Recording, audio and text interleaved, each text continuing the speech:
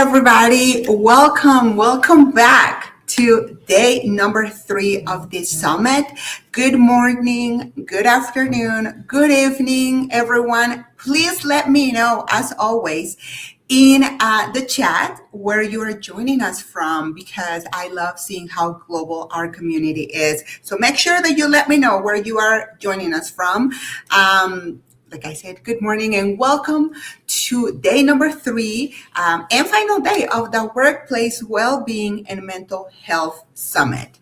Over the past 2 days, we have had some amazing conversations, and we've had the opportunity to hear from experts and HR leaders from around the world, from different industries, and I am so excited to continue those conversations today.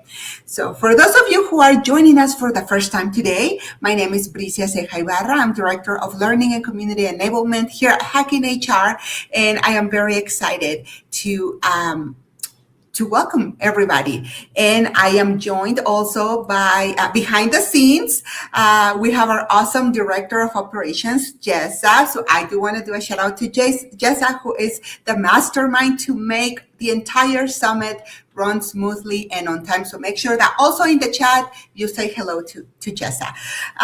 So it's a real privilege to be here with all of you as we continue the conversations about mental health and well-being in the workplace. Before we begin, though, I would like to take a moment to sincerely thank our sponsors for this summit, Deep Care and Leading Pathways Consulting. Deep Care is a digital health company focused on improving employee well-being within the workday. Their AI-powered system provides real-time support directly at the desk, helping employees reduce physical and cognitive strain. And Leading Pathways Consulting, they empower business leaders to transform their organizations by fostering workplace cultures rooted in care and connection. Though through personal consulting, they help leaders create environments where employees thrive, engagement soars, and excellence becomes the standard. So thank you so much, Deep Care and Leading Pathways Consulting, for making this summit possible. Your support helps bring people together in this global community. We bring together leaders, practitioners, and advocates who are committed to advancing meaningful change in workplace well-being. Also, friendly reminder for all of you watching us via LinkedIn. Please note that the StreamYard access link is now being shared in the comments so you can join the webinar directly. LinkedIn has a time limit for live viewing, and you may be disconnected as the summit goes on. So to ensure that you don't miss any part of it, we encourage you to join via the webinar link. And then another 30-second announcement. We will make the recordings of all of the panels available for free next week. So if you haven't done so, please sign up for a Hacking HR account so you can get notification when those recordings are available, as well as instructions to download your digital certificate. And for those of you who are premium members or premium plus members, also keep an eye out because you will receive an email with your Credly badge as well as your HR credits. Okay, so let's go ahead and get started because we have a full schedule today. And we're going to start with an amazing panel and a great conversation that, I think when we talk about mental health and well-being, there is a topic that always comes up, and that is psychological safety. So, because the truth is, you can have the best well-being strategy in the world, but if people don't trust the environment they are in, none of it works. And that is the foundation. So this is why we are having this conversation now. And I would like to welcome our moderator for this panel. Renika, hi, how are you? Hello. Welcome. Can you hear me? I have headphones on. Sometimes I wear them, sometimes I don't, but I want to make sure the sound is good. We hear you and we see you perfectly. Thank you so much for being here. I will leave it up to you, and I will see you all in a little bit. All right. Hello. Welcome, everyone. I am here from the great state of Maryland, about 25 minutes outside of the Washington, D.C. area. And we're going to get started today with our first panel discussion, Psychological Safety, the Overall Umbrella. but it's about building trust and openness to support well being and performance. And so I have a distinguished panel today to share with you their thoughts, some of their experiences, and things that they've seen around their organizations and throughout their career. So hopefully they'll be joining us in just a moment, and then we'll go ahead and get started. I love to allow individuals to introduce themselves because I don't know everything about you. We've had an opportunity to share questions back and forth. But what I'd like to do is I always say popcorn around. I'm old enough to remember when a popcorn popper like popped around. You know what I mean? So in a popcorn around, and if you could do three things, just tell us where are you. Well, first your name. Want to make sure we get the correct pronunciation. Where in the world are you calling from, and why is this topic so very important to you? So we will get started with. I'm gonna say it wrong, but I'm gonna go first. Is it Sundari? Yeah, it is. It's Soundari. Lovely to be here. It's 10 p.m. in the night here in Hong Kong, which is where I've been living and working for the last 20 years.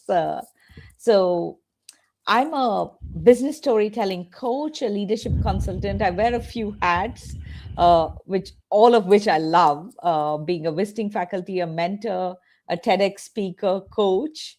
But I think the way I'd like to actually introduce myself is say that I'm a finance professional who turned human, and I work with leaders and teams to help them drive business outcomes, build their brand through mentoring, coaching, and storytelling. Um, well, I think we constantly, a lot of us hear about the Edelman's Trust Barometer. They release a report every year, and every year the number continues to be shocking. 68% of the people say that they don't believe or trust their leaders. And that's worrying statistics. Absolutely. I mean, you do hope that at some point of time, people will trust each other. If we can connect on a call like this and talk, I'm sure people can trust who are working together can trust, and apparently they can't. And I think going deeper in my area, both in the corporate and in the NGO work, looking at what causes that mismatch and what can we do as teams and leaders to build that bridges is what drives me to the conversation today. All right. Thank you so much, and thank you so much for sharing your why. It is. Is it Jamie? It is Jamie. Thank you. Excellent, excellent. Good to see you. Tell us a little bit about yourself, your why, and where are you calling in from? Good morning. So I'm Jamie Conrad. I'm the Director of People at UFCU, a local credit union here in the Austin, Texas area. Been in the HR space for a long time. And this is one of those topics that I think at the heart of it, everyone wants to have psychological safety. They want to believe there's trust in the workplace. They want to feel like they're communicating in a way that promotes trust and open communication. But they also think that it's a one and done. Once they've built the trust, then they can stop worrying about it, and they don't have to think about it or report on it or put any effort into it. And that's just not the case. And so I'm here to maybe share some stories and learn from the other panelists about how do we make sure that this is an ongoing part of our communication, things that our leaders think about, and how do we continue to develop them and give them the tools they need to be successful. I love what you said. It's sort of like breathing. Like breathing is the one thing that we can do consciously and unconsciously. And psychological safety and workplace well-being is something that we want to be just like the air we breathe, something that we consciously think about, but it gets to a point where we don't even think about it. It just happens. Correct. So thank you so much for sharing that. What about you, Alyssa? I love what I'm hearing already just in the introductions. It's fantastic. So thank you for having me. My name is Alyssa DeVere. You can see my pronouns are she, her. And I kind of like Sundari, I was a marketing CMO, a chief marketing officer for years and years and years. And only because of a neurological crisis with my son, who's now 28, but this was like 15, 20, almost 20 years ago now. I started to study brain science before it was kind of in, and subsequently learned a lot about how the brain and behaviors work, and was very much aware that belonging and psychological safety were so critical to us being smart just period, innovative and creative and all that stuff, but also our ability to belong, to feel like we're part of something, and trust. So that triggered me to do a whole body of work that's now known as part of the American Confidence Institute. I still run that. But also, as I was going around kind of crusading about that, saw that employee resource groups were the hotbed where belonging could happen in the workplace. And yet back in 2015, nobody was paying attention to them. So I deliberately using my background today so that people can see the ERG Leadership Alliance, because we have a lot of free stuff there, and we train and empower employee resource groups to be the best they can be. Because I really do believe that that's where belonging can happen in reality in the workplace. I love that. All right. You're right. I do feel like I'm amongst my people. I love this. All right. And Dr. Tracy, love to meet you and hear about where you're from and what you're up to. Yeah, absolutely. Thanks for having me. Looking forward to our conversation, you all, and learning from you. My PhD is in the sociology of work. So how we affect our work, how it affects us. I'm the Vice President of Workplace Insights for Steelcase. I've written 4 books. The most recent is called Critical Connections, which talks exactly about this issue in terms of our epidemic of loneliness and the challenges we have with disconnection, and how we really build belonging and create community and really come back to relationship in some meaningful ways. And psychological safety is a key part of that. I'm a senior contributor with Forbes and Fast Company as well. So really looking forward to our conversation. I think one of the things about psychological safety is that it's helpful to understand the nuances of it. Sometimes I think we push too far towards psychological safety and we lose track of things like accountability and opportunities for people to feel a great sense of esteem with the work that they're doing. So it'll be great to pull that apart and talk a little bit about those nuances as well. Yeah, I love that. It's almost like I say the atmosphere in the room. Although we are virtual, when you think about something as simple as trust or psychological safety, when people enter this space, granted they are in their own space where they likely feel safe, but how safe do you feel even when you come into a virtual session? So thank you all for just the energy that we have already this morning. I'm going to start with the research. I'm going to start with the research because the data doesn't lie, and that's where a lot of people like to lie. So we are going to start there. What does the research tell us about the state of trust and psychological safety? And Dr. Tracy, I think you mentioned a little bit about research. So if you could share what you may want to contribute about that. Yeah, absolutely. And Soundry, you talked a little bit about how people don't trust leaders. There's another global study by Edelman that suggests that 61% of people not only don't trust their leaders, but believe their leaders do not have their best interest in mind. 88% of people today globally are fearful of everything from climate change to economic security to geopolitical issues to losing their jobs. And so we're just this kind of in a fragile state. The number of people who say they trust their colleagues has been reduced significantly.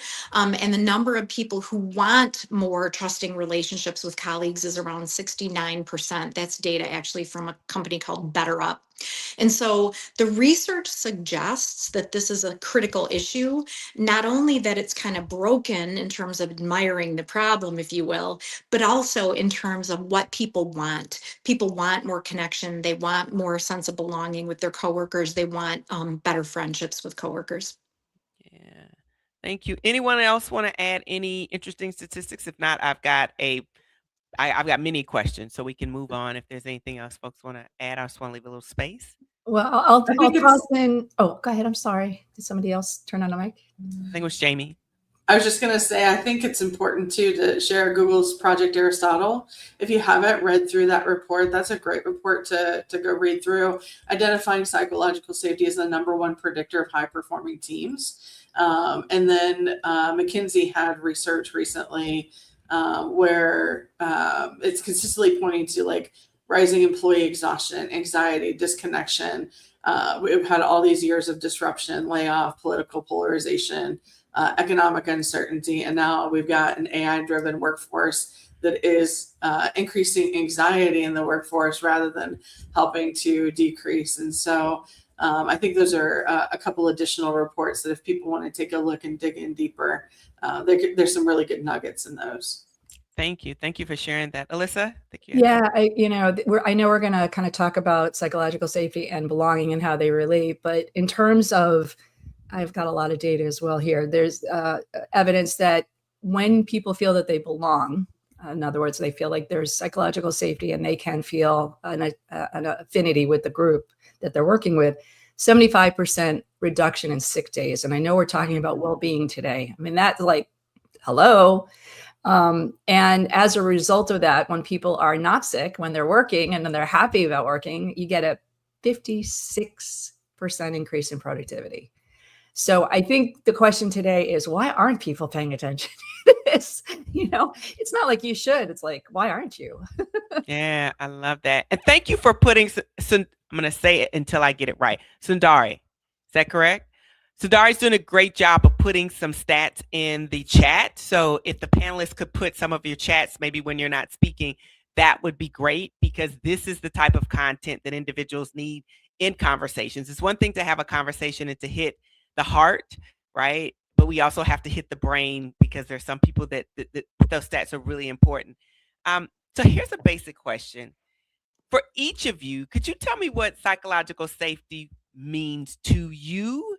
And what would be sort of a ringer? So take a moment. What would be the question or the litmus test that you would ask someone else to find out how they, sort of what their definition is, or if they feel that the space that they're in, there is safety? So who'd like to start? I think psychological safety is about whether you can kind of bring your authentic self to work, whether you can show up as yourself, and whether you feel safe and supported to do that. And I think we always have to be careful. Like, I heard this great story from a CEO, and he had someone come in for an interview, and that person showed up in flip-flops and shorts and a t-shirt. And the CEO said, "Did you know you were going to be meeting with the CEO today?" And the guy said, "Yeah, but I'm bringing my whole self to work." And the CEO said, "Yeah, but like you want to bring your professional self in this setting, right?" Or if we have values that aren't aligned with respectful, valuing approaches to people in the organization, we don't necessarily want that, right? Like, so I think there's this balance. We can bring our whole selves to work. We feel like others have our back. We feel like we're safe to, be ourselves. And we are balancing that with where we are and how we're showing up and how we know that our behaviors impact on other people around us. So I think it's that balance. And I think the question we can ask about, hey, do you feel like you have a sense of psychological safety, is, do you feel like you can show up authentically and do your best work? Yeah. Anyone else have a little Like, slant on that, or anything different than that? Yeah. I like Yeah. go on, Jamie. I'll join in after you. I was just going to say, I think some of the healthiest cultures that I've worked in are some with the highest standards and the highest amount of trust. So it's what's allowing for that healthy conflict, that productive tension to exist, that accountability to exist, without people feeling personally threatened. Like, I'm not worried about experimenting. I'm not worried about making a mistake or challenging an idea in a room, because it's okay to say, I need help, or I don't think this is the right direction, or I disagree with your idea.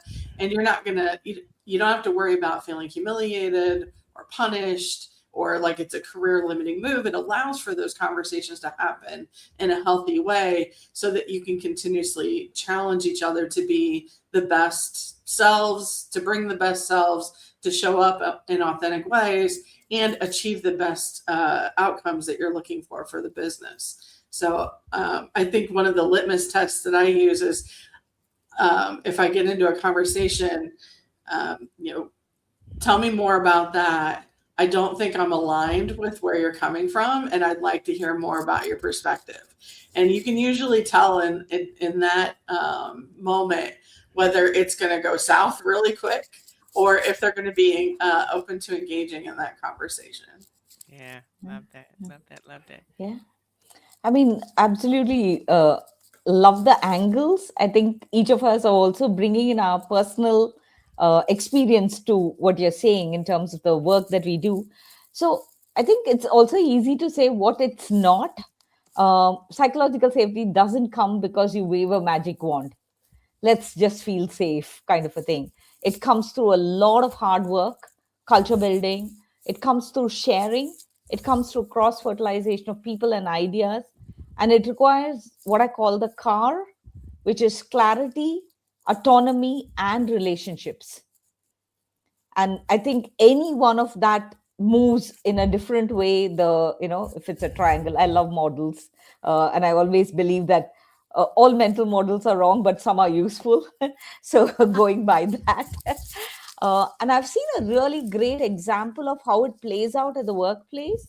Some of you may be familiar with this shampoo brand called Herbal Essence. It's from a company called Clairol.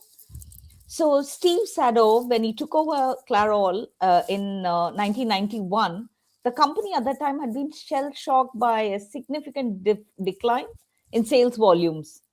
And he said, I remember that he went to a really creative person and he said, who does all the packaging and development here?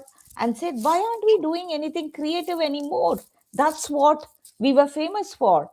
So he actually bothered to go to the ground and find out. And he found that this person, this creative person, actually opened some of the drawers in his desk and started showing him all the wonderful work that he had done. Nobody was asking for it. So people just kept their head down in that culture and did what they thought they should be doing, the bare minimum. So as leaders, creating that culture or environment for creativity and innovation and saying it's okay to fail is psychologically safe space. And I always like to look for those examples which anchor us to get that visual of what it is. Because it's easy to say the word. It's a really, actually, in a way, a very small world for such a big thing that has to work well for everybody. So Yeah, I think it's that combination. All right. Let's see. Want to add anything to that?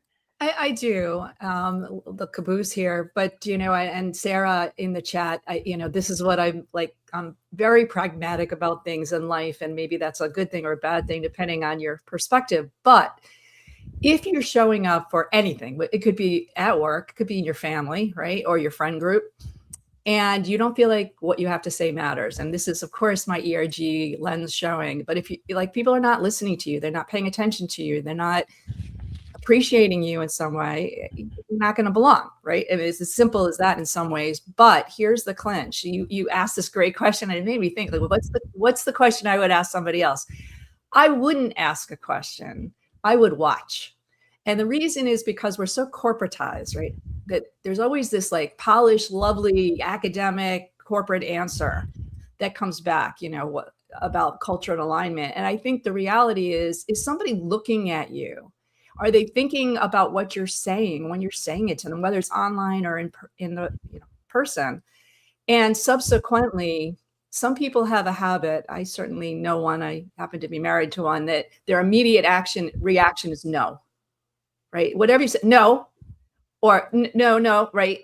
And I think sometimes that gets misread as they're not agreeing with you, but it could be something that's just part of the way they think. And so we have to be a little bit more observational, but we also have to be engaged with that person so that they know that we think they matter. And if they're not giving it back to us, that's where that trust and psychological safety is clearly not happening. That's how I see it. I love that. I did a quick summary. The question is, what happens when we fail? Because you said, people should be able to fail. What happens when we have conflict? What happens when we bring in a new member of our team? And what happens when we engage? And those are the types of things that are really important, because we might be able to do everything, but we don't have healthy conflict. We might be really great as this team, but when someone else comes in, they feel like an outsider. So if you have any other suggestions about what happens when we put them in the chat, because I'd love to add that to my list. Love that. All right. So one of the things that Alyssa said was like, you just have to see it, right? It's not one of those things where we can ask some of those corporate questions. So what are the measurable personal, organizational, and business benefits, right? Everybody keeps talking about it. We say, well, we do better. We have increased sales. There's less absenteeism. But what would you say if you could say maybe one thing, and that was the thing that, if no one else took away anything else, you're like, that's the thing you've got to know, which is the reason why this is so important. Let's see, Dr. Tracy, any thoughts? Yeah, absolutely. I actually just put a link in the chat that is the business case for belonging and connection with other people.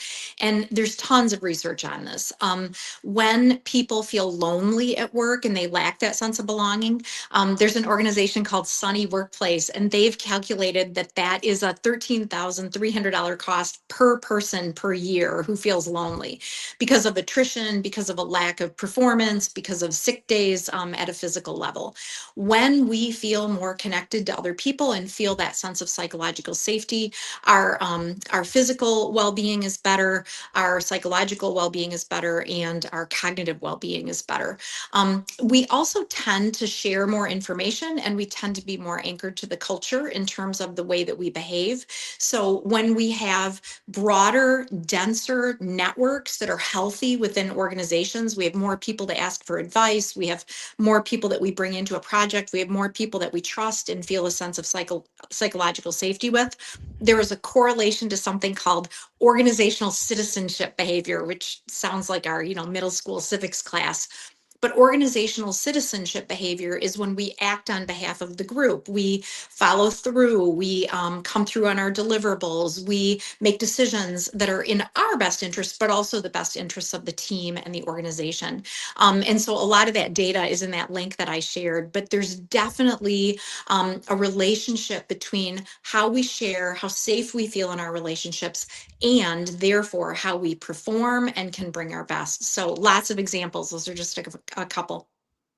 Yeah, I'm going to toss some additional ones if you don't mind, because this is like the hot spot of what I'm working on right now. And I'm going to put the ROI of belonging infographic link as well in just a minute. But, Renika, 10% increase in customer loyalty when people belong in the organization. Now, why is that so? It's because you have happier employees, and subsequently it rubs off on their customers. You have 2 times the rate of innovation. Again, I always say to people, like, why wouldn't you want this? This is like insane. But here's the big bottom line, and this is just some teasers, what's in the infographic. Companies that have really kind of gotten this belonging down, and again, we know that ERGs enable this, healthy ERGs, I'm going to say, 23% more profit. I mean, come on. And the sources of this data are also in the infographic. This is coming from Forbes and Harvard Business Review and some other really great places to work, some places that I'm sure you all are very familiar with. So this is not data that's just random, but seriously, 23% more increase in profit. So why aren't we doing this? Yeah. Go ahead, Jamie. It looks like you came off mute.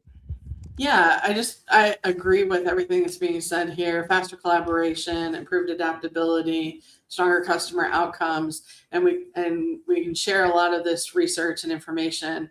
But I think when it comes out to it is like, yes, we want that. Yes, we think that's the right idea. But how, why is this important today to us? And how do we apply? How do we start to move in that direction? So I think I want to just put a real human spin on it. From a well-being standpoint, psychological safe environments reduce chronic stress in employees because employees spend less time and energy trying to self-protect. They're not in this constant state of, I'm afraid to do that. Can I say that? Will this hurt me? Is it safe to disagree? And instead, they're using their energy and they're showing up to work in this mindset of, how do I actually be really productive? How do I make the biggest impact? What am I working on today that's going to move the needle? They're focused on the things that matter for your business and less focused on that human fight or flight response of, am I okay today? And what do I have to do to keep my job? Yeah, I love that. I am a yoga instructor, and so I'm often concerned about where someone's nervous system is. And when people begin to understand where, I may ask you, so on a scale of 1 to 10, how are you doing today? And we kind of know what that is. The second question might be, what would move it a half a point higher, right? And that's when you can really start to think about what are the things that I need to move myself to being at a space of feeling even more safe. So I think even to your point, Jamie, is what are the basic questions we can begin to ask people? The data is great, but what are the ways that I can measure it with my team? What are some of the questions I can ask? What are some of the things that I can observe? How can I help people to even understand what's going on in their body and give them the language to be able to express when they're feeling it and when they're not feeling it? So I love this. Someone put in all caps in the chat, we need to be talking about this. And I would add consistently. The cadence needs to be there. The bold letters need to be there so that we can consistently talk about this. One of the questions I have, and we've talked about leaders just a little bit, but what are 3 steps that leaders can take to expand the zone of safety? And it's funny, let me just say this. When I think about the zone of safety, my son who was in high school, he would say, you know, there's the in crowd mom, and then there's the next ring of kids, and then there's the ring outside of that. So if we were a leader and we were to start with the core of safety and say, this is when everyone on the team feels truly at their best, there's trust, there's safety, all of those. And then we sort of move outside of those rings. So what are some steps to move closer into that inner ring? Anyone want to start? Sadari, do you have anything? If I can, before I go into the 3 steps, if I can just add one more thought from the data point of view. Of course. Actually, being in a psychologically safe space saves lives, for which we can't put in a number. And I'll give you an example. Alena Slater is an Australian gymnast. And she started getting onto the vault and bars and beams when she was 6 months old. And she participated in the Sydney Olympics when she was 16. And all the famous gymnasts were there and they were all doing their thing. She thought she was not even going to stand a chance. So when she comes for her turn, she sees that just before that, the Russian gymnast, who's supposed to be the top rated person, she misses a vault. She jumps on it, but she goes off. So does the American gymnast, so does the other gymnast. And she's wondering, what is happening here? I shouldn't even be standing a chance. And as she's standing there and looking at the vault, she said, is the vault really slightly lower today than it's supposed to be? And she gets that thought in her head. Now she's all of 16. She's in this Olympics where everybody else around her is way better, way superior. They have so many more medals to their tally. She just looks and she does her jump and she says that as she's going up, normally what would come to her chest level is coming to her stomach level. So she has now a moment in which she can decide whether she can go and tell her coach in the middle of all the public that's watching in that entire auditorium to put herself out and be vulnerable and say, I think the vault is lower. And she actually goes and does that. And Nikolai, her coach, comes there, stands and checks it out. And they realize that in an event like Olympics, it's not a local track and field event. In an event like Olympics, the vault height was wrong. And then they correct it. But the Olympics was already over for a lot of the other athletes because they had missed and fallen down. And some of them had gotten injured. Now, there's this young 16-year-old who had that feeling of psychological safety to raise this issue to her coach, and she saved lives. Because somebody could just fall down from there and really break something, ruin their career totally. Yeah, love that story. I think that is the thing about it. We can put in all the data, definitely, and it's important, especially for businesses. Data means money, and that's how it translates. But it also saves lives. I love that. I love that. And in the era that we're in today, where there's such a fine line between people being okay at work and not okay, and what happens when people are not okay, we have statistics on that can relate to lives being saved and things like that. So thank you for that story. All right. And I'll let others talk about the 3 points and I'll come back to it. So that, where I can see that Tracy and everybody is like, we'll have great points there. They've jotted their notes. They're ready for the 3. So who's going to start us off with the 3 steps? Jamie, you want to start, or Dr. Tracy? Either one? Sure. I think first is employees watch leaders very closely when the times are tough. So how are we responding to bad news or difficult situations? Employees are going to follow the lead there, and those moments that matter, that's one of those moments that matter when it comes to psychological safety. I think the second one is modeling vulnerability without losing accountability. So I don't think employees are expecting perfection from leaders, but they do want to know that there's a sense of integrity and trustworthy there that they can rely on, and that they're going to be held accountable to, and that they can hold their leaders accountable to without having to worry about repercussions. And then the third one is, what are you rewarding? If you're only rewarding those that agree or ideas that are aligned with management or executives, then that's all that people are going to think is safe to bring up. So when's the last time that you rewarded someone publicly for something that was out of the box or a little bit different or innovative? And how were you promoting that type of behavior to continue? Especially when you think about, again, that they're watching the responses from leadership.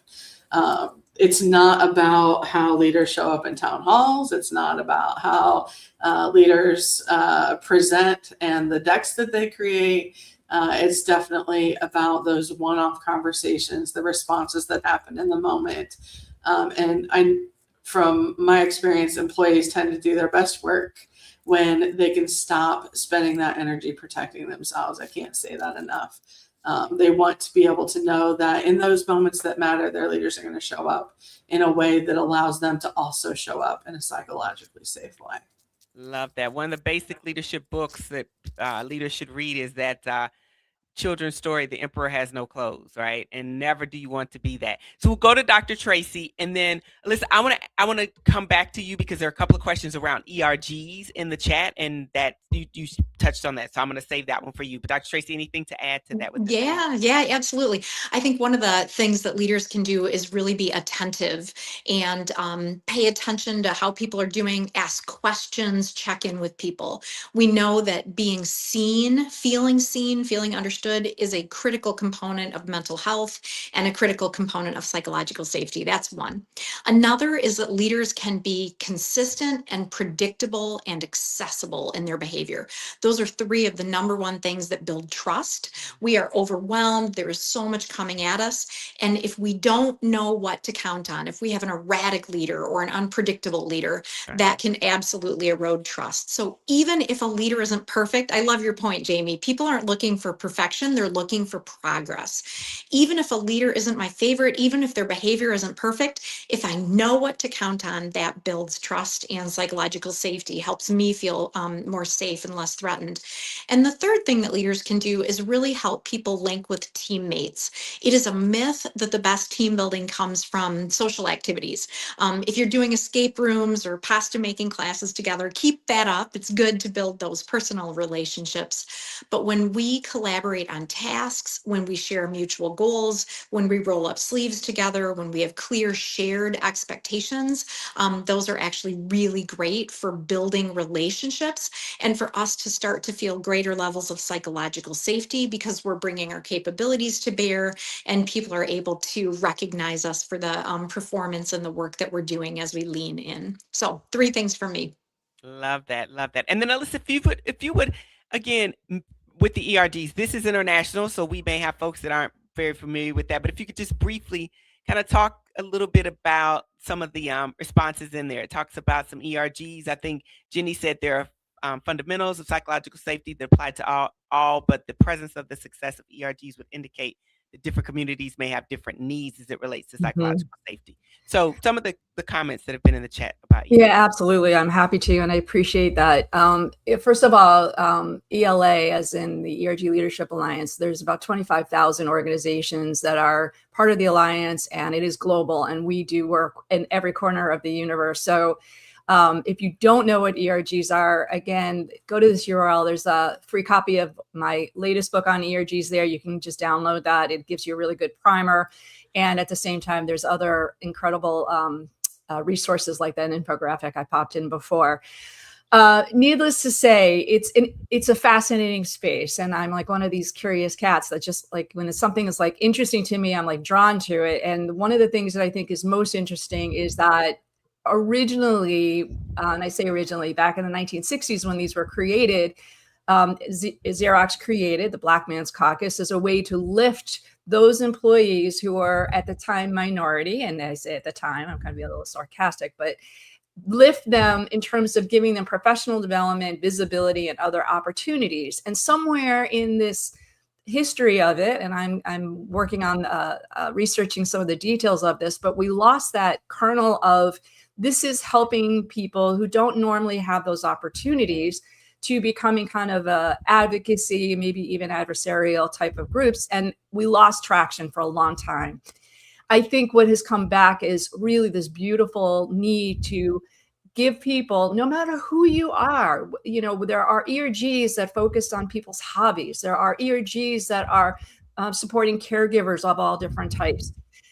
And again, I would argue those are not underserved or minority, but needless to say, whatever it is that you want to be belonged to, make sure that group is there to support your professional needs, your ability to have your voice heard and seen, at least within the group. And here's where I think another fallacy is that you as an individual, and I'm talking about all of us, we're all replaceable, right? We're not that special. Eleanor Roosevelt, I love her quote, you're just as special as everyone else.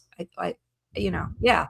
However, what you have to contribute to the group is important in the sense that at that moment, as you're discussing issues, as you're raising needs and things that the organization and that you need, you want to be heard. As I said before, if somebody's not listening to you, they're not looking at you.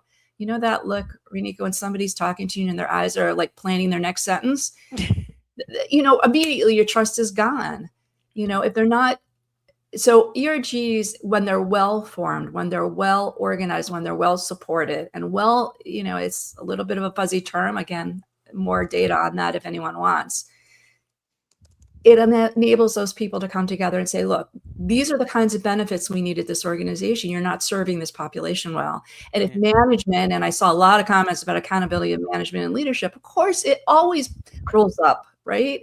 If the top leaders don't care, I don't know how anybody else feels about it, but it's going to be hard to make change in that organization. If the top leaders are like, tell me what you think, yeah, this really works. And it works really well. We have about 3 minutes left, and I want to do one thing. I don't know if we'll have time for everyone, but if you're talking about virtual teams, what's the one thing that you can do to help build trust with the virtual team? And I'm going to hold to it. So everybody's got about 45 seconds, and then we're going to close out. Who wants to go first? Yeah. Let me do a quick one. Okay. I think the ability to be able to listen with your eyes is the single most important thing for leaders today. We are all in an online space, so we need to listen actively, but listen with the eyes, see what's going on. Okay. All right. I'm putting these in the chat. Who's up next? Jamie? Predictable communication rhythms. They want to know what's coming and when, and they want to be able to understand it with clarity. So having it on a repeat basis where people can rely on, we're going to hear from today's the Monday edition of whatever. And we know that our HR team is going to put that out, or our leadership team is going to put that out. All right. What about you, Alyssa? Here I am trying to reply and do everything multi-processing, right? Virtual teams, my entire team is virtual and we're all over the world. And I think one of the things that, it's just a small tip. If you have people in different time zones, Sandari, what time is it where you are? 10:40 in the night. At night, and it's 10 in the morning here in Boston. You have to respect people have different accessibility needs. They have different time zone needs. They may need something visual.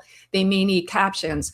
And just doing something like that with visual teams and just making those things available without asking, that makes people feel like they belong and gives them some psychological safety. So it's a small tip, but it can make a big difference. All right. Bring us home, Dr. Tracy. All right. Number one, cameras on. Number two, take time for individual chit chat, getting to know each other and building social relationships in addition to getting tasks completed effectively. All right. Getting to know people. Okay, I put those in the chat. In the last 30 seconds that we have, I would love to hear from those out around the world. Put those in there. What do you do for virtual teams? Because we're all virtual teams. My suggestion is be an excellent facilitator.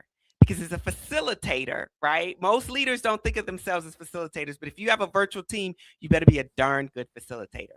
So, with that being said, I want to thank each of the amazing folks here. I would encourage you all out around the world to take a screenshot. Remember these names, you will see them again. Connect with them on LinkedIn. If you have additional questions, maybe you can schedule a virtual coffee. But again, thank you all so much for your time and attention. You've been amazing this morning. Thank you. Thank you. Thank you so much. Thank you. Bye-bye. Thanks, everybody. Bye.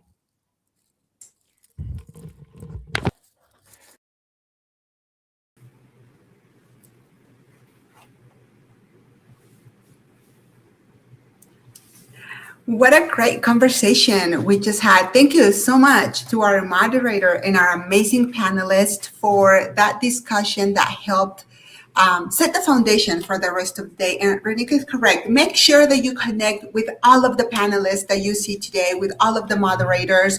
Look them up on LinkedIn. You know, they shared amazing resources and data on the chat, in the chat. So make sure that you follow them, that you connect with them, that you see what the work that they do, because it's really, really amazing. So thank you so much for that amazing panel.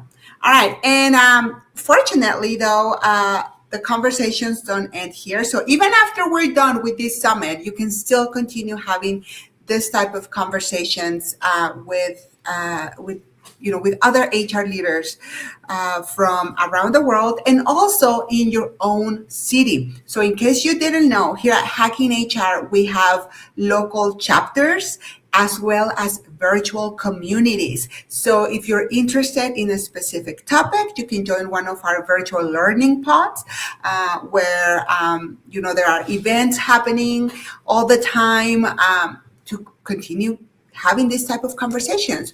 Or if you're more of the in-person, type of person, I guess, you can join one of our local chapters. We have 42 local chapters in 22 different countries. So make sure we will share the link to the communities page in the comments. So if you're interested in exploring, if there is a local chapter near to you, please make sure that you check them out. And if you don't see a chapter close to you, maybe it's a sign that you can start one. So with that said, let's dive right into our next panel. So we just talked about trust and psychological safety, which is sort of, the human side of all of this. And now we are moving to something that I think a lot of organizations struggle with. How do you actually know if it's working? Because good intentions are not enough. And at some point you have to look at the data. Now, as an engineer myself, I love this topic. Because what doesn't get measured doesn't get attention, and well-being definitely deserves attention. So the challenge is knowing what to measure, how to measure it, and what to do with what you find. Now, to have this conversation, I would like to welcome our moderator, Kim. Hi, Kim. How are you doing today? I'm doing great. How are you? I'm doing great. Thank you so much for being here. And thank you for leading us in this next conversation. I will leave it up to you now, and I will see you in a little bit. All right. Thank you. So quick plug, I am also the Sacramento, California HR chapter leader for the regional group. So if you're interested in joining, we had our first kickoff meeting earlier, or actually in April, and we're looking to build some momentum. So a quick plug tagging into what she was saying. But I wanted to welcome everyone to our next session. My name is Kim Lee. I am in Sacramento, California. I am an author and founder of Logic Systems, HR consulting, and I'd like to welcome the rest of the panel.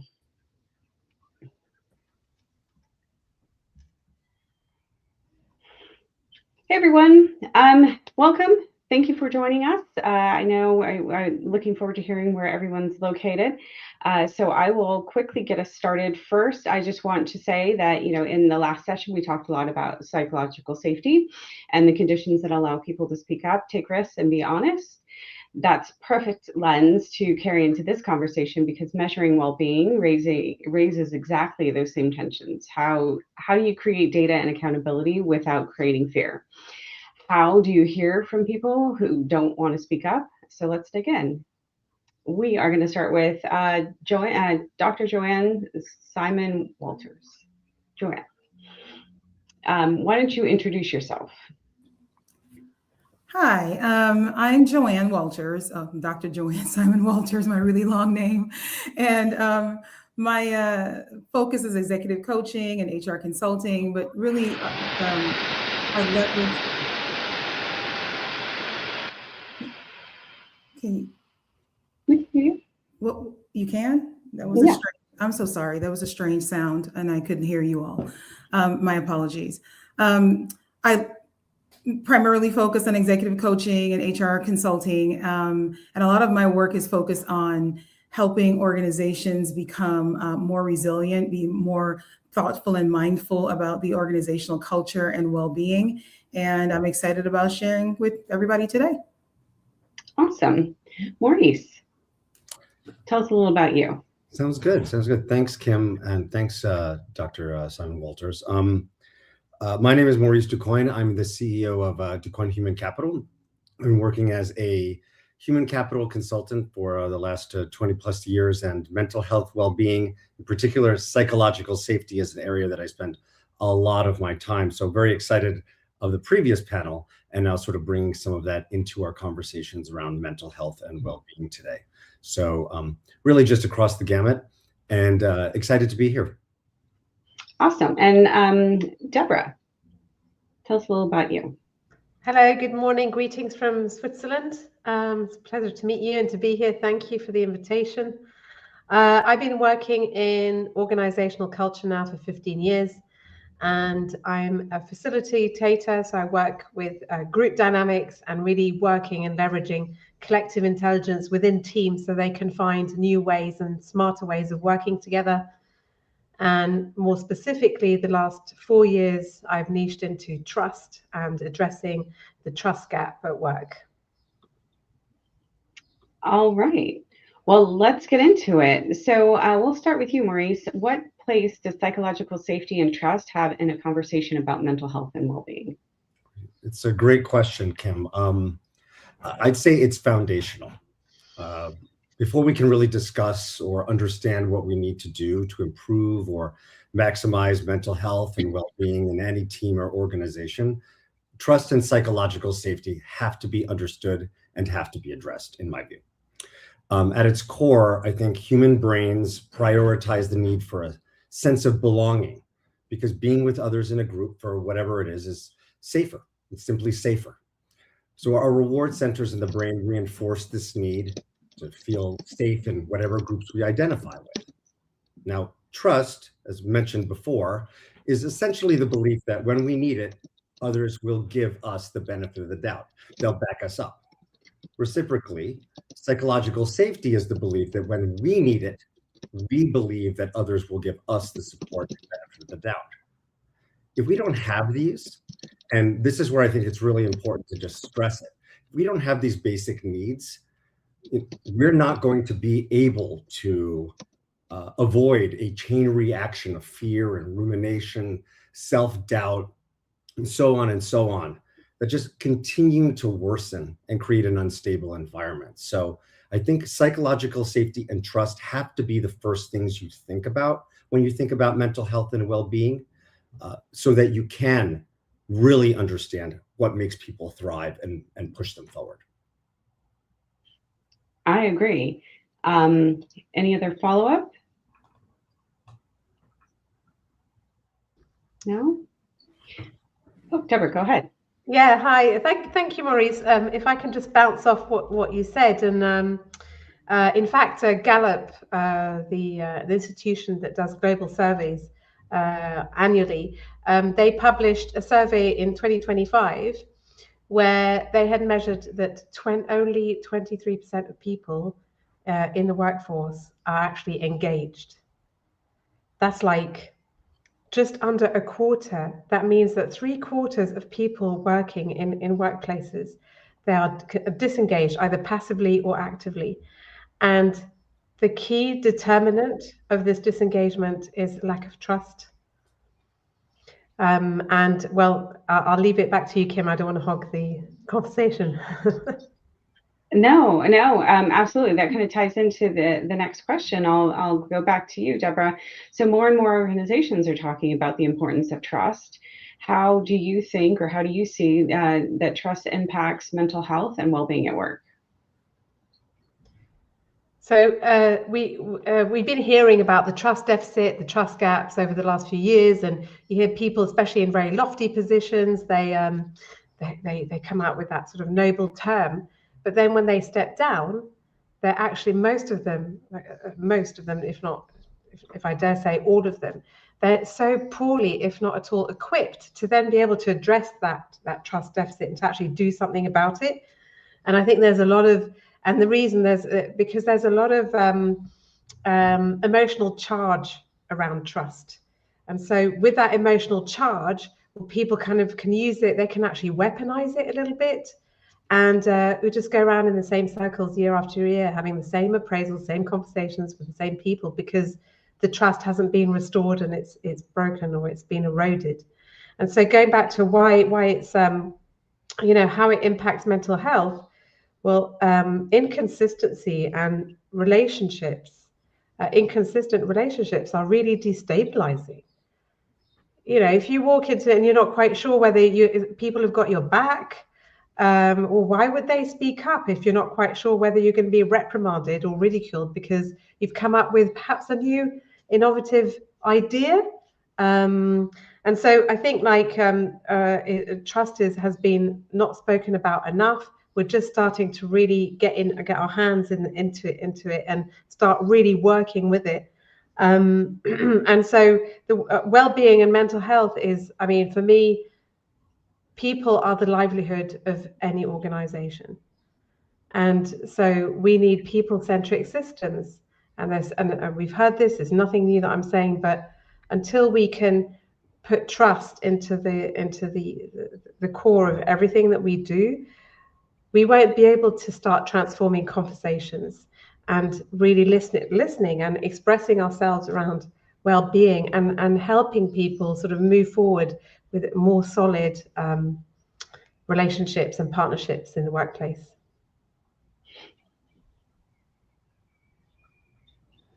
All right, I agree. So kind of a question to you all as we transition a little bit over to the metrics part of it. So how would we start, or how would you suggest to our audience that we start to look to measure that? Like, what are the next steps? Well, I could hop in here and say that there are a lot of quantitative tools, right? There's a ton of different surveys. Gallup 12 is like a really good pulse survey that lots of organizations use just to kind of test where they are. But beyond the surveying, there's what is sort of driving the numbers that are showing up in the survey. So I would say the next step is to make sure you're not keeping it surface level, right? Like you're gathering the data, using whatever tool you're most comfortable with, but then looking at the data that you've gotten and taking the next step, which is, well, what's causing this? This is just a symptom of a deeper problem. So what's causing this? Oh, right. Go ahead, Maurice, go ahead. Yeah, if I could piggyback off of that, agreeing completely with it. I'd say first, let me just give a definition here for us to work with on mental health and well-being for a moment, which is, in my view, it's really representing a state of emotional, psychological, and social functioning in any organization amongst people, so that they can deal and cope with life stresses, so that they can work productively, they can feel a sense of purpose, ultimately so that they're thriving, that they're flourishing in the workplace or anywhere ultimately, but in this context, the workplace. Now, if we're trying to address that and create and equip people with that sense to be able to cope, to be able to flourish, if we're able to measure and identify the things that are most important to do that, and that is trust, psychological safety, as we mentioned already before, and I'll mention a third, which is triggers of burnout, I think are the essential items that really need to be at least foundationally measured. So from a trust perspective, I'm sorry, rather from a psychological safety perspective, Dr. Amy Edmondson's work here, I think, is absolutely essential. She's identified 7 questions, and those questions are things like members of this team are able to bring up problems and tough issues. It's safe to take a risk on a team. It's difficult to ask other members on the team for help. There are 7 questions that she's identified and has done significant validation on them being directly correlated with whether or not psychological safety exists in teams or in organizations. And so I think you can get those in Lattice. You can work with Dr. Edmondson's Fearless Organization Scan and her own organization. They have a great tool there. Or you can just Google it and take those 7 questions and try and survey them yourself. But whatever it is, really trying to address what those are, I think, is important to this whole discussion. I trust, I'll defer to what Joanne has just said a few moments ago, which I think is really important. I'll just add in this last piece around Christina Maslach's work in triggers of burnout. And she identified 6 key triggers of burnout. And this really, it was a matrix moment for me when I first heard them. And I was like, wow, what a great way of thinking about mental health and well-being. First, what triggers burnout is when there's too much work. It's excessive work, but it's not just having a lot of work, it's that the work is endless. There's no boundaries. It just goes on forever. Second, not having control, not having any form of autonomy in the workplace triggers burnout. Not being sufficiently rewarded, not having a community around you that supports you, that you can go to when you have distress, being treated fairly, and whether or not you have a conflict of values with the organization you're in. These are the 6 triggers, and I think it is essential to understand where your people are as it relates to these areas as you begin to measure anything. So Maurice, I'm going to ask you, because being familiar with your work personally, help our audience understand, how is this even measurable? I know we've talked about some surveys and you've mentioned some tools, but for the practitioner, how can they take this back and make it measurable within their own organization? Mm-hmm. Well, the good news is I've given you some key areas and questions foundationally for people to go back and start getting information around. Now, the question will be, how do you get that information? There are a number of tools, survey tools, that I think are really strong with Gallup, Lattice, and the Fearless Organization Scan are absolutely areas to go with here that will help you do this very quickly. But you can also take each of these and ask questions as they relate. Do I feel like that I have a sense of that I'm rewarded appropriately in the organization? Do I have a community? Asking a lot of those questions in those surveys will be important to understand triggers of burnout. You also, I think, have to follow up in a number of other ways too.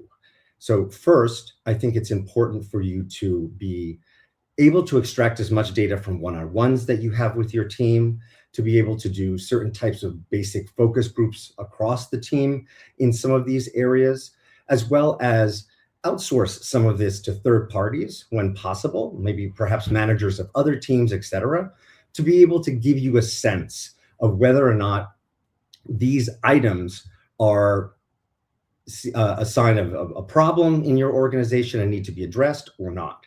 So I think, one, we have the key questions that we can ask, or the key areas that are foundational. And second, using a number of different ways to gather that data from a number of different sources, I think will be essential. All right. So Deborah, I'm going to go to you. What do you believe are the most non-negotiable metrics when considering well-being and mental health? Okay, so I would say, out of my 15 years of experience, the metrics for me come down to two parts of trust, which is relational and transactional. Now, again, I would say it's not as if I read these books or I listened to these podcasts and I came to that conclusion. It's more through my interventions, and when I was listening to my clients, during the workshops or even during conferences, the conversations kept circling back to trust each and every time. Is it earned? Once it's broken, can it be restored? And so on. And so from there, one day I was like, I can't, I'm hearing so much about it. And, everyone has their own interpretation of what it is. And so from there, I sifted through 4 years of notes, that I logged listening to these and witnessing these exchanges. And I came to the conclusion that that I distilled all the exchanges, if you like, that came down to 6 ingredients of trust. And so often we talk about trust and we put trust in questionnaires and surveys and so on. But it's like, but let's start from the beginning. It's like building a house. You have to start with the foundation of the house, which is, what is it? So there are 6 ingredients that the Thrice model encompasses, and 3 of which are relational and 3 that are transactional. It's a bit like seeing relational as the soft part of trust and transactional, which is the hard part of trust.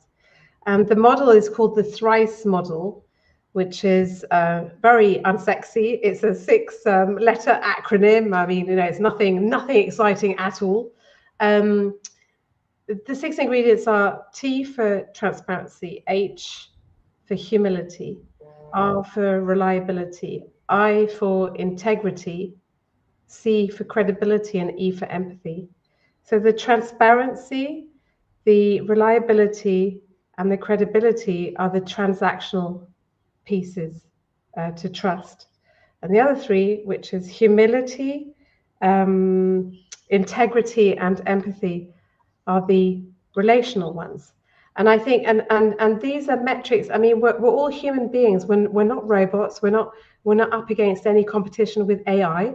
Although AI is just, there's so much fear mongering happening around AI and the integration of AI, which I'm not saying the contrary. It is replacing a lot of jobs, but it's like it's like we need relationships, we need connection, and I would say that we need to start from there, because we can have metrics and we can be measuring forever, but ultimately, and then going on training, like different training, and then throwing a lot of money, like tens of, the budget depends on the industry and so on, but we can throw so much in, but at the end of the day, it's like, what are we doing? Are we addressing the stems, or are we looking actually at the root?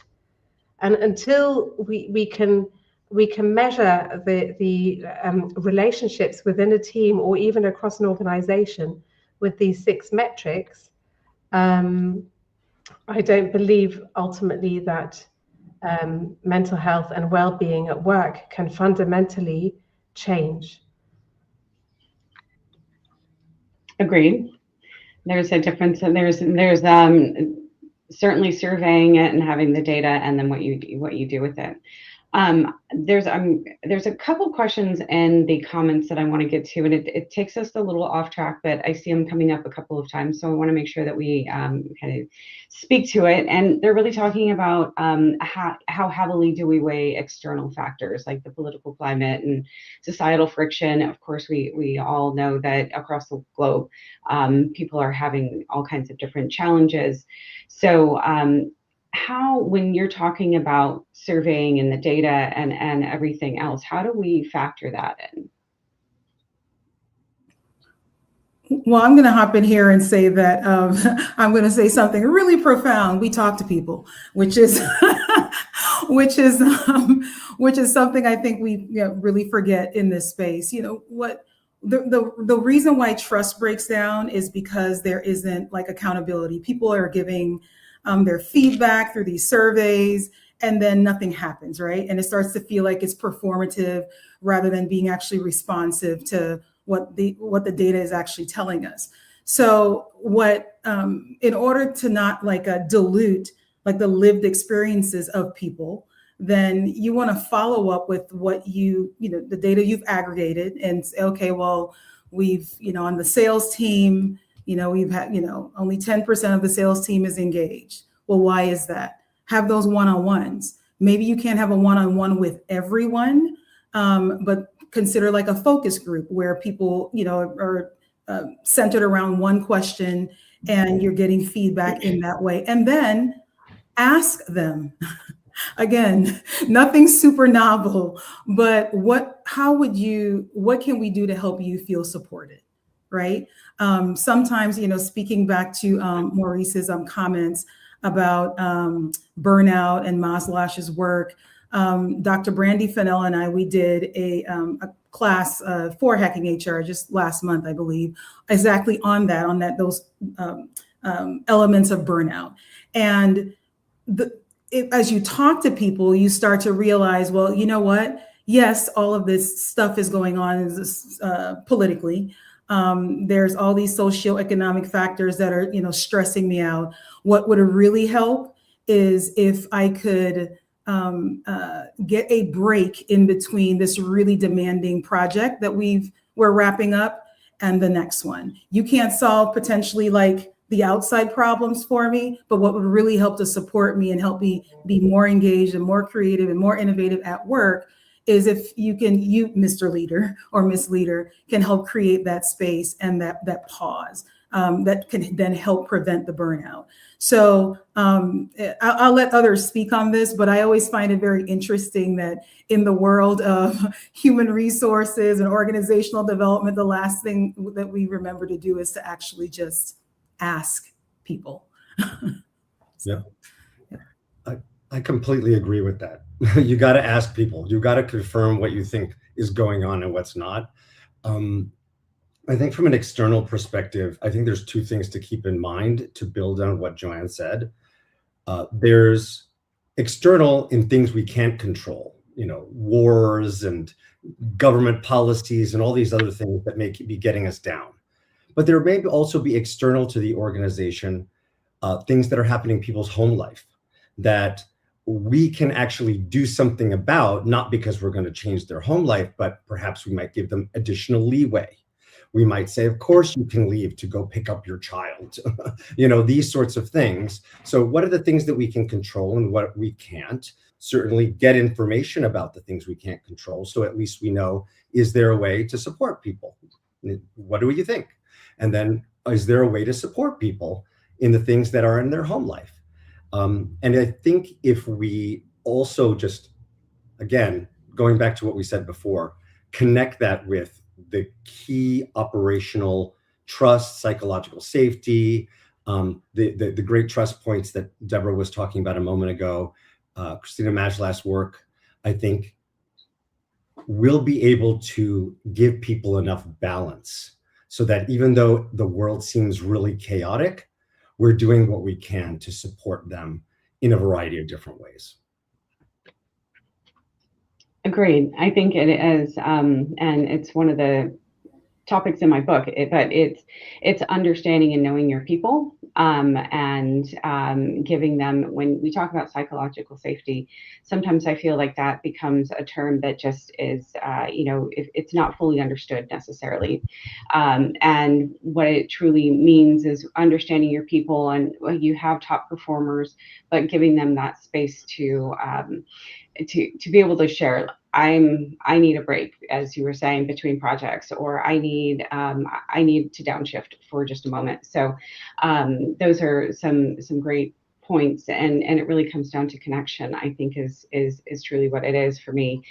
Sorry, I just wanted to touch it, kind of double tap on that point. Deborah, did you have something you wanted to add? No, thank you. And I wanted to just bounce off particularly what Maurice was saying, is that today it's just as it is, and our circle of influence is getting smaller and smaller. and we have less and less. We are less, and we're under the illusion that we're able to still control a lot of things, when actually we can control such a small piece. And in fact, I just came back from a client day today, and we were talking about solving dilemmas. And so often, you know, in the Western society, at least the way, I mean, I don't want to speak for everybody, I can't make generalizations here, so please forgive me. We've been brought up in this kind of polarization. It's either yes, no, you're either right or wrong. It's either good or bad. You're either with me or against me. And so that puts so much undue stress in conversations that we have. And so how to move away from that thinking style and move into a more agile thinking style, which is more inclusive, about letting go of having to be right, or realizing, gosh, you know, if I'm not right, then I must be wrong, or I must be incapable, or I must be incompetent, or I'm lacking knowledge, or I must be the expert, but I don't have the answers to this. And I think there's such this weight of, sorry, I'm going into social conditioning here, but since we were little, and also if I can make it another generalization, which is we were sort of put up against each other. It was very sort of individual competition at school. I mean, I remember sitting at the desk and just waiting for the teacher to hand back our marks. You know, it's like, okay, and then he would say, okay, so you know, Sally 7 out of 20, Robert 13 out of 20, and all this comparison since we were little. And so it's hard because it's in our DNA. So how can we look at problems and look at dilemmas, but see them as complementary poles, and work together in a collective, leverage the collective intelligence and go, you know what, we don't all have the answers. We don't need to be right or wrong. Let's just like push it. Let's map it out and see what we can do with it and start working. I think, like, honestly, like collaboration and working, finding better ways of conversing together and having kinder meetings together and more effective meetings, that will massively positively impact our well-being and our mental health. That was great. Thank you, Deborah. I want to throw this out to the group. So we've talked a lot about, you know, a number of different things here, but how, when you're thinking about KPIs and how they provide performance and outcome data, so that's the what, they don't measure the people and the why. What could organizations start doing differently to better understand their people individually and collectively, their strengths and their gaps? I think we've touched on it, but it'd be nice to kind of bring that home.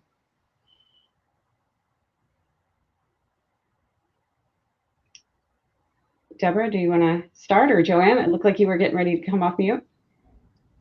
Joanne, do you want to go ahead, please? I feel I've talked a bit. Okay. Oh, go ahead. Yeah. So KPIs. I mean, we know that. I mean, we're just focusing on data related to outcomes. I'm putting it really simply. Okay. Bottom line. Okay, fine. Then what? It doesn't give us. It gives us the what, but it doesn't explain how we got there, how we achieved or didn't achieve our objectives, why the bottom line looks like this compared to, you know, last term and last year, 3 years ago. What are we doing? So, we do have a lot of the engagement surveys, but like I think Joanne was saying earlier, it's like there's a lot of cynicism now around that. It's like, oh, here we go again, another one, and it's just going to be shoved, you know, in a drawer, forgotten about till next year when they have to tick that box again. Yeah. And so from KPIs that show us the what, but they don't show us the why, I'm going to go back to trust, and we're able to measure trust, and understanding how people work together in a team collectively starts with, well, I talked about illusion earlier. So what's the illusion of trust? Because at least 40%, I came across 40%. I can't remember which survey it was, but it was a global survey, and I think it's a lot more than that.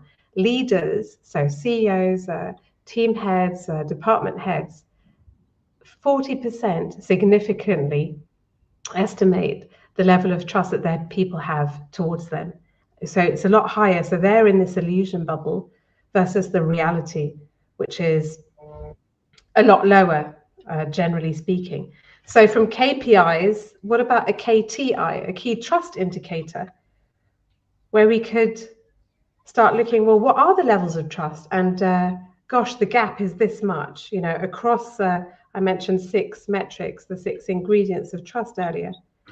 Okay, so there's a huge gap in transparency. So, you know, the boss thinks that he's, people trust him and him or her. In fact, no, and there's a huge, because they really perceive their leader lacking a lot of transparency. So I think like starting with a key trust indicator, and just let's just burst the bubble of illusion and let's just get real and start addressing, just having a look at what's really happening, so we can start making educated decisions around, okay, so what can we start focusing on? Yeah, and if I agreed 100%, and if I were to expand on that some, I think there's probably a layer before, well, a blend of what Maurice said and Deborah said. Maurice, you talked about, you know, or Deborah, you talked about what is you can control versus not control. And thinking about this from like a leadership perspective, there are things that leaders can actually influence, right? You can actually, that come before even any number shows up in a survey, sort of like the leading indicators of like, oh, if we don't take care of this, this might become a problem. We talked about psychological safety, that's one of them, but inclusion.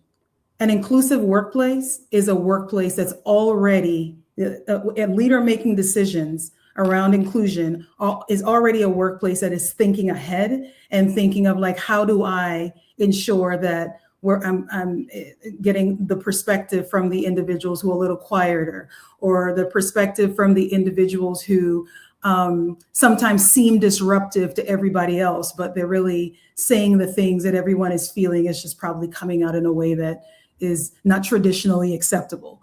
So just thinking about your work environment through the lens of inclusion already begins to create a space where you're reducing the burnout and increasing engagement. Another thing that leaders can actually influence, another leading indicator, is access to support. Like, what kinds of supports are available to your employees? Do you have an EAP program? Do you have an ERG group? Do you have a, you know, like what are the other parts of the, or the other ways that employees can be supported? But also it's about like what leaders tolerate, or what they normalize, or what they embrace. When other people start to see like certain behaviors being normalized that are unacceptable, then again, that engagement starts to drop. The feeling of well-being starts to reduce. You're more stressed because you don't feel the environment is fair. You don't feel like there's justice. So like, think about it from the standpoint of a leader and what can you actually influence. And for practitioners, the same thing. You have more power than you actually believe you may have. So if you take a step back and think, like, what do I actually influence in this workplace, or what can I? Then that's what you do. That's where you focus, because you can actually move the needle by all of us collectively acting in the areas where we can actually have some influence, instead of feeling so hopeless, like, oh, there's so much going on around us politically, economically, et cetera. It just feels so heavy. Well, it feels heavy to everyone. So then narrow it a bit and think about, well, what can I actually influence? And then that's where I'll put my energies. Absolutely. So we are just in the final stretch here, which days go so fast. So Maurice, I have a question for you. We've talked about all the data and everything else. What absolutely must be present in an organization for any real progress to be made on mental health and well-being? There's a million things, but I'll just mention two that I think jump to my mind here. But one, I think leaders really need to reflect on how they influence the environment. right? So it's all good and wonderful to collect data on how people feel.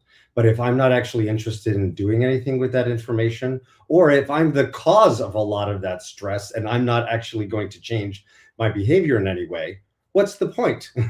So I think real leadership reflection needs to be present. And I think the second is real behavior change needs to be present in all environments where people are negatively influencing these factors for their people. So we need to get data from sources, people who will actually tell leaders what's really going on, not people who are, if they have low psychological safety, they're not going to tell the leader, you're part of the problem. Stop sending me emails at 3 a.m. and saying, I don't expect you to respond to them. Everyone always expects to respond to them at 3 a.m. That's how people always seem to work in these environments. So I think it's really important that those two key components, leadership reflection and actual behavior change that comes from it. And that's at the leader level. And I want to add here, the only word I thought of was honesty. And that's exactly what you just, explored. You have to have a measure of honesty in a company where leaders are actually getting the true feedback that they need. And the way I see that as or the way I've handled that before is I measure it, right? Like you actually are going to get either bonus, a raise, some sort of incentive tied to whether or not you actually hit these performance measures. And for me, performance measures were never about just the dollars and cents, just like how much revenue did you bring in, how many sales. It always included behaviors. And so for every organization that I work with, I include a set of, or a part of the exploration is, what are the behaviors that you want all of your employees to demonstrate? What are the kinds of behaviors that you want all of your leaders to demonstrate? And then we back into like a measurement for it. So what gets measured or managed gets measured, whatever that saying is. But as long as you're holding a leader accountable for something, they'll pay more attention and focus to. We can't expect that that's going to come naturally. And that doesn't mean that the leader is a poor leader if it doesn't come naturally. It just means that they've been brought up professionally in a different context. They may not even, it may be a complete blind spot. They may not even realize that they're overlooking something that is, or behavior that is negatively impacting their team. Like you mentioned, the 3 a.m. email. I used to be one of those executives that did exactly that. Oh, I don't expect you to respond. I don't expect you to respond. And I had to get myself disciplined where I would write the email, leave it in draft, because I don't have any self-control. I'm writing at 3 a.m. but I'm going to time it and not send it until like 9 a.m. You know what I'm saying? So that honesty about who you are, where you are, what behaviors you have, and then as an organization choosing to be honest about measuring those and incentivizing leaders on the performance, on their performance according to those measures. And have we got any time left, Kim? We have about 2 minutes left, and we'll let you wrap up. And then I do have one quick question. Maybe we can give like just a single sentence answer after that. So go ahead. There's 20 seconds. Because yes, leaders are responsible for behaviors. What behaviors, ask them to do a wish list, incentivize them. Okay. And then what about consequences? Because I think like you can blah blah till the cows come home. At the end of the day, what is happening? And until those who are the polluters of the culture remain and keep doing what they're doing because they're protected, nothing's going to change. Doesn't matter about incentives. It doesn't matter about wish lists. It doesn't matter about feedback. It doesn't mean. So what are the consequences? And I think like we say, as the saying goes, the fish rots from the head. And I think the head, the leadership at the top, they've got to set the tone. And until they do that, we can't be commanding others to behave differently, but with certain exceptions. So just pause there. Thank you, Kim. Of course. Okay, last question. We'll do popcorn it. So the question is, what is one concrete commitment every leader in this audience could make next week to better use well-being data and reduce risk? Start with you, Joanne. Talk to people. No, literally, have those one-on-ones with your team based on what data you've accumulated and what that data says. So have those one-on-ones and explore that more. Absolutely. Maurice. I agree with John. Talk to people, know them. It's impossible to understand mental health or well-being if you don't know your people, if you don't know how they, are influenced by change, how they are feeling, past traumas that they've had from other engagements. You need to know them extremely well in order to begin any other further assessment. So talk to them. All right, Deborah. Yeah, and measure trust. Measure the trust gap and look at and address that gap. Agreed. Connection, trust, and all great things. Thank you all very much for this conversation. I think that we gave our audience, not listeners, some really great points. So thank you, and I appreciate your time today. Thank you. Great. Thank you. Thank you.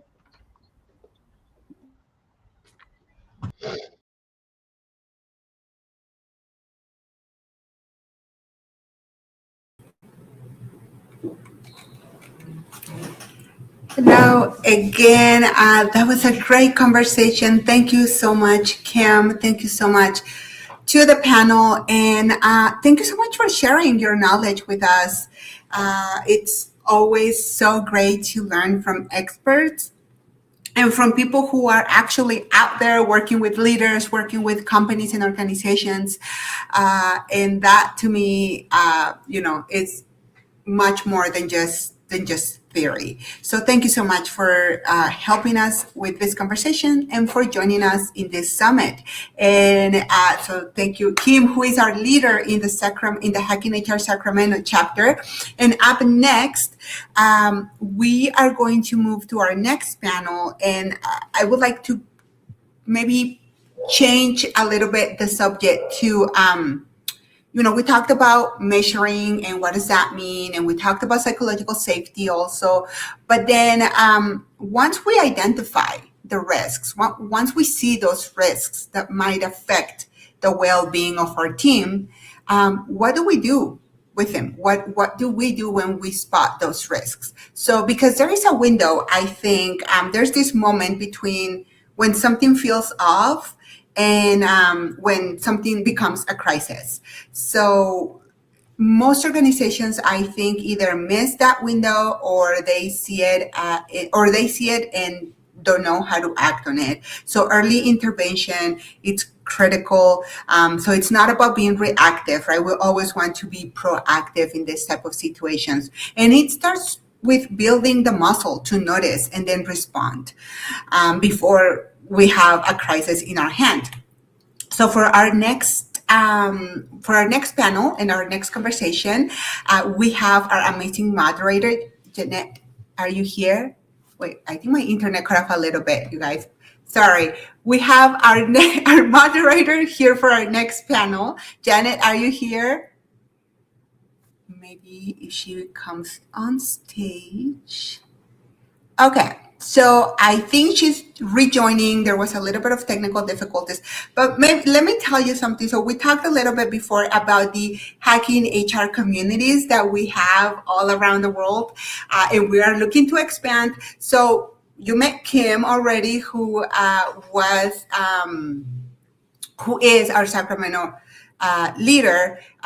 Janet York, who is our moderator for our next panel, she's also a leader in the Columbus chapter. So if you are, in the area, please make sure that you connect with them, because they will be hosting some upcoming meetups for HR professionals and business leaders there in the region. So make sure that you connect with them.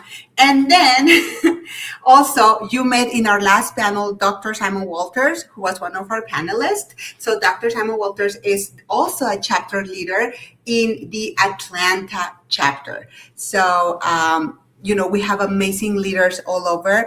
And that is also one of the benefits of being a community leader at Hacking HR, is that you get to be part of these amazing events and also faculty in some of our learning programs. So make sure, I think I shared in the chat before the links to the community page. So I will post it again in a little bit once we start the panel, so you can, make sure to check it out and explore it, and let us know if you have any questions. All right, so I think we are ready to move on to our next panel. And can we have our amazing moderator come on stage? There you are. Hello, Janet. How are you? Hi, Brizia. I'm good. I apologize. I had a little bit of technical difficulties. Can you hear me? We can hear you. I think your image might be frozen, but maybe it's me, but we can hear you fine. Okay. There I am. Oh, there you are. I see you now. You're moving. Awesome. Thank you so much for being here. I will leave it up to you now to facilitate this conversation, and I will see you all in a few minutes. Okay. Thank you.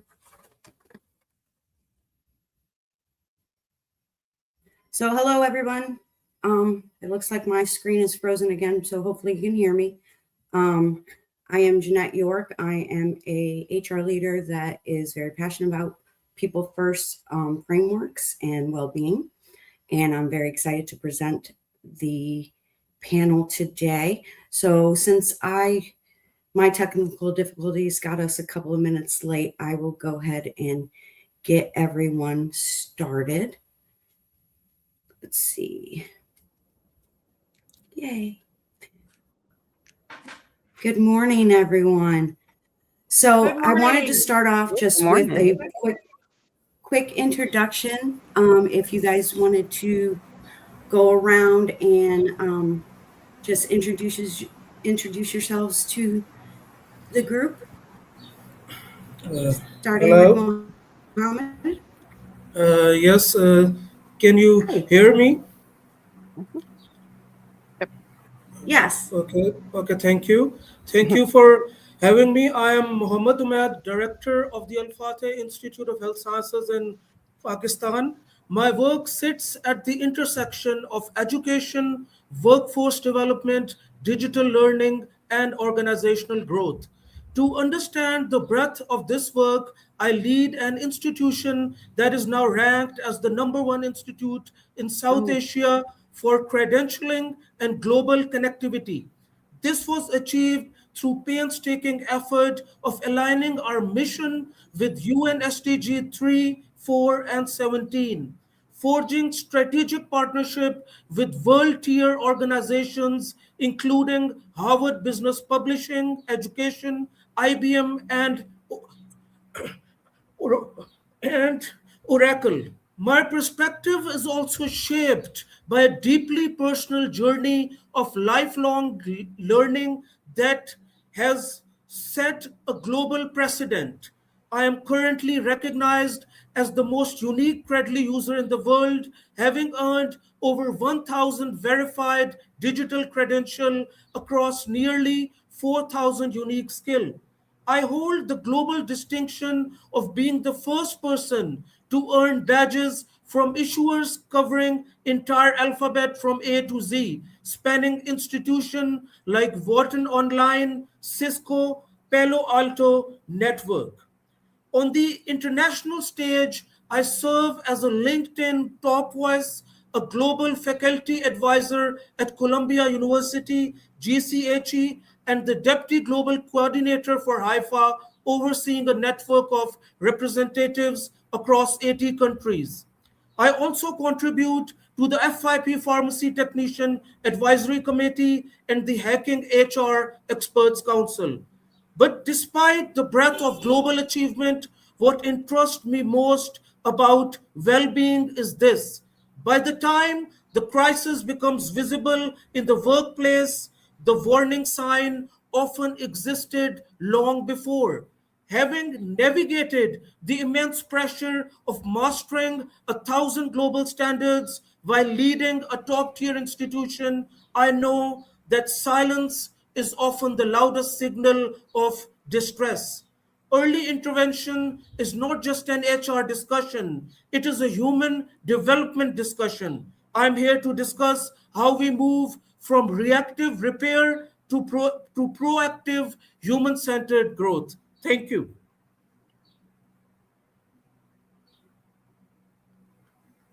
You're on mute, Jeanette. You're on mute.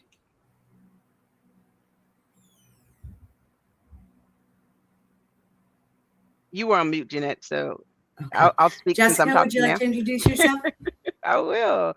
Hello, good morning, everyone. Afternoon, evening, wherever you are. I'm Jessica Bivens. I am the Director of People for the Speed Art Museum in Louisville, Kentucky. This is my maybe fourth, I think, panel I've participated in with hacking, and I'm so excited to talk about well-being, workplace well-being, specifically mental health issues. All those things are really close to my heart, so I'm excited to be here. Thank you all so much. Looking forward to a robust conversation. Definitely. Mariana? Hi, everyone. Thank you so much for this warm welcome. I'm from Brazil. I am a researcher, psychologist, and researcher on mindfulness-based programs. I'm a PhD candidate, and I'm researching a clinical intervention in workplace. I have some professional background and training in psychology, mindfulness programs, and I also have more than 20 years of experience working in workplace as an HR executive, leader, and project manager. So I'm, here. This is my first panel. I hope this is just the first. So thank you so much, and I hope to have a very fruitful and pleasant conversation. Thank you. Thank you. Ben, would you like to introduce yourself? Yes, hello everyone. Like Mariana, my first panel here, so a little bit excited and happy to be with all of you. Yeah, based in Hong Kong, I'm a psychologist, also an executive coach. I work with leaders, executive teams, topics like alignment, confidence, transitioning, change. So well-being is very, very related, and very much looking forward to the conversation with all of you here today. Fantastic. Thank you, Ben. And Deb. Hi there. Yay. I'm so excited to be here. Hi, everyone. My name is Deb Haas. I am a former Accenture person in consulting operations in the last 8 years in a global HR talent supply chain role. Was laid off, started my own business called The Unexamined Mind, where I'm the founder and the AI educator. So I did a little bit of a pivot there. And I am also someone who experienced having burnout and needing to go on leave of absence and all of the fun stuff that happened after that. So I'm coming from lived experience when on this panel. Okay, thank you, Deb. And I think that we served on another panel together previously. So I wanted to start the conversation with Mariana. Mariana, you sit in the intersection of psychology, HR, and workplace well-being. So let's talk a little bit about what leaders should be actually noticing earlier. What would be maybe a sign that they can look for when an employee is going through, emotional or well-being issues? Thank you, Janet. Yeah, so some of you might relate. There's no separate personal and professional life. It's just one life, just one body, one mind. It's just one of us, right? So we are unique. And when we have something difficult going on at home, it will reflect in a job, and the same. If something is not going well in a job, it's going to interfere in our personal life. And we can see that usually the body communicates something. So we see a difference in the posture.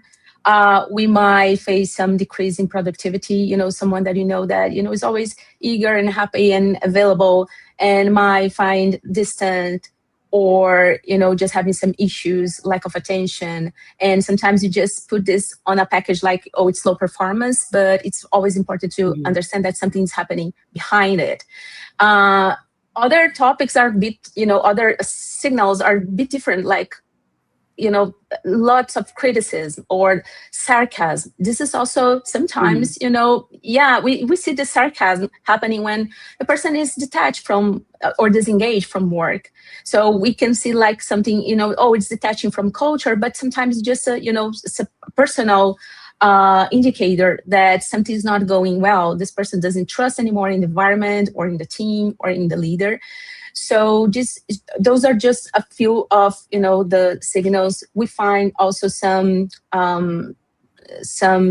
evidence on rework or concentration, or someone that used to be very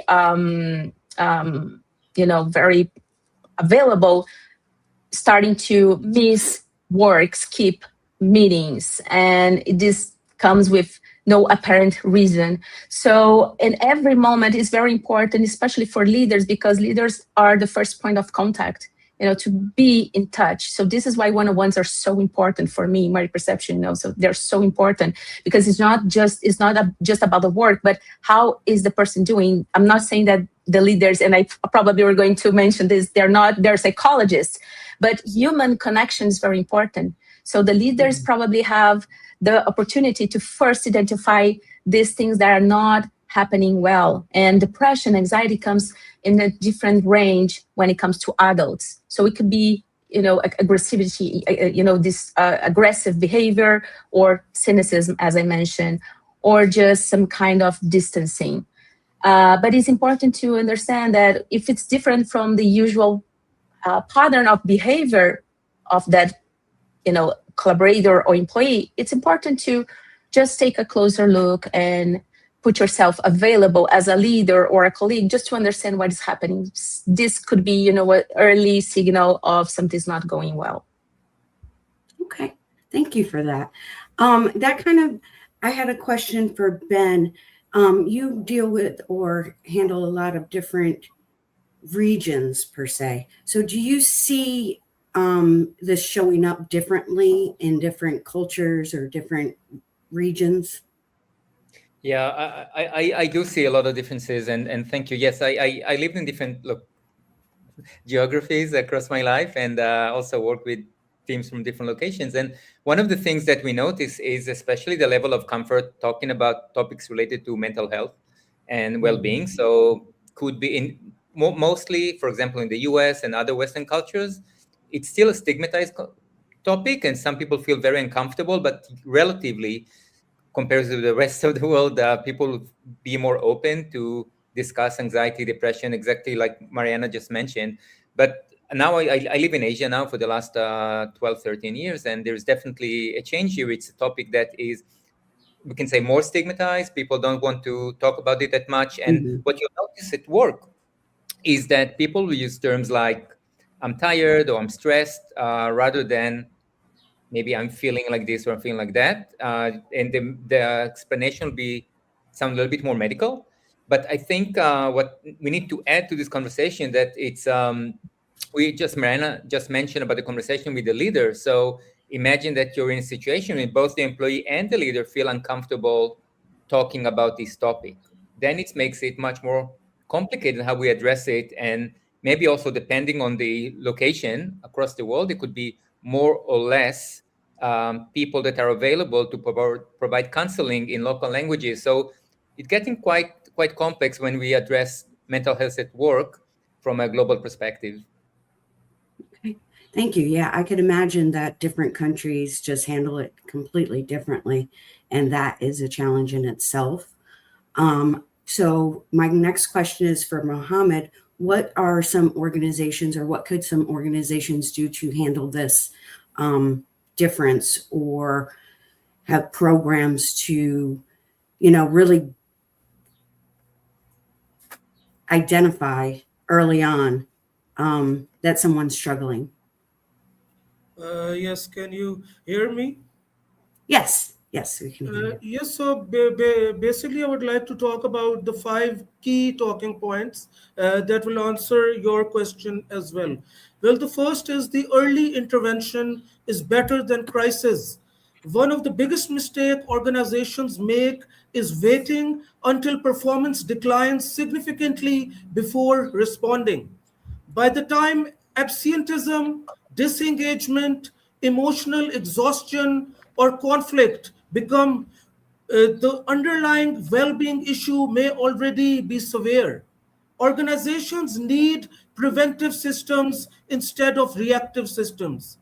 The second key point is managers are the first line of detection. In many organizations, employees don't immediately approach AR or mental health professionals. Usually, the first signs are visible to supervisors, managers, educators, or team leads. This is why organizations should train leadership teams to recognize early warning signs such as sudden behavior change, withdrawal, reduced communication, chronic fatigue or anger, declining engagement, or emotional instability. Early recognition can prevent much larger problem later. The third is psychological safety. Employees often stay silent because they fear judgment, stigma, or professional consequence. Organizations must create psychologically safe cultures where people can ask for help without fear. When well-being conversations become normalized, intervention become easier and more effective. And the fourth is well being is not only an HR issue. Well being should not exist only as an HR initiative, it should be integrated into leadership strategy, organizational culture, workload management, communication systems, and performance framework. Healthy employees contribute to sustainable organizational success.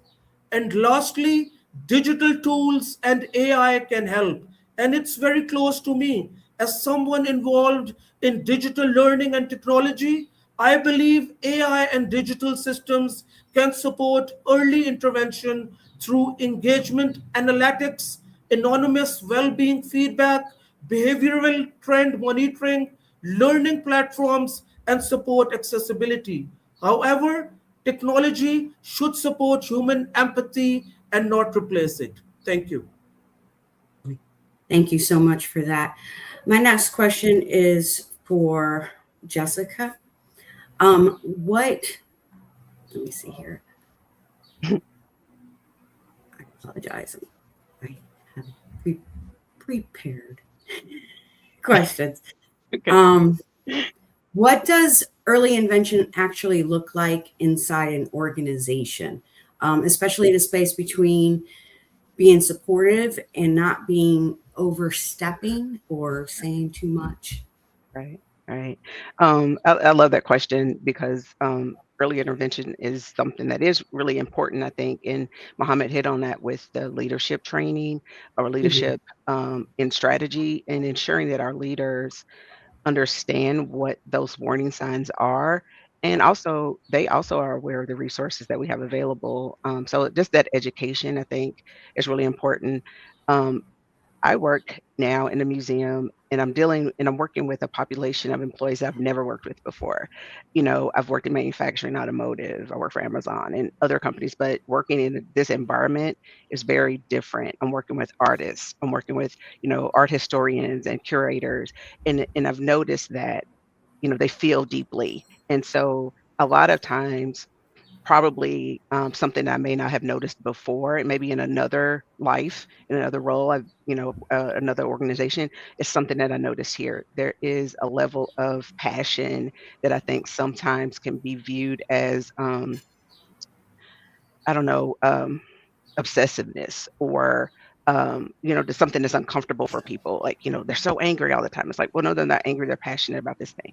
But what I like to think about from an early intervention standpoint is when I see something myself personally, or if something shared with me from leadership or even from the employee, is I have this acronym that I've been using for like 20 years is in my mind that I kind of think through. I call it learn, and it's like I listen to them, actively listen. I empathize with what they're going through. I ask questions, and then I provide resources to them, and making sure that it's specific resources to their specific thing. And then I note those recommendations that I've made. I follow it up in an email of some sort. because not everyone's issues are the same. I can easily say, here, you can go to our EAP. But let me show you exactly, let me take you exactly to the EAP. Let's go to this site together. Let me show you where you can get things. Maybe you don't want to speak to someone, but here's some resources for you to read up on your own. Or here's the phone number, here's the website, here's the QR code, here's a local place, here's a local something that you can use. So I think just being intentional about listening and asking questions. If someone's come to me about a concern, I put a calendar invite or note on my calendar to remember to follow up with them. Hey, hey, we talked a couple of weeks ago. Have you had opportunity to reach out to the EAP? Because I know, people come to you and they tell you what they need and they want support, but sometimes it's, life happens and then they're like, you know what, I haven't had a chance to do that. Do you still need that support? Um, and you did mention something early, Jeanette, about overstepping. So, when there's a concern, like when managers notice absenteeism or disengagement or work performance is declining, asking those questions without overstepping is easier than I think people think it is. Like, you don't have to say, what's going on with your life? Or like, what's going on with you? It could be more like, I've noticed these behaviors. Is there something I can do to support you with that? And if they're like, I'm not really sure, I got this thing going on. It's like, you know what? Equipping the managers with the same resources is important, so they can easily say, you know what, here, I don't know, I don't need to know your exact issue, but here's the number to EAP if you want to call, or why don't you go see HR, and let them, it's a confidential conversation if you feel like there's additional resources or support that you need that maybe I can't provide. And if the person wants to go into the detail, that's fine. But I think sometimes managers or leaders or even colleagues are like, oh, I don't want to get in their business or make them uncomfortable. But I think when you point out the behaviors that you are witnessing and you see, then it becomes about that behavior and not so much, you seem like you're upset or you seem like you're in a bad mood. It's like, no, you seem, I've noticed that, da, da, da. I noticed that you've been canceling our meetings we have. I noticed you've been late to meetings, or I noticed you've been late with your whatevers, and then reach out to them. Because sometimes it's not even just mental, it could be a medical thing. I'm having medical issues. And then again, that's just asking that question puts the onus back on the employee or colleague to kind of say, you know what, yeah, thank you, for caring. Thank you for asking. I have had lots of stuff going on, and then giving them that support, I think is really important. You're on mute again, Jeanette. Thank you so much, Jessica. And that's really important because I know that in HR, like I'm always kind of like really careful of what I say, and I don't want to offend people. And I don't want them to get angry that I'm asking. And I don't want to step over the boundaries and, essentially get sued. Right. There's that. And So, that leaders. was something that I had struggled with previously, not knowing the exact way to approach things that you do notice. So that's very important. I wanted to shift a little bit to Deb and talk about what organizations may be missing when everybody looks fine on paper. So what do you think is the difference between a wellness program that actually works opposed to one that, they just put there to look good? I love this question. Wasn't what I was ready for, but let's go ahead and give it a try. I remember when I was there at Accenture, and I was in burnout for years before I hit the slide, like years. And the signs were there. The fact that I was only getting 2 to 3 hours of sleep a night, even with a sleeping pill, for years. The fact that I got my promotion that I had been pushing for and immediately was like, whoa, this is not what I wanted. And I didn't feel like it was safe for me to say anything about it. And then people starting to get laid off and, feeling that pressure and that urgency. So there were a lot of times there when the symptoms were there, but the problem was that the culture wasn't designed to acknowledge them or to see them. The culture was not designed to notice that the fact that I was still working, still hitting all of my goals, was always there, was always commenting at different times, was the person that other people came to vent, but I myself only did in certain places where I felt safe to do that. I think what we've done is that we've allowed people to perform being human rather than being human. And so we have leaders who are performing what they think they're supposed to be saying, rather than just saying, I noticed this and I'm not going anywhere. And then letting the silence be there for that person to fill it if they want to. And that comes from having honest curiosity about the other human being. It's just when you're being human and you're honestly curious about another person, you're going to let them say what they need to say. So I guess the difference between performative is EAP. Everyone has EAP. And I think the statistics are like 6% of people actually take advantage of an EAP. I loved, Jessica, your point about actually walking them to it, actually showing them how to get to it, that kind of thing. And also, Mariana, what you said about the one-on-ones. Oh, it's so vitally important. And I know that for a lot of managers, they get pressured and having to run and do a whole bunch of things. And then they start to cancel the one-on-ones. And the person looks fine. You're like, oh, they're doing good. And when you ask them, how are they doing? And they're like, oh, I'm fine. I haven't got anything. That should be the biggest flag right there. I mean, it really should be.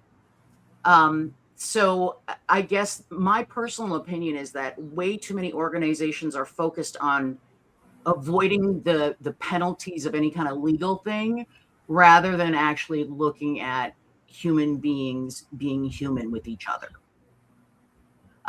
And just talking, just asking, and being willing to listen and be in that uncomfortability of that silence, and letting them say what's there for them. I hope that answered the question. I sometimes ramble and go off on other things. So. No, that was great. Thank you, Deb. I also wanted to ask you on more of a personal note for professionals to kind of see it in themselves. What's one warning sign that maybe you dismissed previously and was like, oh, I'm fine, but now you would take it more seriously? Oh, gosh. Yeah.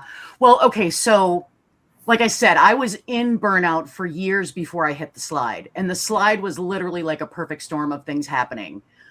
Getting the promotion the day after the promotion, realizing that all I wanted was the money and the title, and I didn't want the actual responsibilities that went with that. A month later, 5 of the people in my organization who had been their tenure for 30 some years suddenly were being let go. So knowing that was what's coming around the corner. The final straw that broke the camel's back was my father dying.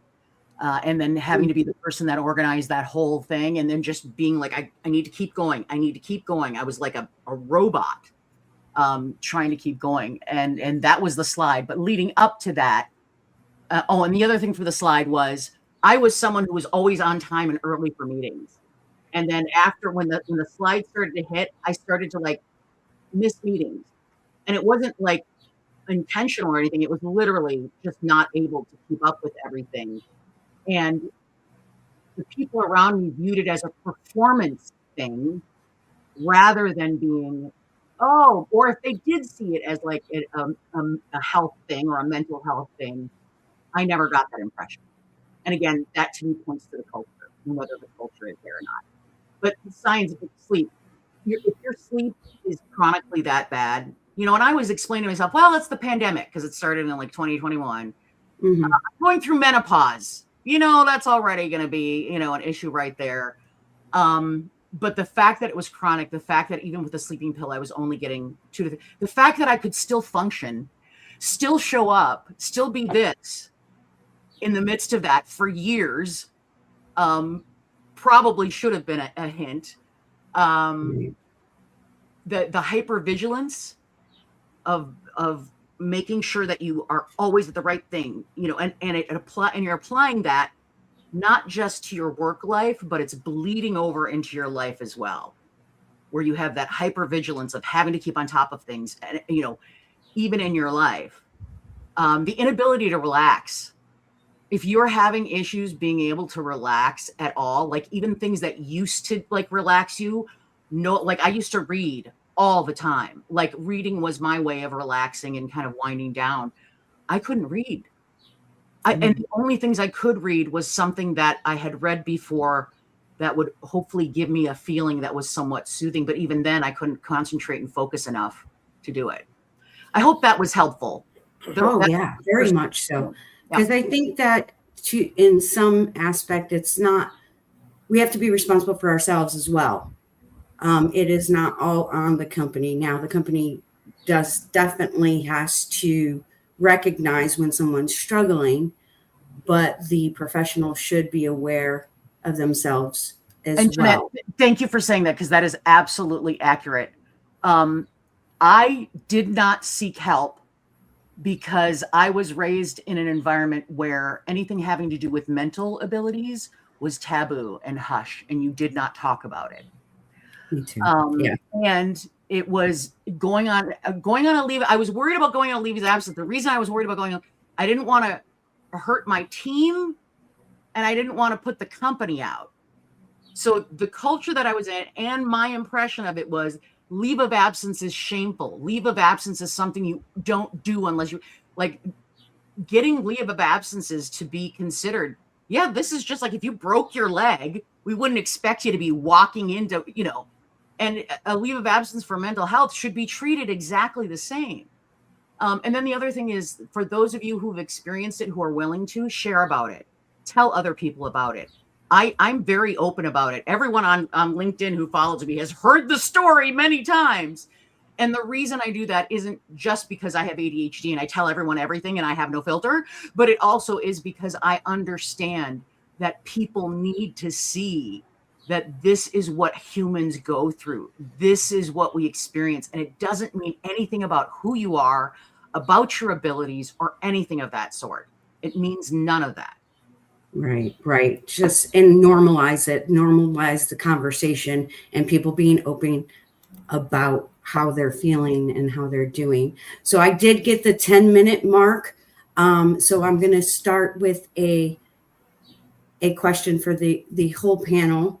What would you say, what's one recommendation that you would give HR leaders and people managers who want to be able to catch well-being risks earlier and respond in a way that's both effective and respectful? So let's start with Mohammed. Well, thank you. And I'm really very impressed by Deb by sharing that personal story. And it really connects to all.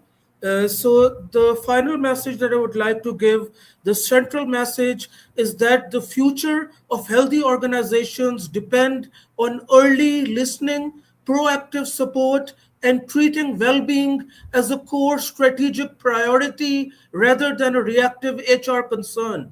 Well-being challenges rarely emerge suddenly. They develop gradually with early behavioral and emotional signals often overlooked until they become performance issues. Employees experiencing difficulties may not always show obvious distress.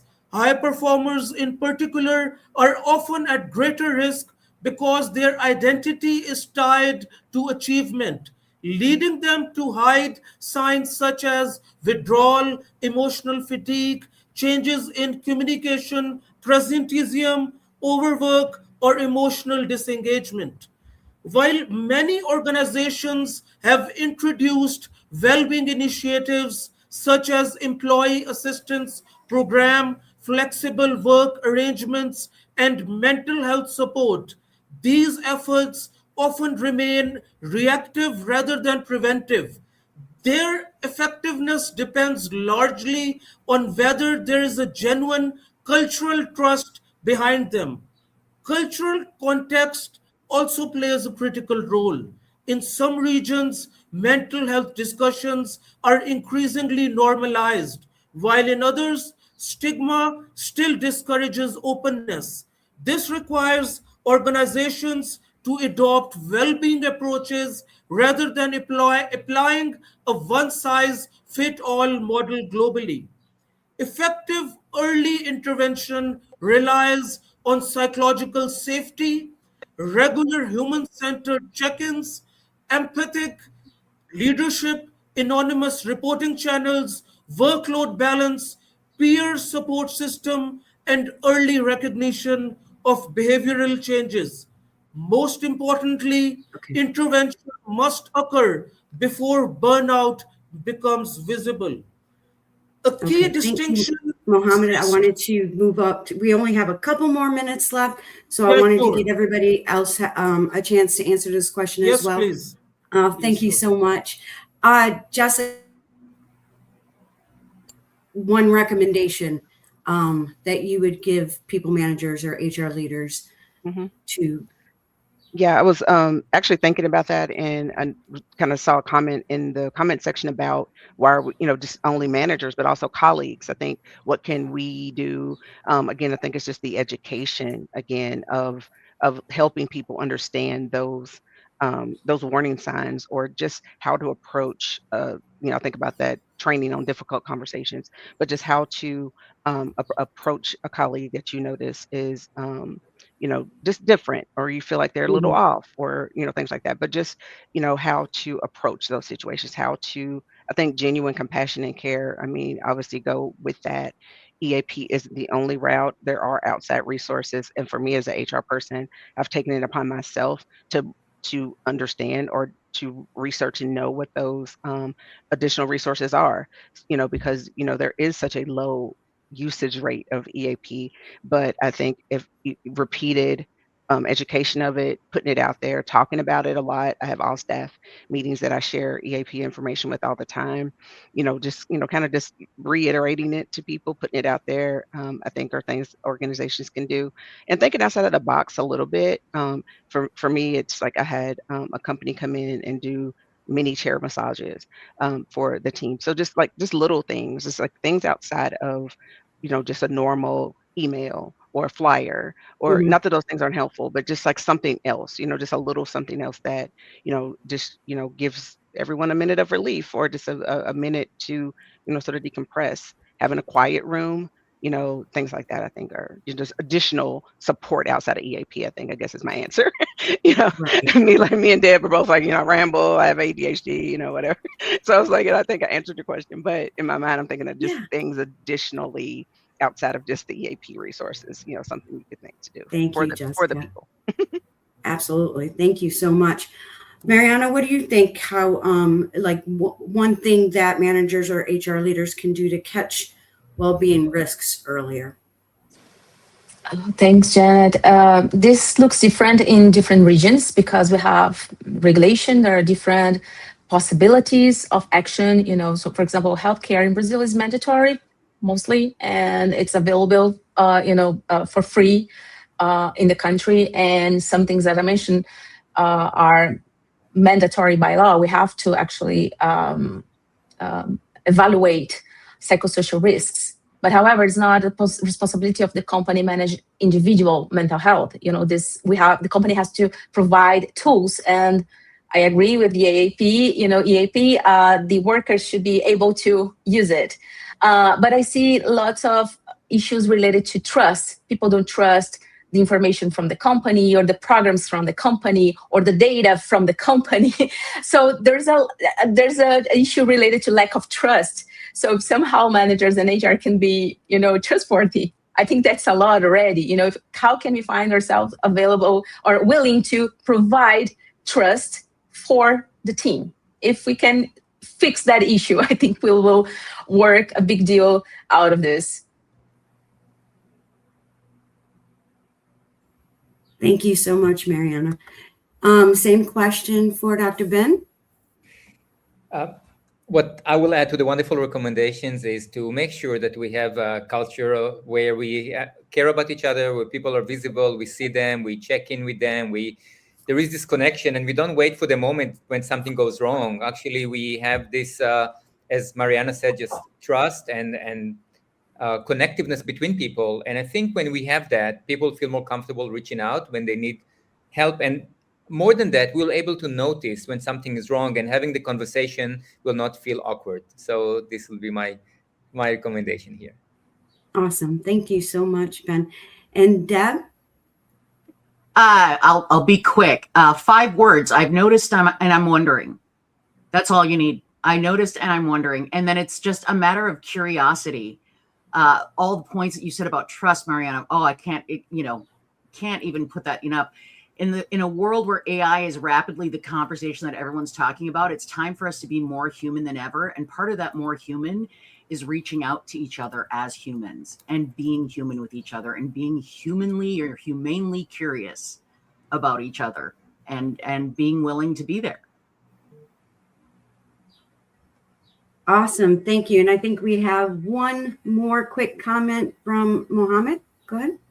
Well, thank you. Ultimately, the most important insight is that emotional disengagement is often the earliest and strongest warning sign. Organizations that act early, listen deeply, and lead with empathy are more likely to prevent burnout and build sustainable, healthy workplaces. I thank you all for this opportunity, and it was really awesome to be here. Thank you all, and especially to the audience for their wonderful comments. Thank you. Thank you all for being here. We just got about 1 more minute wrapping it up. So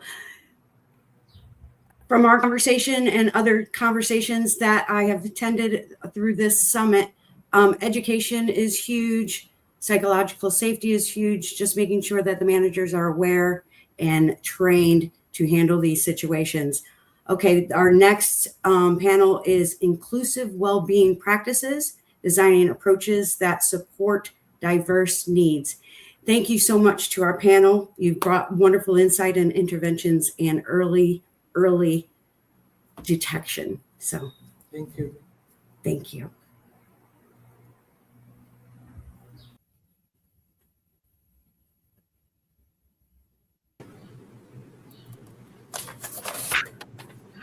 All righty. What a great conversation.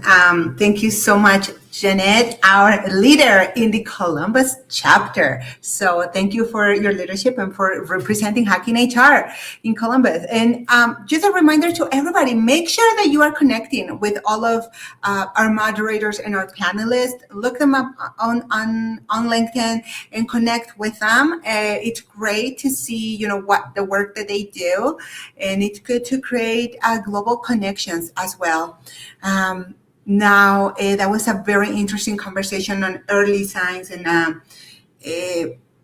I would like, before we go into our next panel, I just want to do a quick shout out to our sponsors for this summit, Deep Care and Leading Pathways. Thank you so much, Deep Care and Leading Pathways, for sponsoring and being our partners in this important work, and for making it possible for us to have these conversations, because well-being, mental health, whether it's inside of the workplace, outside of the workplace, OMG, we all need it right now. There are so many things happening in the world, and being human, it's hard. So I'm glad that we are having this type of conversations.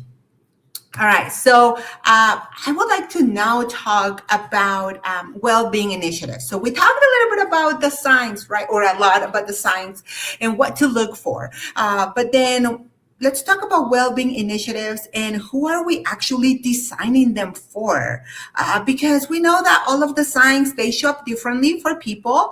Burnout, stress, anxiety, it's not the same for everybody. And even asking for help, it's different, as we heard from our last panel. So culture and our own upbringing has to do a lot with how we ask for help, or if we ask for help at all. So inclusive well-being, it's really what makes a strategy actually work. And to walk us through through this important conversation, I would like to welcome our moderator. Andrew, are you here? There you are. Oh, and let me say something before I go away. Andrew, you are also a community leader. You you are the leader of the Leadership and Manager Capability Learning Pod. So that is one of our virtual communities. They everything they do, it's completely virtual. So anybody from around the world can join them. So make sure that you connect. And with that said, how are you today? I'm doing really well, Brizia. Thank you so much, my friend. It's always great when you're here to support us. We appreciate Hacking HR. We appreciate the incredible panelists who are joining us today, and all our folks who are joining to listen in and learn from these people. So really, really excited for our panel. Perfect. Thank you so much. So I will leave everybody in the best hands possible, and I will see you all in a little bit. Thank you, Brizia. Hi, everyone. Global greetings. Welcome to the Hacking HR's Workplace Wellbeing Mental Health Summit. Today, I'm excited to moderate this panel on the topic of inclusive well-being practices, designing approaches that support diverse workforce needs. So with this incredibly talented panel, including Nadia, Jen, Amisha, and Lalita. But before we begin, we'll go around this virtual room and start with introductions. So hi, my name's Anju Chaudhary. I'm Chief People Officer at Zozo Day, where we help organizations build culture of recognition, engagement, and belonging through AI-powered reward and employee experience solutions. And I'm truly passionate about future of work, leadership, creating workplaces where people truly thrive. And I am honored to be welcoming our panel today. Let's bring them in. All right, Lalita. So I'm going to hand over to you for introductions, and then we can go around everybody, and then we'll start with our panel. Thank you, Anju. Hello, everyone. Really lovely to be here. It's great to be back with our Hacking HR, which has been, I used to be a moderator and panelist, but I took a break for 2 years. So it's really nice to be here. Workplace Wellbeing and Mental Health Summit is something which is part of my everyday daily coaching conversations, being an executive coach and a facilitator of leadership transitions. And yes, conversations are important. And that, I guess, is the start of any workplace well-being where people feel safe to share. Looking forward to having the discussion with my other panelists and with Anju as a moderator. Thank you. Jen, welcome. Hello. Honored to be here with you all and sharing space with the panelists, with you, Anju, and everyone joining us. My name is Jen. My pronouns are she, her, hers. I am the Director of Diversity, Equity, and Inclusion at Profit. Oftentimes when I introduce myself, I do so and let folks know that I'm a systems designer with an expertise in equity. I think that gives a little bit more kind of color to the work that I do outside of programming, because DEI is systemic work and organizational work. And again, just excited to lean into this conversation around why not just well-being is important in the workforce, but inclusive well-being. So honored to be here and excited to have a conversation with you all. Welcome, Jen. Thank you. Nadia. Yeah, hello, everyone. I'm so excited to be part of this panel. I'm the founder of Inclusion Works, and I work with organizations and leaders to build inclusive cultures and high-performing cultures. And really, what I've seen through my experience is that organizations are still lacking or having that gap between intention and execution when it comes to inclusive well-being. So I'm very excited to be part of this panel and going over some best practices. Thank you. And last but not the least, Amisha. Hi, everyone.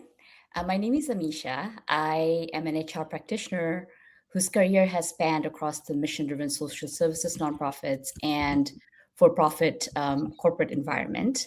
I share Anju's passion in providing a space where everybody can thrive. But working in two different worlds has taught me something which I will carry into every people strategy that I'm going to build. That well-being is just not a benefit. It's a business condition. And when people feel supported in everyday moments, well-being and performance just follow. So I look forward with exploring with my fellow speakers the different considerations of inclusive well-being in the workplace. So thank you for having me. Absolutely, Misha. So since you have the mic, I'm going to go along with you for our first question. You worked across nonprofit and digital marketing environments. What did that teach you about how differently well-being gets defined in different industries? Sure. So I've learned that the scope of well-being and what works is different, obviously in different setup. And to make it inclusive, it's really important that we all understand the drivers in our environment. In nonprofit, well-being is defined by day-to-day emotional protection and recovery and mission alignment. And what drives it is personal or secondary trauma and resource scarcity. Whereas in the corporate environment, well-being can be defined by cognitive sustainability, flexibility, control, and it is driven by tight deadlines, always on kind of culture, client demand. Here, I believe burnout is less about trauma, more about the work overload and lack of control and decision rights. Well-being is contextual. And as I mentioned earlier, the biggest lever is not just benefits, it's work design and everyday support. And what that can look like in a nonprofit environment, in my experience, is just having structured debrief, teaching staff to normalize boundaries, not just with like colleagues, but also with their clients, peer-based support model, and flexibility.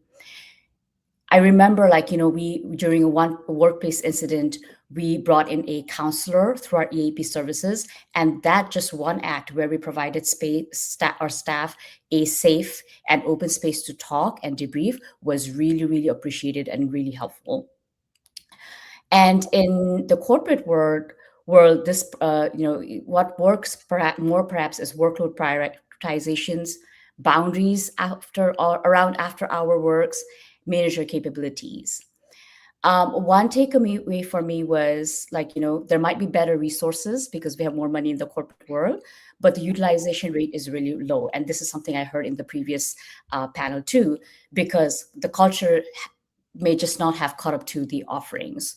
So that gap between what's available and what people are actually using, that's where the gap is that we need to address. And one experience there I had was when in a group setting, one staff just shared that they had used this app called Ginger, and really they found it really useful. And just that one act of sharing, I noticed that it helped our utilization rate go up. So those were the things that drove well-being, and those are the things that worked for us. I love that you gave folks very comprehensive way of looking at it, and along with suggestions on, maybe Ginger. So just a disclaimer, it is not sponsored, but when our panelists share information, this is coming from their personal experiences. So we love when you're able to share practical tips. So please continue to do that. And quick reminder, people who are listening to you would love to connect with all of you. So if you can go to the comments and share your LinkedIn link, that would be amazing. I just shared mine. And continuing this conversation in this always on mode, Lalita, from your corporate experience of being investment banker, talk about always on, and now as a person who is involved in organization dynamics and behavior, what has inspired you to think about this diverse and inclusive approach? Talk us through about it. Absolutely. I mean, the always on culture, yeah, I've lived 20 years of my life in there. And yes, I'm with Amisha in terms of saying that, the context differs depending on the type of corporate, depending on also whether you're in an NGO, whether you're running your own business, whether it's a SME. The context differs, and therefore possibly the practices may also differ. But what has inspired me in my years of working now as an independent and before in the corporate is, I think, where managers facilitate conversations which allow people to express, in terms of how they feel, what they need, and also the language. Language means I don't mean Chinese or Indian or any other language, but just being careful about the words we choose to use. Is it disabled or differently abled? How do people want to be which words should we use? I think that's very important. And for me, this big opening came up for me. Insight was when I worked with one of the NGOs in Hong Kong. I live in Hong Kong, and one of the NGOs in Hong Kong where they enable people who are differently able. And one of those people told me, I actually don't like the term disabled. I prefer it being differently able. And that really opened my eyes, because wow, we need to, be empathetic to in terms of how do they like to be addressed as. And I think some of those inspiring moments come up with, for me, in leaders that I've seen who have created such environments in some of the organizations I've worked. Also, in some of the organizations that I have been involved in change management, where companies, this was a cosmetics good company, I will not name the company, but where they really design practices of simple things like meeting hygiene practice. How do we conduct meetings? How do we not tire people down? Because all of this affects our mental state, depending on how many meetings we go to and whether we take breaks between meetings. How do we enable people to take breaks even if they have deadlines to meet? How do we enable people to take breaks and really promote a culture? So those are some of the things which have stood out for me. And yeah, I inspire those in when I go to run programs, as well as influence organizations to adopt the good practices. I love that, and I want to spotlight what you just said. In the past, we've learned about treat other people how you want to be treated, and then we change the approach of treat how they want to be treated. Let them speak for themselves. For example, part of my identity is I'm a mother, I'm Indian, but I don't speak for all mothers. I don't speak for all Indians, and the other parts of my personality. There is overarching theme of respect and kindness, and all of that of course goes for everyone. But how people want to be treated, let them advocate for themselves. One of the aha moment for me has been, I'm a very go-getter, thinking on my feet, really fast thinker is how I believe I work. So if you throw some questions at me, I'll be able to get with something. But I was in this really important meeting where we're discussing solutions, and I've noticed this new person in the team, and they were not really speaking much. So I took an opportunity to go connect with them afterwards, and she's like, I need time to digest. And for me, who's like in go-go mode, I was like, what is that thing? Just tell us what your initial thoughts are. And she's like, no, I can't do that. And that was really big. It seems small, but it was really big moment personally for me, because my approach is tell me what you got, but she had a very different approach. So inclusive practices aren't something that you feel are inclusive. Let that be something that everyone has an opportunity to weigh in, to contribute towards. And practical tip for folks listening to this, I love creating like a README document. As a part of new team, new company, new organization, how do I work best? How to connect with me? How do I like to give feedback? What is the best way to reach me? All of that. But also things how we work best together. So creating a README for personally for yourself, and then asking other people if they like to share. And number two, a living, breathing document of your team's subculture as well, where new people can come in and they can see how this team functions. Some of those things could create more inclusivity in the team. And then speaking of that, we're gonna move to Jen Yu. D&I well-being are often treated as separate work streams and are focused on one focuses on belonging, the other one on burnout. But for employees from marginalized, underserved communities, those two things are inseparable. How do you design a well-being approach that actually accounts for additional weight that fixes from underrepresented groups carry at work? Yeah, it's definitely a loaded question.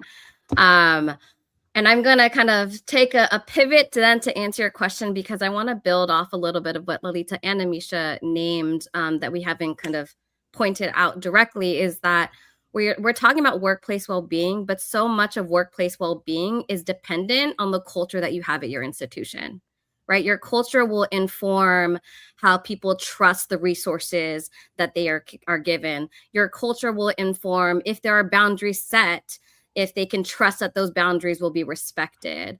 So I think it's really important when we're thinking about well-being, because in institutions, whatever institution that you might work at, we it's seen as checkboxes, right? Well-being, let's make sure that we have the benefits. Let's make sure that we have a meditation app. Let's make sure that we have a recharge day. I'm not dismissing the importance of those things. Those things are very important, right? As part of the strategy of well-being. But you have to take into account, you have to build a foundational culture so that allows for your employees, no matter who you are, to feel like they can actually take those things. It's kind of the argument too around unlimited PTO versus having a cap on that, right? Like unlimited PTO in theory is great, but like will people trust that they can actually take that PTO? Going back to kind of your question around folks who are coming from marginalized identities and marginalized groups, I think it's important when folks are thinking about their culture, thinking about designing for well-being, that they are designing those programs not just for the quote unquote average, right, employee, right? Because there's such a diversity now, especially with the workforce and our expectations and our relationship to work, that it's important for us to design for that diversity. So it's important to say, like, let's just do this thing because we know the majority of our employees will take this on, versus who is sitting at the margins, because the people who are sitting at the margins, those are the ones who have the most to navigate, right? And they have to work harder for their well-being, right? The folks who are coming from marginalized communities, they have to navigate code switching. They have to navigate being the only one in the room and the weight of representing your whole community, your culture, your identity. You're navigating microaggressions. So you're doing all of that while doing your day job, right? And there's and I'll probably talk about this later on in the panel, but there's this overperformance that folks who are coming from marginalized identities have to do in addition to kind of the day-to-day work. And so when you don't design well-being programs with that reality, you are missing a big group of people around their well-being and how they are navigating the work. And it's important, right? Because you can't just tack things on around well-being, right? That becomes coping. Helping people cope is not well-being, right? That's a more sophisticated form of survival. That's not well-being. So inclusive well-being design starts by asking, what are we asking people to absorb that we as an institution should actually be fixing in the system? Yeah, and I would like to add on to. Shraddha, please go ahead. I'll add on later. Please go ahead. Yeah, I would like to add on Jen's note, because it is really a systemic, an organizational systemic issue. It's not only about, the questions that leaders needs to ask, organization needs to ask, culture is like, it's not like what well-being programs do we offer, but really what are the conditions that we are creating through the way work is designed and structured, managed, and rewarded. So, a lot of focus on well-being is about apps or programs, but what we really talking here is about how do you design work and the culture that is inclusive and the condition for everyone to thrive, so they'll be able to use these resources and the supports to thrive and move forward and have that productivity and high performing teams that we are all seeking, right? So we're going to go to Lalita. Thank you, Nadia. You're welcome. Thank you. To Jen's and Nadia's point, absolutely, it's a culture of the organization, and many times people believe, or there is at least a myth, that if we have it at the ground level, then we can have it spread across the organization. And somehow my own experience has shown otherwise, which is, I think it has to come from it is a top down, how you establish the culture, what kind of values you're following. Because once the culture of well-being, in terms of the language, in terms of the practices, in terms of the actual lived experience, is taken into consideration and the changes are made in order to suit the people who work, that can then get passed down. And then once it gets passed down, people can then align to whatever their own team, it meets their needs. And in the same way, for people who are, talking about diverse, somebody who's neurodivergent or somebody who is differently abled, somebody who needs a different ergonomic chair, one is able to suffice that if that culture comes from the top. I really don't think it can start from bottom up. 100%. Culture cascades down from the leadership. They have to walk the talk. They're building the culture. It's not just the words on the wall. It is far more than that. There are cultures, there are subcultures, there are microcultures, and they show up in everything that we do, including the programs we build. And I'm going to go to the comments that people have said. Jen, we've had some amazing comments. Yes, Jen, we haven't gone beyond the quick wins and low hanging fruits to actual long term strategy. And I think that's happening even more with AI. And you need time to process that information and your performance. So we were talking about how people don't necessarily, everybody's not in the same way of responding. And Natalie said, a great point, Jen. When we design employee programs, who are these for? Who do these benefit? People who are designing the programs, are they keeping all employees in mind? Who are we going to serve? For example, this no unlimited PTO, like this actually adds more pressure on people to think they're not able to, because there's no limit. When you have 20 days and you're like, okay, I need to use them and now I can, they feel more comfortable. So people are, those points are resonating. And I'm going to go back to you, Nadia, about what is inclusive well-being and where organizations get it wrong. I think getting it right is where our focus is, so we forget what the pitfalls are. So bring it to us now. Yes. So, my perspective when I look into inclusive well-being is fundamentally, about whether the way work is designed to create sustainable performance for different groups of employees, or whether the organization systematically creates more friction and more exhaustion for a certain groups, right? So it's not a benefit or a program, but it is more of an organizational design. So that's where I'll look into what's well-being is, and where do organizations get it wrong is, as I mentioned, they think it's a benefit, it's a program. Like we have these benefits, we have these apps for our employees, and to the point before is that who are these structured for, right? And are they benefiting everyone, or are they excluding some other employees? And what they look into it, they look into that if we are offering resources and benefits, that resource allocation is equal to organizational health, and that's not what it is, right? So we are looking into it as, do employees have the time, the trust, the support of their managers to be able to use these resources?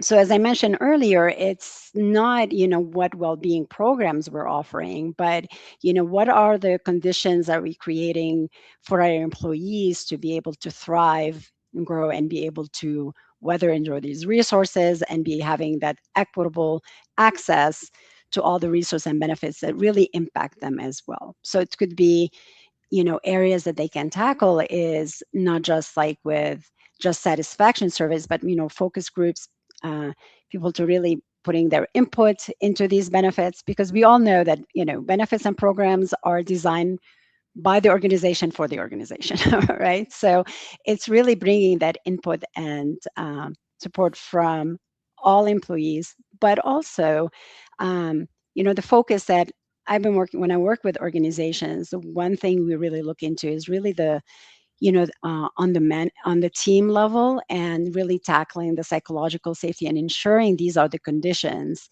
that promote the inclusive well-being on the team level, where it's going to really move the needle. When we're not intentionally including, we're unintentionally excluding people. Right. And you want to make sure it's not just the loudest, most influential voices that are being heard. And hence, when you create programs that needs to be vetted by your culture champions, different employee resource groups, and other people who can provide perspective. I've had an opportunity to really check myself and my own biases and what I felt was right for my team and the groups.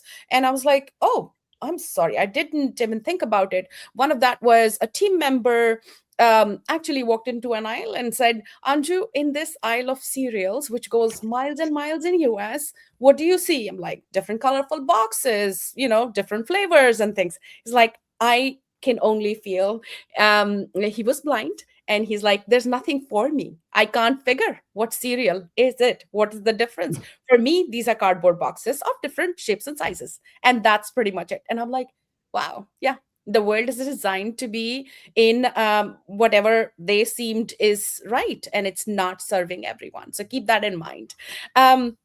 Continuing on this conversation, people who are listening to us today are practitioners, are leaders, and they're constantly having these conversations about creating or investing in well-being, inclusive well-being, especially. So, Amisha, I want to ask you a question, which is going to be a little bit harder because the ROI of that is something that they need to advocate. So, talk to us about it. How do you show senior leadership, your C-suite, the ROI on investing in inclusive well-being? I feel like, is this a question? Should we be needing to talk about it? But actually, that's the reality. Anytime when you need to set up something, build a new tool, change a process, people need to advocate for that. So help us with that, Amisha. Sure, Anju. And I think this will also answer one of the question I saw in the comment around how do you measure, right? How do you measure the value of all this? So I think we need to flip the question to what is the cost of inaction and anchor value in risk management and retention. Like, when we're building structures or perks for the people and it doesn't address their needs, how is it going to impact morale, productivity, our ENPS scores? And how will it contribute to absenteeism, attrition, lost institutional knowledge? Now, these all have real dollar figures, right? When we lose people, when we lose institutional knowledge, there's real dollar figure right there. So we need to connect well-being data to turnover data and performance data. And I think that will help shift the conversation of, can we afford this? Can we afford to do all this? Can we make this change? To how fast can we move? And in my experience has shown that benchmarking really helps accelerate buy-in faster than almost anything else, because our leader wants to know what is our competition doing and what can we do better. So we really are presenting a retention strategy, not just pitching a wellness program. So that's my take on this, Anju. Thank you.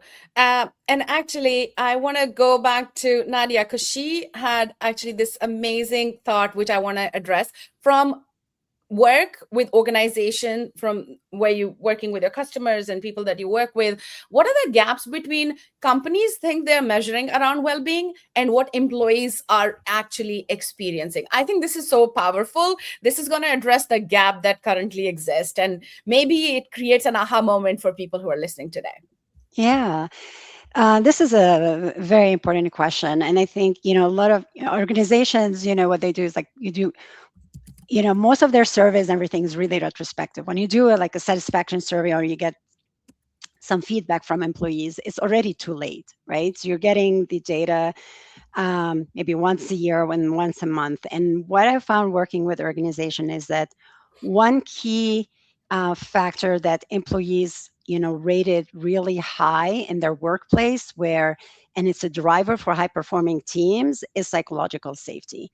And with psychological safety, when it's measured within the team and leaders, this is not only dealing with the symptoms, but we're dealing with the cause that really leads to that exhaustion, burnout, etc. And measuring psychological safety within teams, I have shown that at least leaders do not, or even with organization, you cannot say just, if you ask them what is psychological safety, and they say, well, my team feels this way, or they're exhausted, or they're burned out, but they don't have really a good indication of where their team is at, or how they can really provide the right interventions to move the needle forward. So I think with organizations, they're measuring the wrong things and it's already too late when it comes with surveys or satisfaction, but really looking into where does the first burnout, the exhaustion, where's that well-being, that inclusive well-being happens is really at the team level.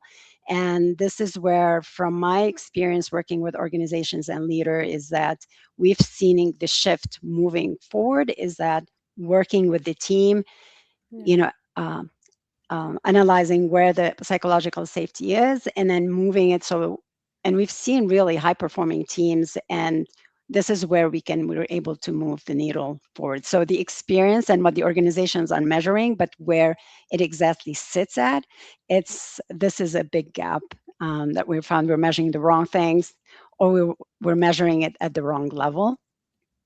But I found it that it's much more impactful for business. Thank you, Nadia.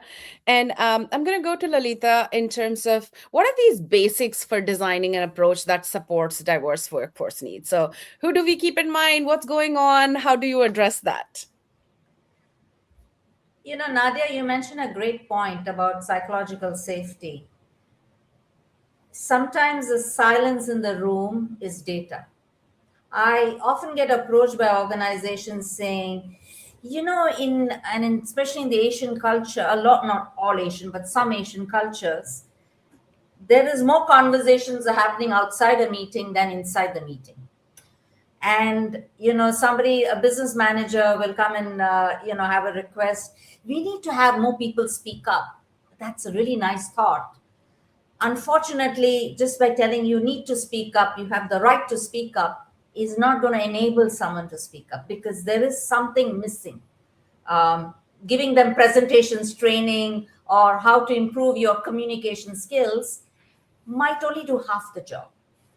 I think the important thing here is how do I create an environment that will enable people to have conversations in order to be able to express freely. And that's where it goes down to basics. I don't have to watch over my shoulder thinking, oh my God, if I say this, what's the impact of that?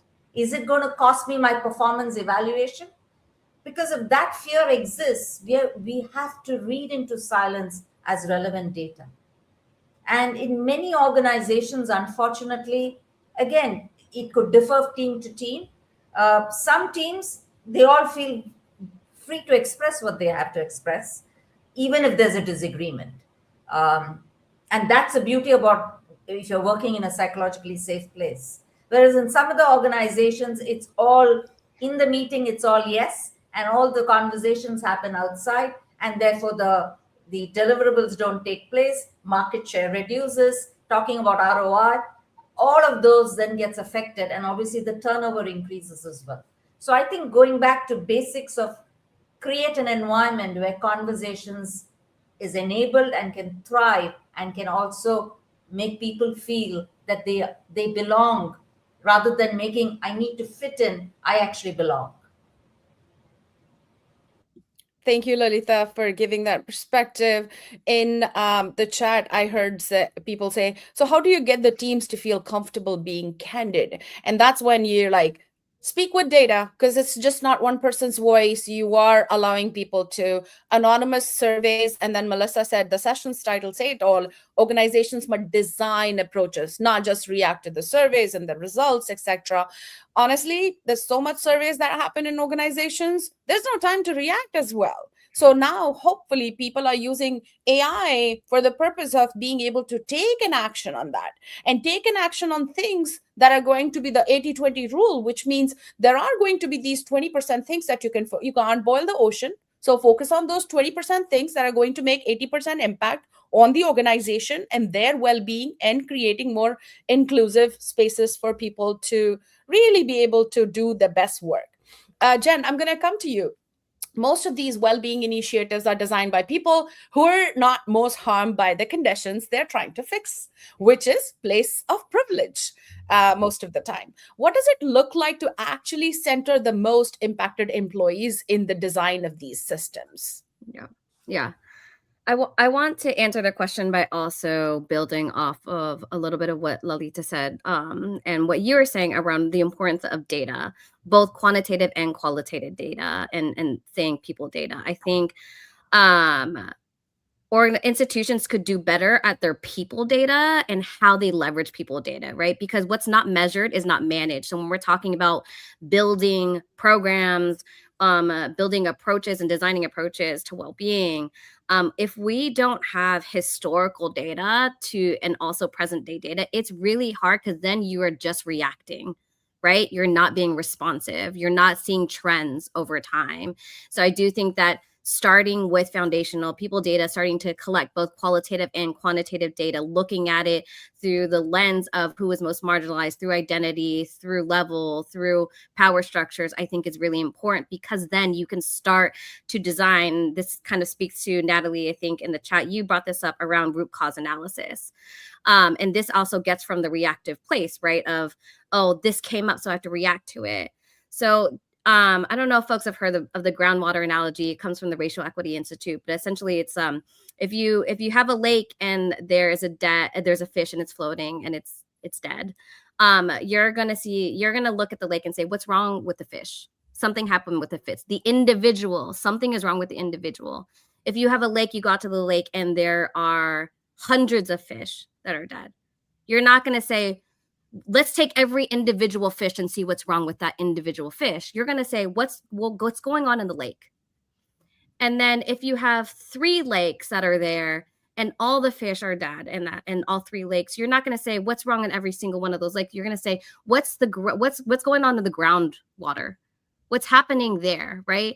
And so I think that's important when we're thinking about designing inclusive well-being practices and approaches, right? Because what we don't want to do is continue to react and continue to address well-being or address issues that might come up as individual things. It has to be a systemic approach into those things.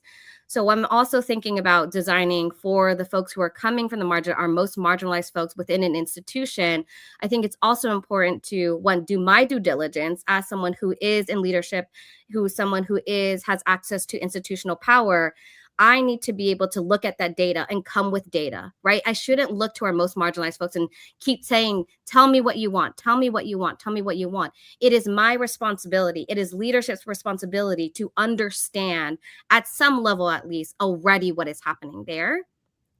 The second piece is designing with those folks, not designing for them. I think when it comes to overall well-being strategies, I think, again, it's our responsibility and our expertise that we need to use. But I think it's also important in this day and age, like, how do we meet people where they are? How do we bring them in? Here's what we're thinking. Here's what we're designing, right? That's what designing with is, versus saying, I have the solution, here's what it is. And that's where we're not meeting people where they're at. And that's where that the gap becomes bigger, right? We lose trust. People don't want to opt into these things. People don't want to engage with these things, right? So I think centering and thinking about what does it look like to design with our employee base, especially our most marginalized, and also how do we as leadership do our due diligence, right? And looking and analyzing and understanding root cause analysis and looking at our data. Love that, Jen. I love the audience engagement on this panel too. People, keep your comments coming in because we're paying attention to what you're saying. And Jen, we got another one for you. Design with, not for. Okay. Invite in to get the buy-in. I love that. Now we're left with just 3 minutes to go. So 45 seconds each. Please answer this question, all of you. If this audience could implement just one thing next week and make their well-being approach more inclusive, what would that be? So we can go around the room, but we're going to start with you, Lalita, and then Jen, and then Nadia and Amisha. I'm going to steal it from Jen. It's basically design with, and that starts with conversations and leading by example. I think I'm just going to build on what I just named, is start taking a deep look at your people data. Identify where you're not looking at data. Look at your qualitative data, look at your quantitative data, and start getting understanding of where trends are now, so that as time goes on, you can start to build more responsive programs rather than reactive ones. Okay, and I would say, I would add on to that is really ask the right questions. If there's one shift, is that to ask not how our people are doing or feeling, but most importantly, what are the conditions we are creating with, and start with that. Start with the right questions. And I just want to add that, we can segment our utilization rate data by different groups, your demographics, to identify where it's underutilized, though we're seeing high burnout rate. This can really help us identify the real needs and inclusion gaps. But ultimately, I think we all need to remember that we just can't perk ourselves out of this, right? Unless we build well-being into everyday system and everyday culture. Fabulous. And then the last one from me, people don't experience work the same way. So they shouldn't experience well-being support the same way either. I hope people who are listening to this got some practical tips, things that they need to pay attention to, how they can be very strategic in creating an inclusive well-being program that caters to all the people, not just some of the people. So thank you, everyone. Lalita, Jen, Nadia, Amisha, I really appreciate you for sharing your time and expertise with this audience, and Hacking HR, and my friend Brizia, thank you so much for having this great panel together today. I appreciate you all. I hope you have a wonderful rest of your day, rest of your evening. Thank you so much for joining. Thank you. Thank you.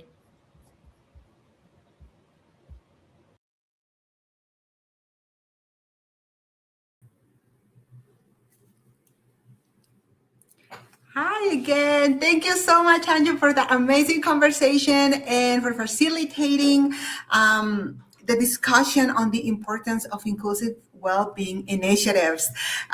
Also, I do want to give a shout out to Nadia, who you just met in our last panel. So Nadia is also one of Hacking HR community leaders. She leads the chapter in Boulder, Colorado. So if you live there, make sure that you connect with Nadia. And she also leads the learning pod on ethical AI, ethics, governance, and impact. So there are many things happening here at Hacking HR. There are so many things there is so much to discover. So we invite you to explore our website and find out everything that is going on. And also that reminds me, and I know I mentioned this at the very beginning, but I want to make sure that everybody is aware. We are recording all of the panels, all of the conversations that we're having, and we are going to make those recordings along with the transcripts. We will make them available to you all for free. Those will be available next week. Make sure, if you haven't done so, to sign up for a Hacking HR account, because that way you will receive notification in your email when the recordings are available. And also you will get notification on how to download your digital certificate for attending this summit. And if you are a Hacking HR Premium member or Premium Plus member, you will also receive an email with information on how to get your Credly badge, as well as your HR certificates. All right. So with that said, let's move on to our next panel. For those of you who joined yesterday, you might remember that we started the day talking about designing work to work for the team, right? So not the other way around. And that means implementing recovery and balance. So you cannot, for example, you cannot offer your teams a mediation app on one hand and an impossible workload on the other hand, and then say that that is a well-being strategy, right? Doesn't work like that. Recovery has to be built into the workday. And this is what our next panel is all about. So I would love to welcome our moderator, Dr. Frank Gonzalez. Hi, how are you doing today? Hello, my friend, and happy Friday, Junior, Friday Eve, little baby Friday, you nurture it. Speaking of recovery, you nurture it. Yes. It will turn into a big Friday at some point. So thank you and welcome everybody. And thank you for staying tuned for those that have stayed with us today and yesterday. And, we have some exciting topics. Recovery is so, so important. It is. And thank you so much for helping us facilitate this conversation. So I will leave it up to you and I will see everybody in a little bit. Thank you so much. Absolutely. Hello, everybody. I want to first and foremost tell you to thank yourself. Yes, you participants around the world, thank yourself. Thank you for investing in time in yourself and just taking this space and place to just reflect on the importance of well-being and especially recovery. Hi, everybody. I'm a people and culture executive with 2 decades of cross-industry experience, focusing on data-driven designs, inclusive initiatives, which we just came out of talking about inclusion, talent, organizational development. Officially, I'm Dr. Frank Gonzalez, but you can just call me Dr. Frankie G or Frank or Frankie, whatever. But I have the honor of serving as your moderator today. Let's not take up much more time. You are not here to hear from me. You are here to hear from our wonderful, wonderful panelists. And please do stay tuned for our accountability for well-being. So bring our panelists on up. And thank you again, Hacking HR. Thank you, panelists. Thank you, audience. Little virtual round of applause. Keep the comments going, show some love, blow up the emojis, however you do in your own space. Please, show some love. And without further ado, we're going to get right in. Dr. P, we're going to go clockwise. I know Dr. P is in the house. And let me tell you, if y'all don't have some virtual notes pads or something going on, get you, pen and paper. There's nothing wrong with that. Take some notes. I got my notepad. I got to make sure that I stay true to my job and moderate and never forget that I'm a participant and start just get memorized by you all's thoughts and writing down whoa, I'm moderating. But Dr. P, I'd love for us to start off with just saying why this subject is so important to you and sprinkle in a little bit about perhaps boundaries, work and life, right? I'm not going to call it balance, but maybe boundaries on work and life, and maybe any evidence-based on well-being practices and recovery, my friend. Please share with us.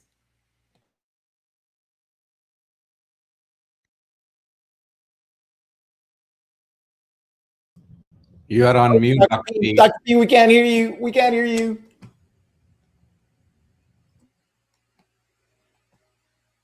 Can you hear me now? Yes, we're there. Speaking of recovery, we recovered the audio. There we go. Awesome. So you missed that wonderful spiel that I just said. But anyway, it's great to be here today on this amazing panel. And always with Dr. Frank, it's a pleasure when he moderates. So I will tell everybody this. I like keeping things simple. There's only one you. And you are responsible for taking care of yourself. That's nobody else's responsibility but yours. And you have to be good at it, and you have to make it a priority, because we're past that phase where people want to tell us, hey, you need to take care of yourself. Some do, but for the most part, you need to remind yourself, and you need to be the best you that you can be, because if you're not the best you can be, you can't do that for your team, for your colleagues, for your family, for your friends, for anybody. Put on your oxygen mask first before you help anybody else. It's not selfish. Establish those boundaries. Be kind, but candid, and stick to those boundaries. People will love you, they will understand, and they will follow your lead. That's what I have for you. Okay, we already started off with some mic drop moments. Tara, I know. Dr. P dropping in the house, but I know you got some nuggets too. You're the only you. I love that. Kind but candid. Let's put that on a t-shirt, some bracelets, something like that. A reminder of recovery. I love that. Tara, what about you, my friend? Yeah, I'm so happy to be here. I'm Tara Davis, and I lead internal communications and staff well-being at the American Psychological Association. And I'm also an international speaker on workplace well-being. And so I have been working in this space for about 15 years. And our strategy at APA, a leading mental health organization, is to pay attention to the workplace data, both internal and external, and then apply psychological science to the workplace in tangible ways. There's so much amazing science that can be applied to really make our workplaces engines of well-being. And at APA, we have seen the organizational outcomes connected to prioritizing employee well-being. On a personal note, I feel like life is hard, and our workplaces can either support us or they can break us. And what a wonderful opportunity to help people live their best lives in and outside of work. And there's a plethora of science that can help us do it in tangible ways. Okay, see, I was like, wait, I gotta come up for air, and I'm like, I am moderating, not just participant. Y'all are, yep, mic drop moments. Nathalie saying no worries, got the yep, and the mic drop moments. A bunch of keep the activity going, my friends. I will try to moderate also the comments as much as possible. But thank you, Tara. Absolutely, so many nuggets. Oh, psychological science. Okay, I'm sorry that. I might be late to the game, but that might be the first time I heard that, and I love that. It was so powerful, and then how you unpack that with the, support or break, and also the engines of well-being. Yes. Wow. Okay, I got you, Sudhir. Sorry, my friend, you had to go third on the clockwise right here, just by the aura of it. What about you, my friend? Why this is important to you? Any nuggets around evidence or the boundaries of work and life? No worries, Frank. Going on third is okay. I feel for Mandy, actually. She's going last. All right. My name is Sudhir Singh, and I'm joining from San Francisco Bay Area. I have over 2 decades of experience in HR and over 8 years in mental wellness space as a clinical hypnotherapist. So I am the founder of HR consulting firm ProOgs, co-founder of Inner Leap, which is #1 global platform for hypnotherapy, and also a founder of Hypnotherapy Center, which supports people living with chronic conditions. So as you can see, my work kind of spans across both the workplace, HR, and also the mental wellness. By the way, I'm also an industrial engineer, and right from the start of my career, I knew one thing as an industrial engineer, that if we don't have sustainable workplace practices and processes, it's not going to succeed. And when among the list of topics, I saw this one, and above that, I saw that Frank is going to moderate this. I immediately signed up, So, and of course, then later I saw these wonderful co-panelists join in. So I'm super excited to be here. Oh, you're too much, my friend, making me blush. But in all seriousness, the sustainability is so huge. And when you talk about that, I love how you package not only the topic, but the sustainability of it, and that is super huge. And so love as we, I know we're still on the entry kind of phase, but as we transition into that core of the sustainability, I definitely want to hear more from you and others as well. Mandy, my friend, last but not least at all. So why this subject is important to you, and just any insights on the evidence base or the balance of boundaries, my friend. Yeah, thanks for that introduction. I'm so honored to be on this panel with all of you. I'm actually probably the newest one to this particular topic. Most of my career I've spent on the compensation side. So I've recently, in the last 5 to 10 years, moved into benefits in general, but well-being has always been kind of close to my heart. My mom is a social worker, and I've always had a focus on mental health and mental well-being, and I try to instill that in my organization. I am the head of total rewards for the Girl Scouts of the United States, which is a wonderful place to work. The organization does amazing work, and I'm really excited to support it, but we don't always do the best job of walking the walk. I try to be the example, but we are also now, actually the whole HR team is mostly remote, so it makes it a little bit more challenging for us to model behavior when when you're not actually physically seeing people. So I'm trying to kind of rethink some ways to support the HR team first, right? Because then if the HR team is frantic, the organization is going to be frantic. right? We want to be the ducks in the water, right? The legs are going, the feet are going under the water, but the duck is just moving along slowly along the pond, right? So I'm trying to model that behavior as best I can. And I will just share from personally, I start every morning with meditation. Sometimes it's only 10 minutes, but if I can get in 20 or 30 minutes, that's a good day. And I meditate before I go to bed every night. So I feel like that really helps heal me. It helps heal my soul and my body, and gets me, in the right frame of mind to focus on what's really important. And hopefully that comes out in the work that I do. So. Okay. It's just the sustainability, as Sudhir said, the fire is on there. So I hope you all feel that as we're on day 3. But Mandy, my friend, come on now. Listen, newest. Can the moderator challenge the perspective a little bit? And I'm gonna say no. Look that at you have the experience, because let me frame this. Yeah, let me frame this. Okay. You got to have the pay and the perks in order to layer on perhaps the purpose on folks. People have to be okay at home to cover food, clothing, 100%. shelter, their social, their emotional well-being. And compensation is a huge part of that pay and perks, obviously. And then look at my friend, look, come on. Meditation, of course.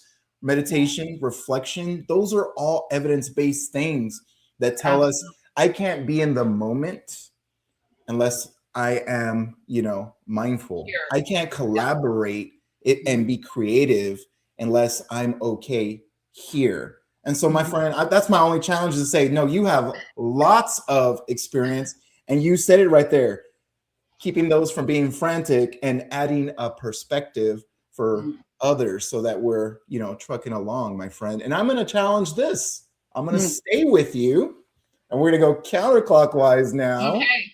Oh yeah, I know. It's tough, right?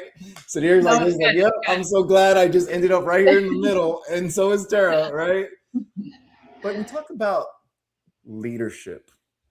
We already know the business case. We talk about leadership, modeling long-term performance on these things. And it's still relatively new for workforce. I will play devil's advocate and say, okay, yes, they don't even know how to deal with the humans. And then you're talking about well-being and recovery now.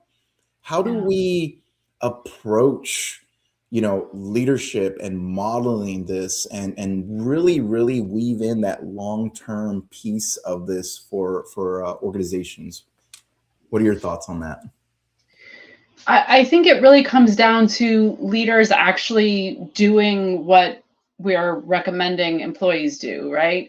And things, some very basic things like, at the Girl Scouts, we really try to have the first minute or two of every meeting, and most of it's virtual, right? We're pretty much all online now, but hey, how's your day going? What's new? How's the family? Or, how's your pets? What's your dog doing? That little personal connection kind of, let's remember yes, work is work and it's important and we're doing important work, but we're also people. And I think that really kind of just shifts your whole mindset. When you jump into those meetings and you're like, boom, okay, when can I expect this done? And it puts a stress on it that's not necessary, right? Whew, see, you double down. New is to this. Oh, humble is what you're being. I love it. You said a lot of things there. It's just keeping it simple and modeling the recommendations, going beyond the surface level, and almost like going from obviously being transactional in the workplace and just much more transformational. Those things that you mentioned, how are the family, how are things?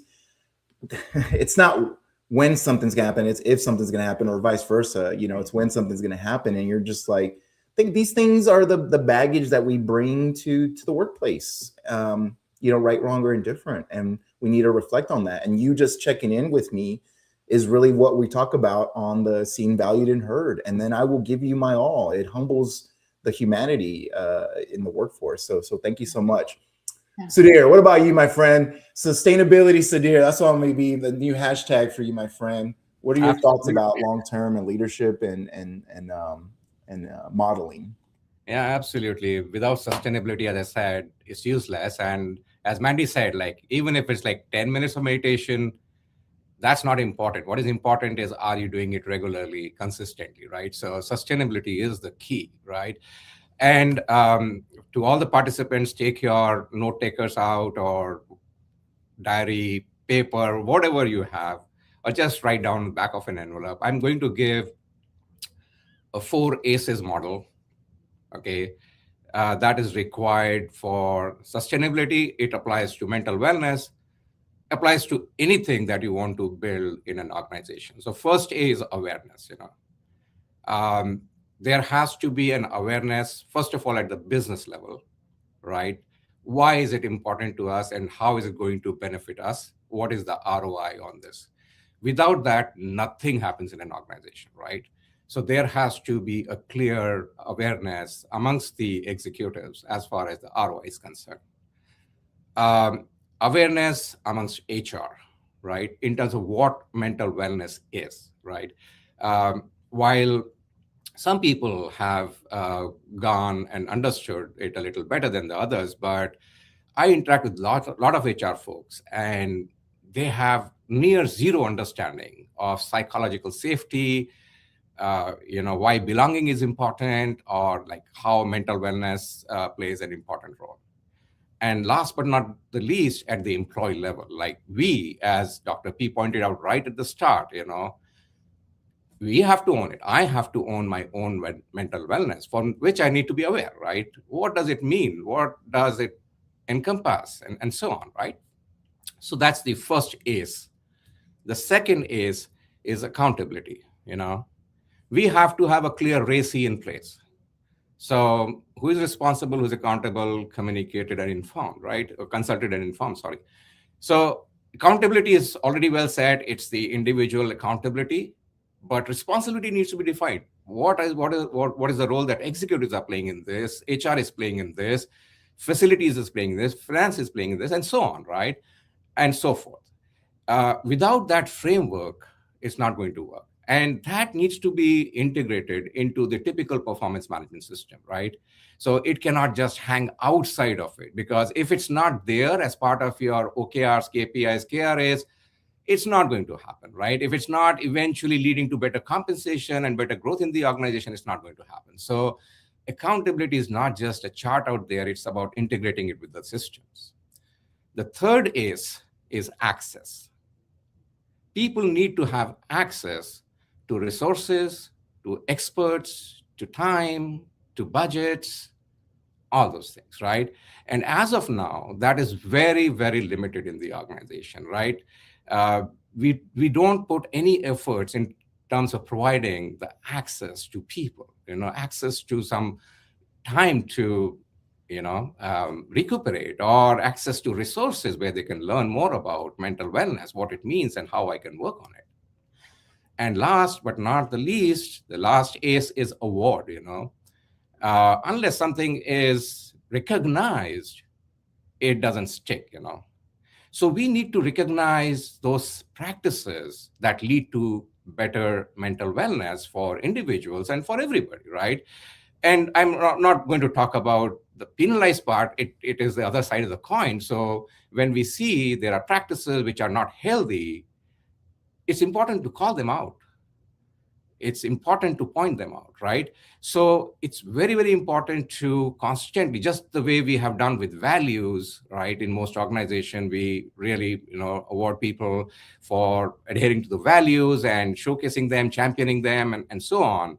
Same thing needs to happen for mental wellness. An employee who regularly takes mental wellness breaks need to be celebrated, need to be recognized in public forums, right? And so on. So setting those examples is absolutely important. And as Mandy pointed out, integrating it with total rewards is another good way to award, some of these things. So yeah, these are 4 ACEs. And as I said, to build any sustainable practice, we need to follow these. Let me stop there. Wow. Audience, please. Wow, look at that. I mean, awareness, accountability, access, and award. And speaking of accountability, that's our next panel. So stay tuned. So it's like a placement there. But yeah, you mentioned so many different things. And audience, please, you have a framework by which to think about. And I would even argue and double down and say, if any one of these is not optimal, or if it's a little bit lower on a tier, right? And any tier system, 1, 2, 3, 1, 2, 4. And if it's like one being the least, that should be the focus area, maybe of the sustainability for the organization holistically, perhaps, right? And then on the other side, 3s and 4s, perhaps, or your optimal areas, how do you continue to massage that? And like you said, you mentioned it's great, but it's also the consistency. And that's so simple, yet so hard, right? And you all are getting a lot of affirmations. Take a pause. People are sharing their LinkedIns. Yes, also connect with our panelists as well, because I know we can only cover so much in this time, in this experience. So please connect with them. But so many different things about, just thank you for the insights and the energy and the framework, and also just the validation that recovery is not only important, but it's okay, right? And so, Tara, what are your thoughts about just, the modeling and the leadership and kind of the long-term sustainability piece of it? I think that we have long put the onus on the employee to figure out well-being. That we've said, go to this yoga class, meditate, which are good things, right? But that often means that the employee has to choose. Do I choose my well-being, or do I get ahead at work? Do I choose caring for my own mental health, or do I choose moving up the ladder? And I think that the best way that we can actually have workplaces that thrive, in which employee well-being is prioritized, which we know leads to greater organizational outcomes as well, is to really embed well-being into our culture. And that's what we've done at APA. We've really shifted the strategy. So, it's great to offer these things, right? But we don't want it to be all on the employee to figure it out and to fit it in. We don't want them to have to choose. And so we've really embedded it into our programs, our policies, and our communications. And I want to give a few examples of how we've done that. We have these monthly CEO conversations. And so our CEO opens up an hour to talk with our 550 employees, and they can ask him really about anything. But in these conversations, he is vulnerable and he is authentic. He reminds them every time to care for their mental health. He shares, here's something I would recommend. I'm not great at it. Here's where I struggle. He shares when he doesn't quite get it right. But most importantly, we talk about mental health. We talk about it in our daily email as well. I routinely share with my colleagues and the employees who report to me that I go to therapy regularly, and that it's not necessarily because something is wrong. It's because going to therapy helps me really perform at my best, right? And that is what it's about, is my peak performance. And we also talk about our benefits, reminding our employees how to access them. And a lot of this is really around the communication. And in my role, I lead our internal comms and our well-being efforts, because to me, if you're not communicating with empathy, then your employees are not hearing you. And so one way that I can show you communication really matters is through our implementation of mental health days. We have mental health days at least once a quarter, and those are great. And a lot of organizations offer them. But I think there are a few ways that we do it that really make them powerful. We communicate about them well in advance. We check with every unit across 550 employees to make sure that the date works for everyone. And then our CEO sends out a video that says, these are the mental health days, and none of you can work. I don't want to see any emails. I don't want you to catch up on a project. We have a great PTO benefit, but the problem is we often come back from a day of PTO and we regret taking the day off because our inbox is full and there's, this, why did I even bother? But on our mental health days, no one can work. And so it truly is a day of collective rest, which we know benefits the employees and also benefits the organization. And so, again, I want to reinforce it's a lot about the communication. There's no one size fits all approach, but it's about communicating with our employees, both on a grand scale and on a smaller scale. When I had a newborn, I worked at 2 a.m. because that's when she was awake. But I talked to my employees ahead of time and I said, I am going to have to work at 2 a.m. I don't want me working at 2 a.m. to mess up what time works best for you. I mean, we know from research that employees are most productive and their well-being is highest when they have a say in when, where, and how they work. So I said to them, it works for me to catch up on email at 2 a.m. That probably doesn't work for you. So let's talk about it. Should I use delayed send? Should I send it in Teams? And I maybe know you have your notifications off and it won't bother you. Should I make a list in a Word document and you can catch up on it tomorrow? But how can we each work in the way that we can thrive as humans, as employees, and work together so we're not at odds with each other? And so I truly think this is about how we can embed well-being into our practices, our programs, our communications, and also how we communicate about it in our daily interactions. Do we talk about mental health? Do we talk about our employees as whole humans? Because that's what they are. There's no separation between work and life. They're whole humans. And when we care about them as whole humans, we see the benefits in their work and in the organizational outcomes. Wow. I can see why you're a keynote. I feel like we just got a keynote within the panel and I was like, wow. Oh my gosh, so many things. And I'm not gonna lie, you're probably gonna create a little bit of FOMO, is that what they call it? Fear of missing out. And they were like, can we borrow your CEO? Because I don't know if anybody else is thinking that. I was thinking that. I was like, well, can I borrow your CEO for a little bit? Just the modeling, the vulnerability. And there's a lot of affirmation in the chat about that. The normalizing of it. And I really, really love somewhere in the beginning, you mentioned that the CEO even says, well, I may not get this right, but this is what I'm doing. It's really, the vulnerability, the openness, the humbleness, but then also the psych safety that's created with that. Like, hey, I may be getting this wrong. I tried this mantra, this meditation, this mindfulness act, reflection, thing. I tried the ACEs, Sadir and other practicality. I checked it with Mandy, got my compensation right now. I'm just kidding. But, but it opens it up and just that little nugget. And I love about the mental health days for sure. It's like, nope. No, I mean, that goes back to that kind of first round question I was asking about the boundaries. It's just like, nope, cut clear, like here, this is super important. Not only we're modeling it, I'm making it a mandate. And then that sustainable behavior is just then replicated. It's like, it's a standard. And that's what we're looking for sometimes in humanity, is we're looking for those signals from others and including our leadership.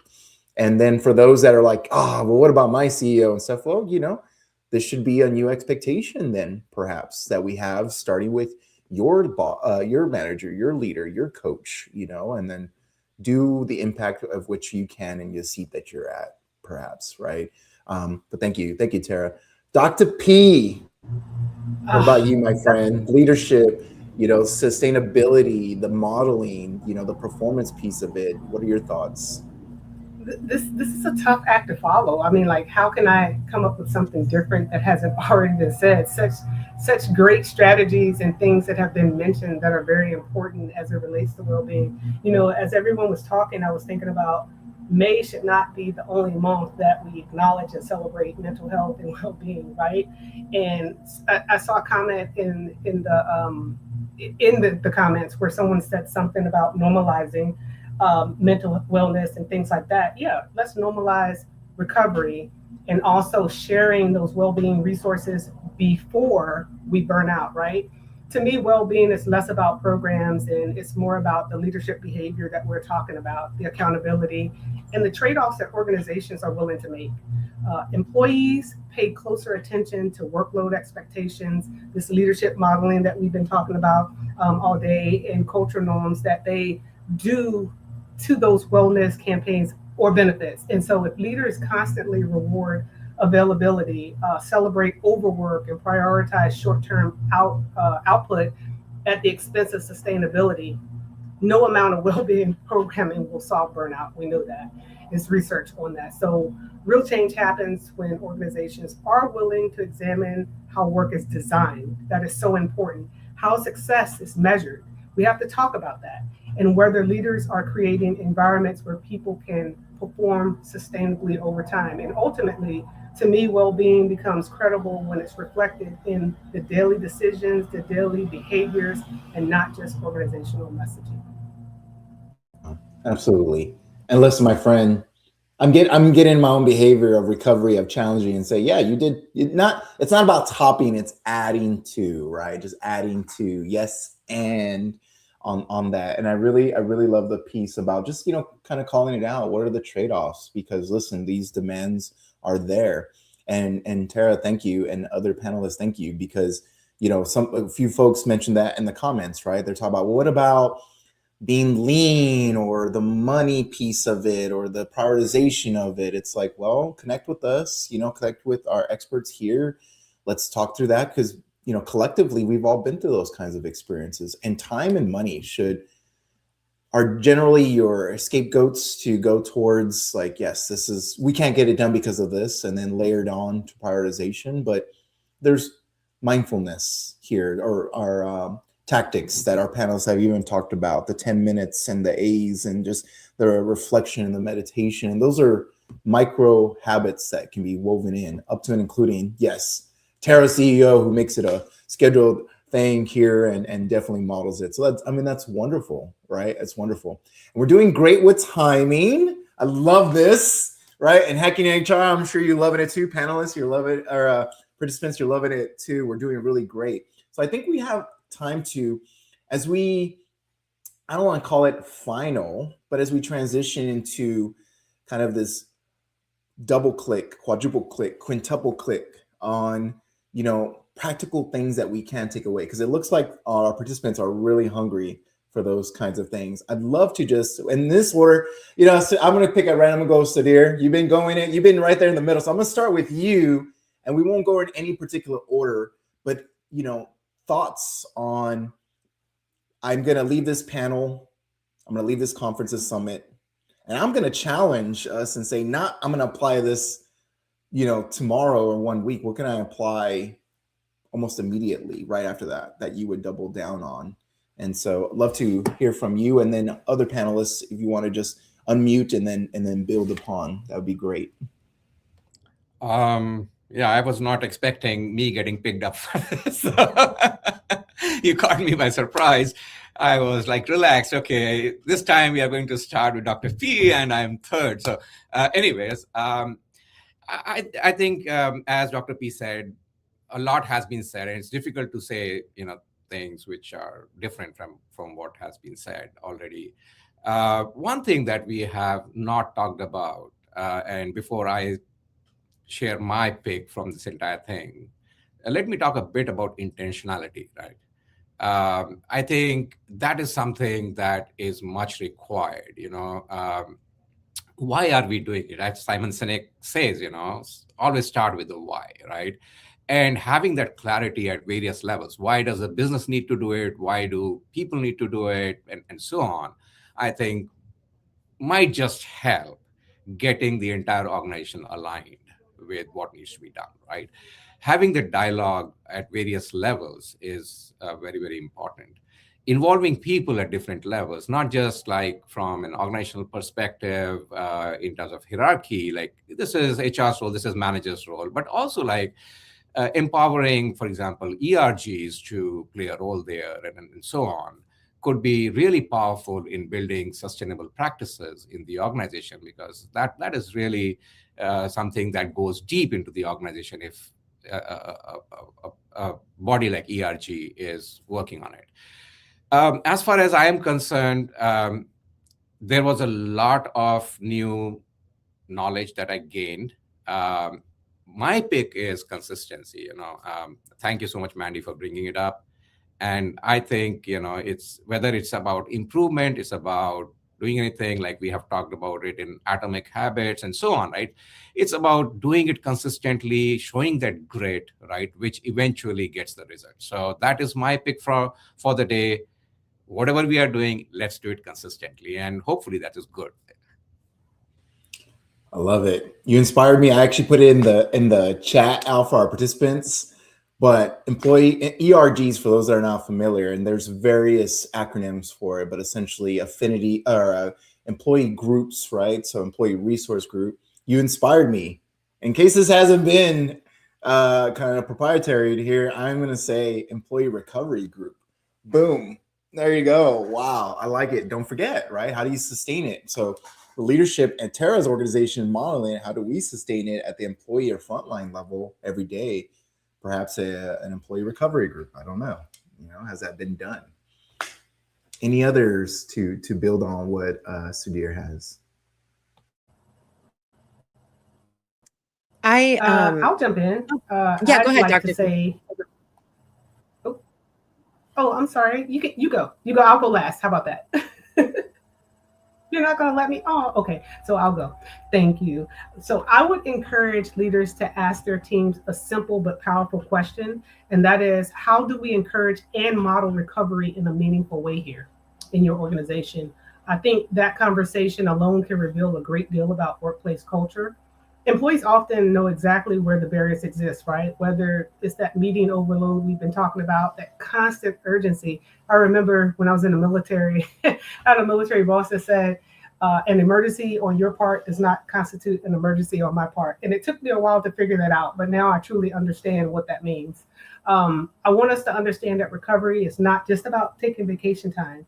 It's about whether employees feel genuinely supported in stepping away from the work, resetting, and sustaining their energy. Energy management is real if you don't know that, but sustaining their energy without fear of falling behind or being judged. When leaders openly invite that dialogue and act on what they hear, they begin to create a culture where recovery is normalized rather than treating it as a reward that employees have to earn. So I'm talking about. I'm gonna do one of them old school. I'm a little antiquated here, but I'm gonna say some raise the roof. Yeah, Dr. P, thank you. Tara and/or Mandy. Dr. P, it was perfect that we were trying to talk at the same time because I love everything you shared about, like, yes, PTO is great, vacation days are great. This is about the daily in and out and people feeling supported, feeling like their well-being is prioritized. So I am totally aligned with you in that. So two things I want to mention.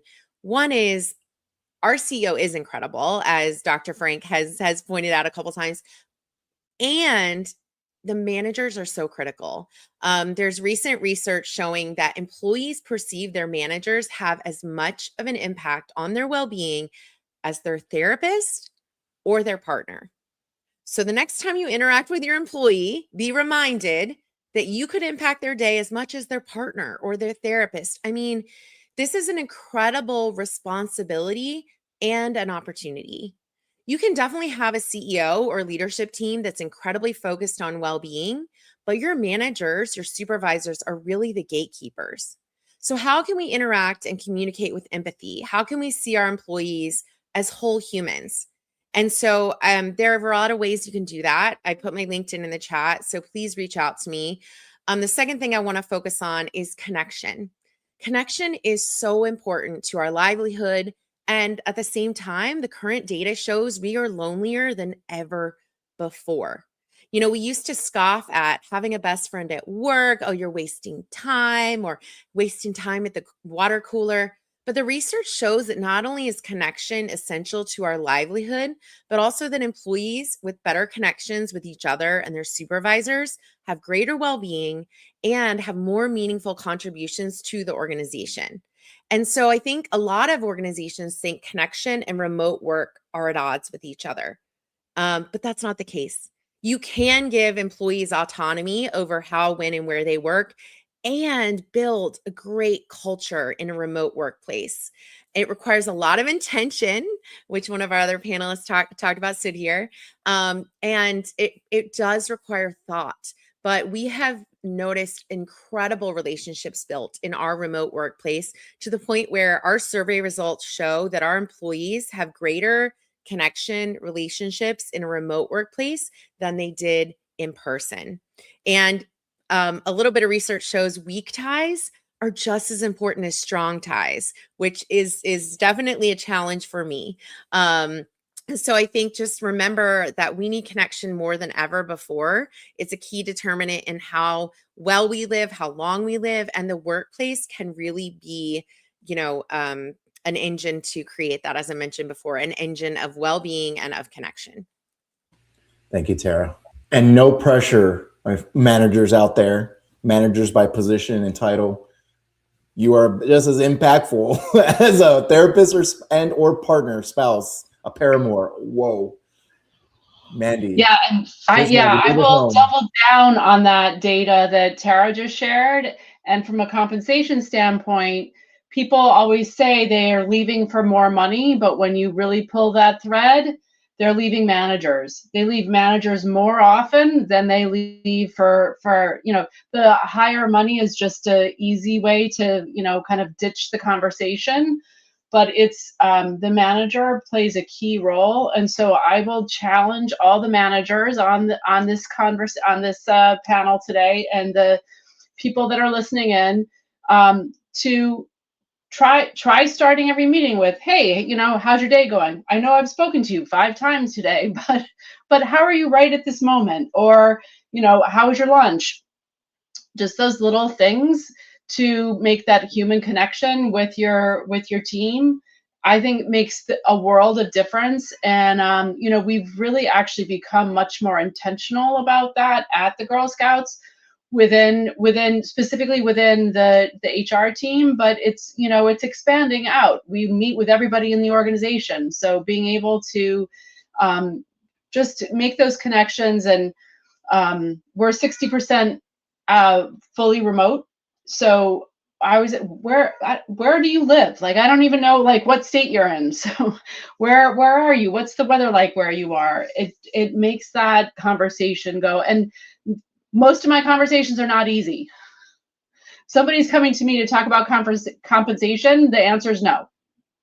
9 times out of 10, right? It's pretty much no. So you got to ease into those conversations gently and do it in a way that makes them feel valued, even though they think they're more valuable than they are. But we still value you, just not with more dollars. So those are tough conversations, but you can do it in a way that makes them feel like they're part of the family. So yeah. That will be my challenge. Of course. And keep the momentum with Miss Mandy right here. I love it. Momentous Mandy right there. I love it. Thank you all, panelists. Please, participants, give them some virtual love. Thank you so much, panelists, for sharing your perspectives. Participants, please connect with them and keep that experience going. Thank you, Hacking HR, for all these years of providing this platform. And please, participants, stay tuned for that accountability that Sudhir kind of alluded to on well-being, accountability of well-being. Thank you all so much. Have a good rest of your day and good rest of the week. Thank you. Thank you.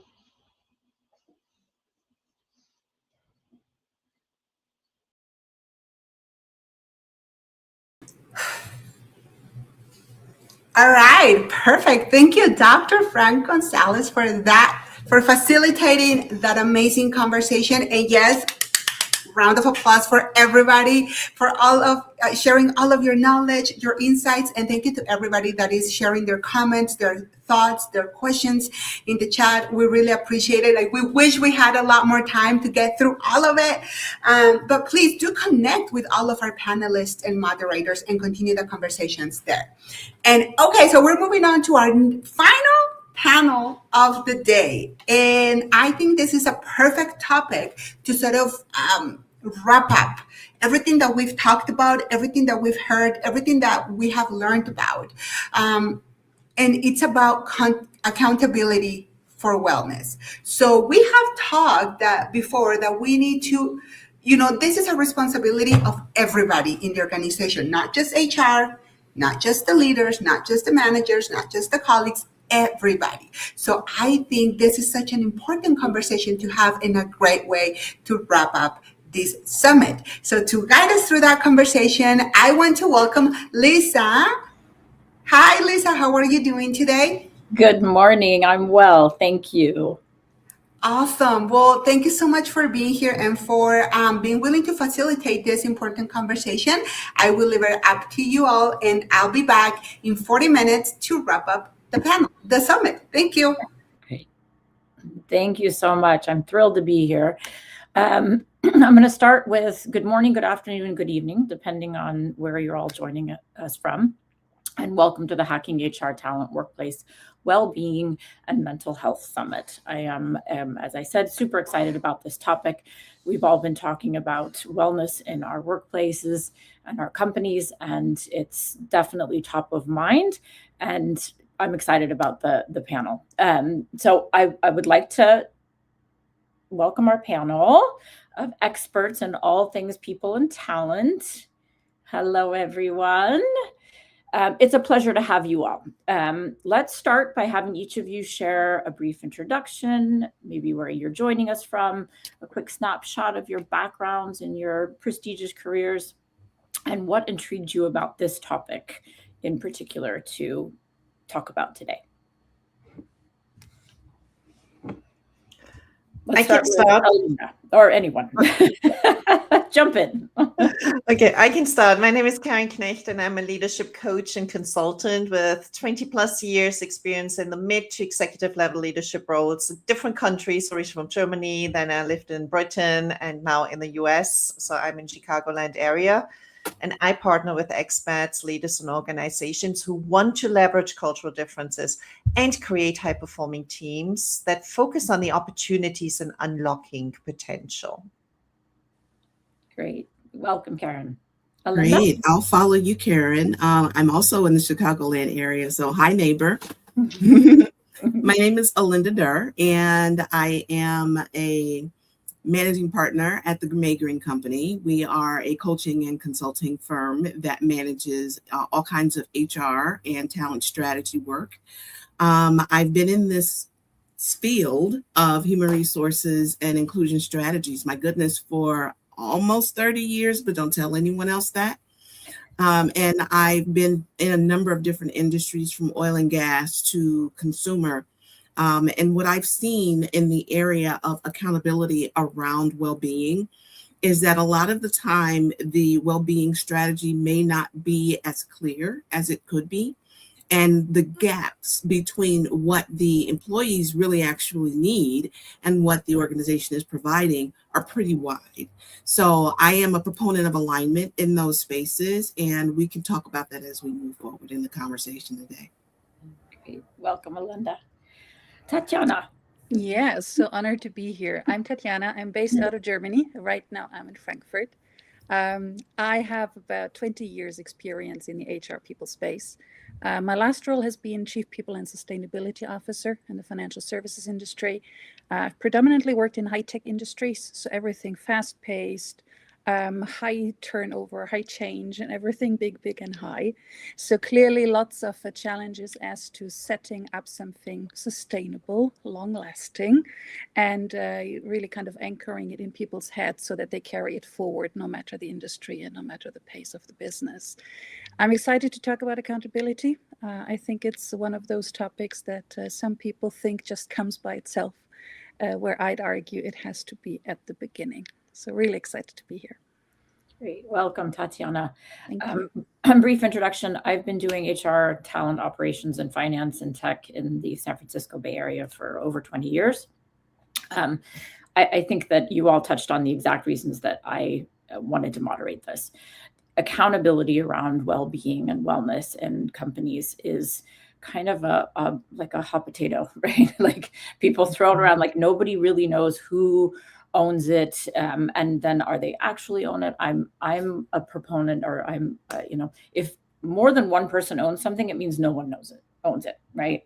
And I think that's kind of where wellness has fallen in companies. And we need to be much clearer, not just for ourselves, but for our people, of who owns it, who's managing it, who's sustaining it, who's evolving it, right? Like how, and paying attention, right, to everyone's point, like, does it actually resonate, right, with your people? Because if it doesn't, then it's going to be a failure, right? So that's a little bit about me. So I want to kick off and talk a little bit, like, I'm going to do some personal questions and then we'll kind of do core questions, right? So the kickoff question: what signals tell you that a team feels safe enough to tell the truth about their well-being? And where do you see the biggest disconnect between organizations that say they value what employees actually experience, and do they actually action on that?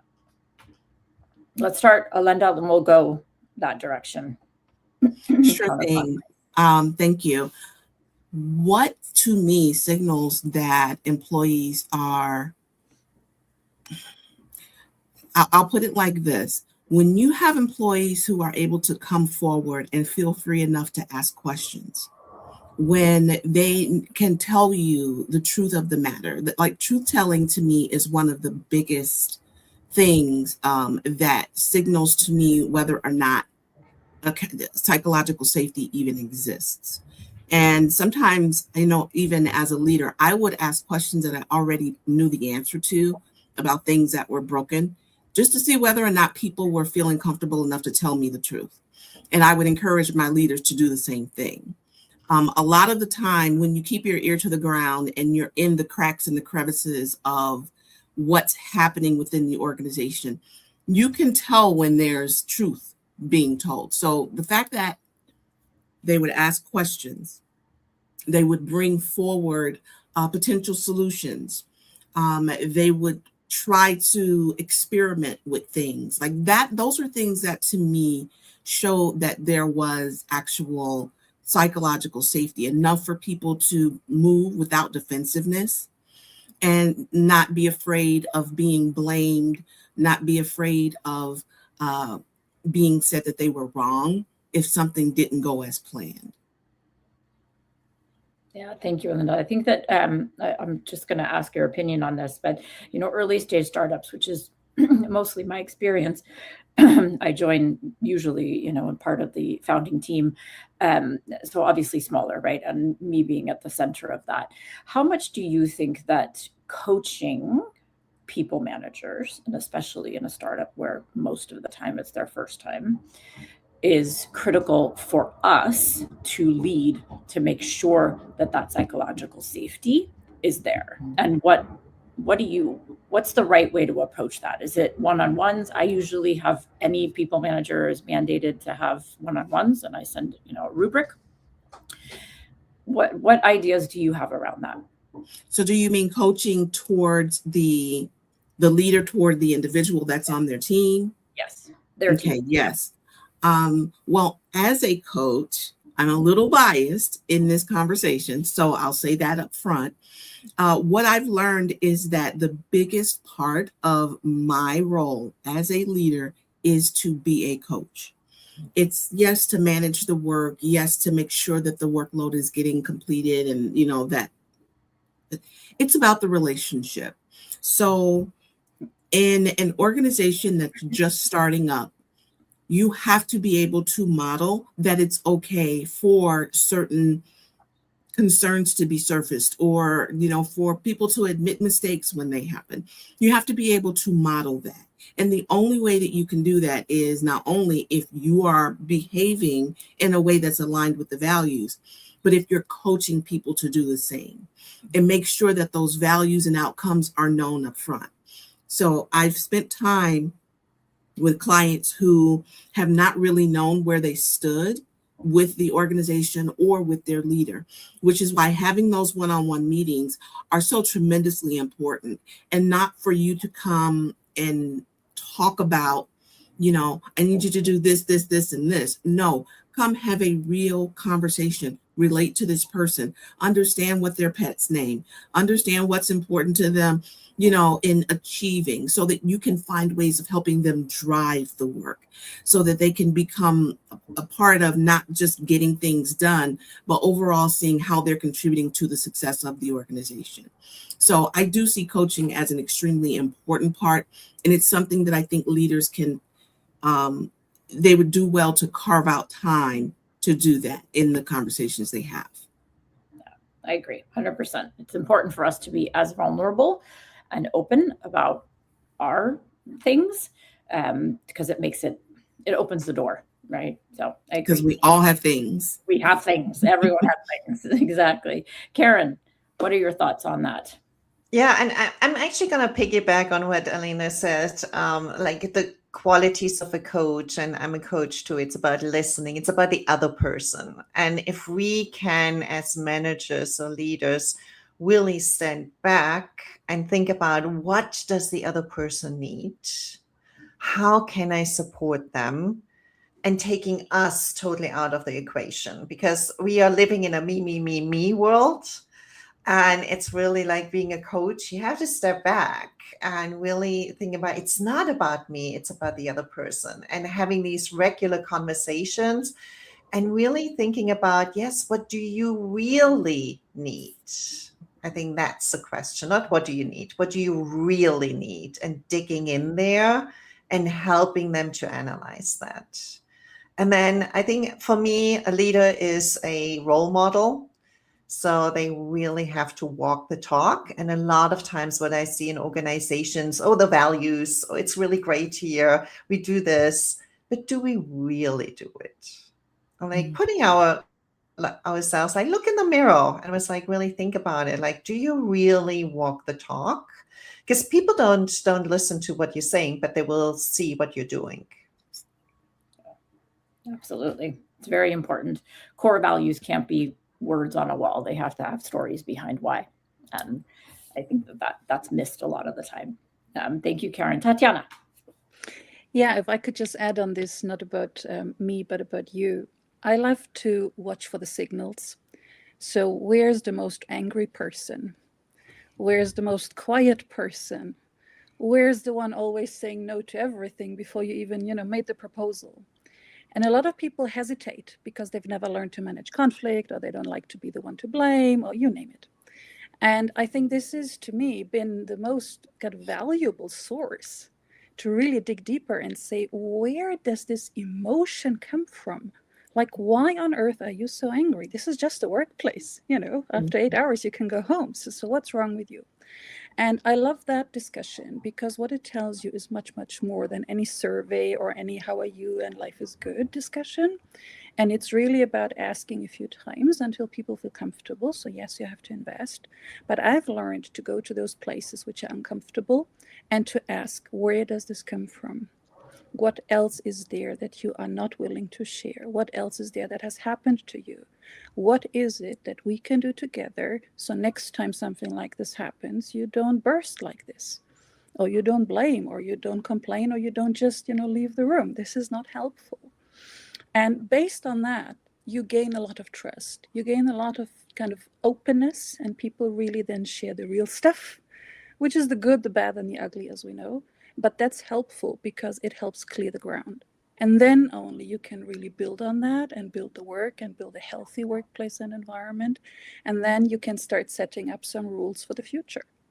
How do we want to go about those topics in the future? Are we still going to scream and shout and cry? Or are we going to, set up some rules of engagement that say, listen, if this happens again, here's a keyword, or here's something that we will do to address it in a much more reasonable manner, which then hopefully allows other people to use the same approach and, stop dropping those signals because they are just too noisy and they don't really help. Plus, they're not healthy, but certainly they don't help anybody. Yeah, very good. Thank you. I think that, for me, the quiet one is the one that is the one that I really talk to a lot. Great observers. Yeah, when they're quiet, that's a huge red flag for me. Yeah. So it's, as an executive coach for 25 years, and even with the CEOs that I coach, if they're quiet, there's work to be done, because there's coaching, as we all know, is not always a super fun conversation. Oftentimes it's uncomfortable. And that's when people get quiet, right? When they're uncomfortable. So thank you. Okay, let's jump in.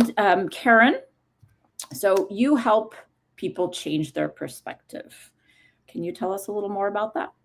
Yeah, so I'm an energy leadership coach, and we believe that your thoughts and your feelings create how you come across, and that creates the results you're having. So really, it's all about managing our emotions, managing how we feel, our thoughts, and helping people really being aware of that. So with my clients, I use a wheel of life exercise where it's different spokes, different areas in your life, because we're a whole person coming into work. So I ask them to rate themselves on a 1 to 10 scale on satisfaction in specific areas. And then we really talk about that. What does that mean? Like if you are 3 out of 10 in, let's say, wellness, what does that entail? Like, what does the 3 look like? What would a 7 look like? And wellness is such a broad topic. Is it emotional wellness? Is it your fitness? It's your health? Is it financial? So we dig really kind of the awareness starts there, and then digging in a little bit deeper and really thinking about, okay, how can I be aware of it, and then really thinking about how can I work on it. And I do an energy leadership index assessment. So there are 7 levels of energy. And at the moment, I see a lot of people in energy 1 and 2. I'm stuck. I don't know what to do. I feel helpless, or I'm angry. And we're diving into that. It was like, hey, what triggers that? And can we manage these triggers? Or can we manage our reaction to these triggers? So it's not about reacting. It's really, how can we respond in a better way? Great. Thank you, Karen. Alinda, so, many companies and organizations and individuals approach accountability kind of as a punitive concept, right? You believe that accountability is an act of care, which I think we all will agree. Tell us more about why you believe that. Well, I'll tell you where that's coming from, and it'll probably resonate with many here. Often when people experience accountability, unfortunately, there's shame and or blame that's attached to it. It's already come up in this conversation, right? And that simply creates more wellness needs for the employee and for the leader.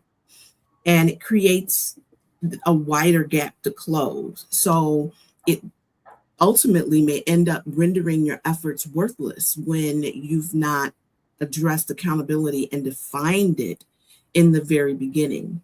I've seen that when well-being efforts are managed properly, leaders can really practice accountability in a way that says, I value this relationship enough to be honest with you about what has happened and what needs to happen going forward.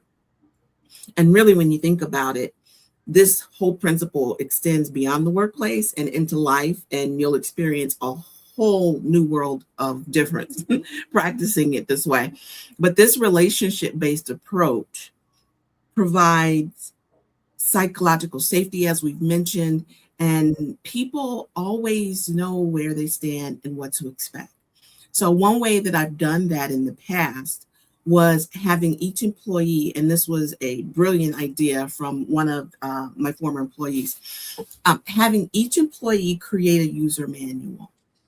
And in that user manual, they talk about not just, kind of where they originated from or where they were manufactured, like where the country that they're from, where they were born, where their parents are from, that kind of thing, like anything that they feel comfortable sharing. But it also talks about modes of operation and how they best work and how they best think, sharing feedback from different assessments that they have taken in the past. including a troubleshooting aspect of that user manual to say, if you see me doing this, then that means I'm melting down and you must do this.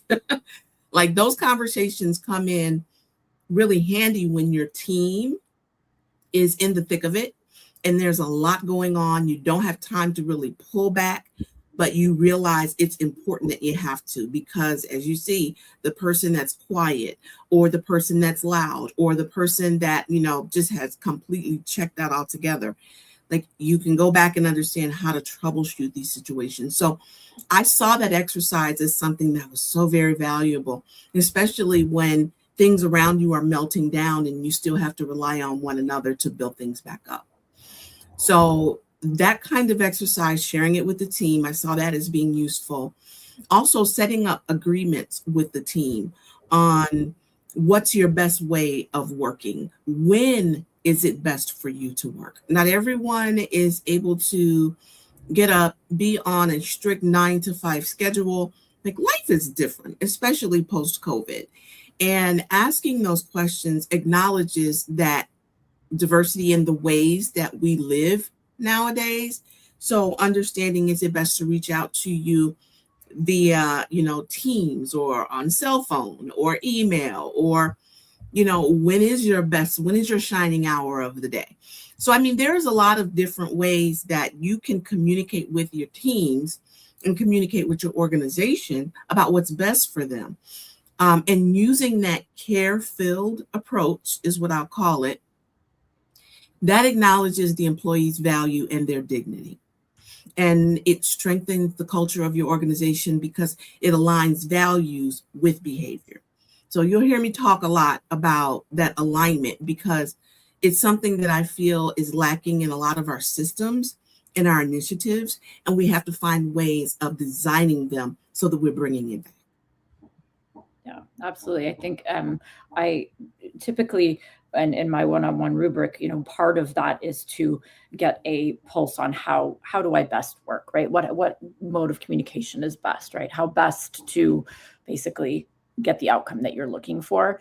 And I call it differentiated communication. And I think that's super important and not a skill that's really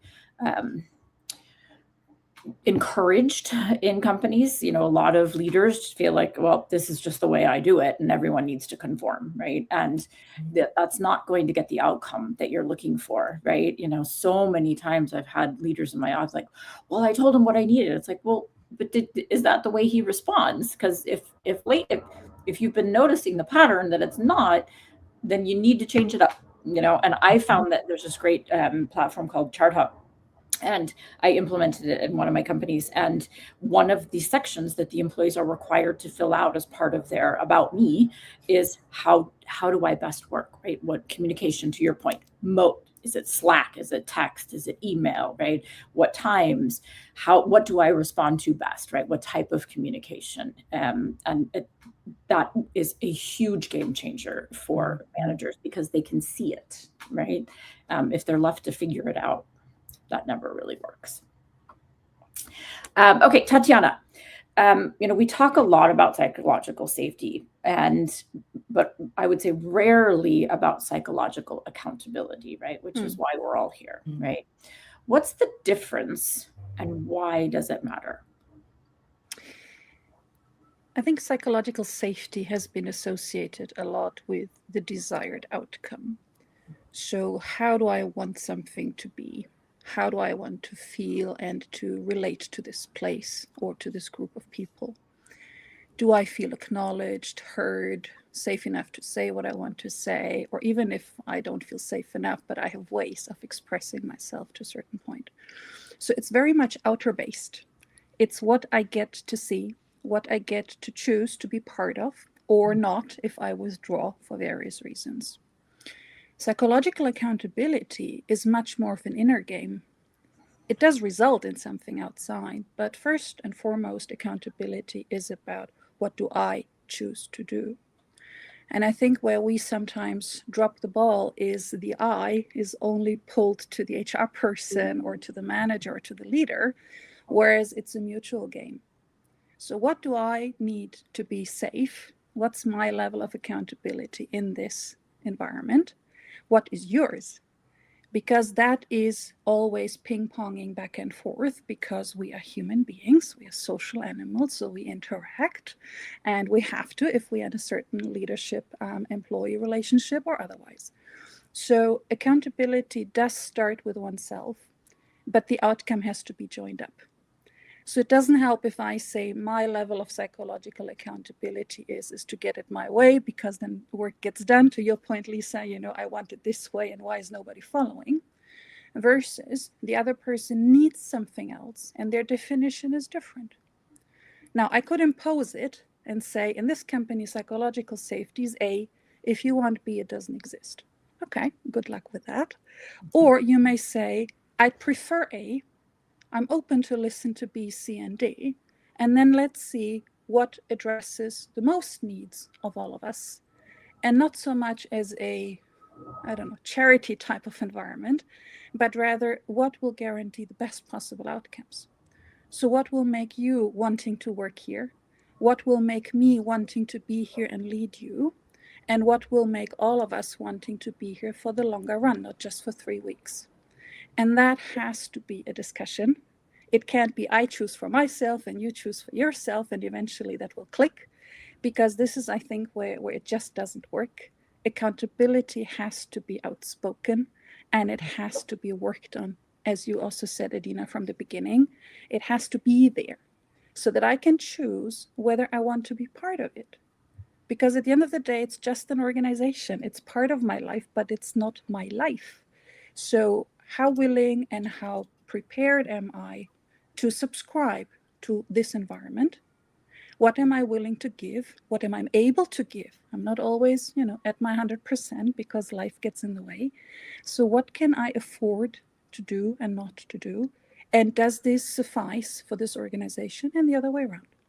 Then I think this is where it really has to start. It's a lot of people talk about the safety aspect. Yes, but that's after, that's the outcome.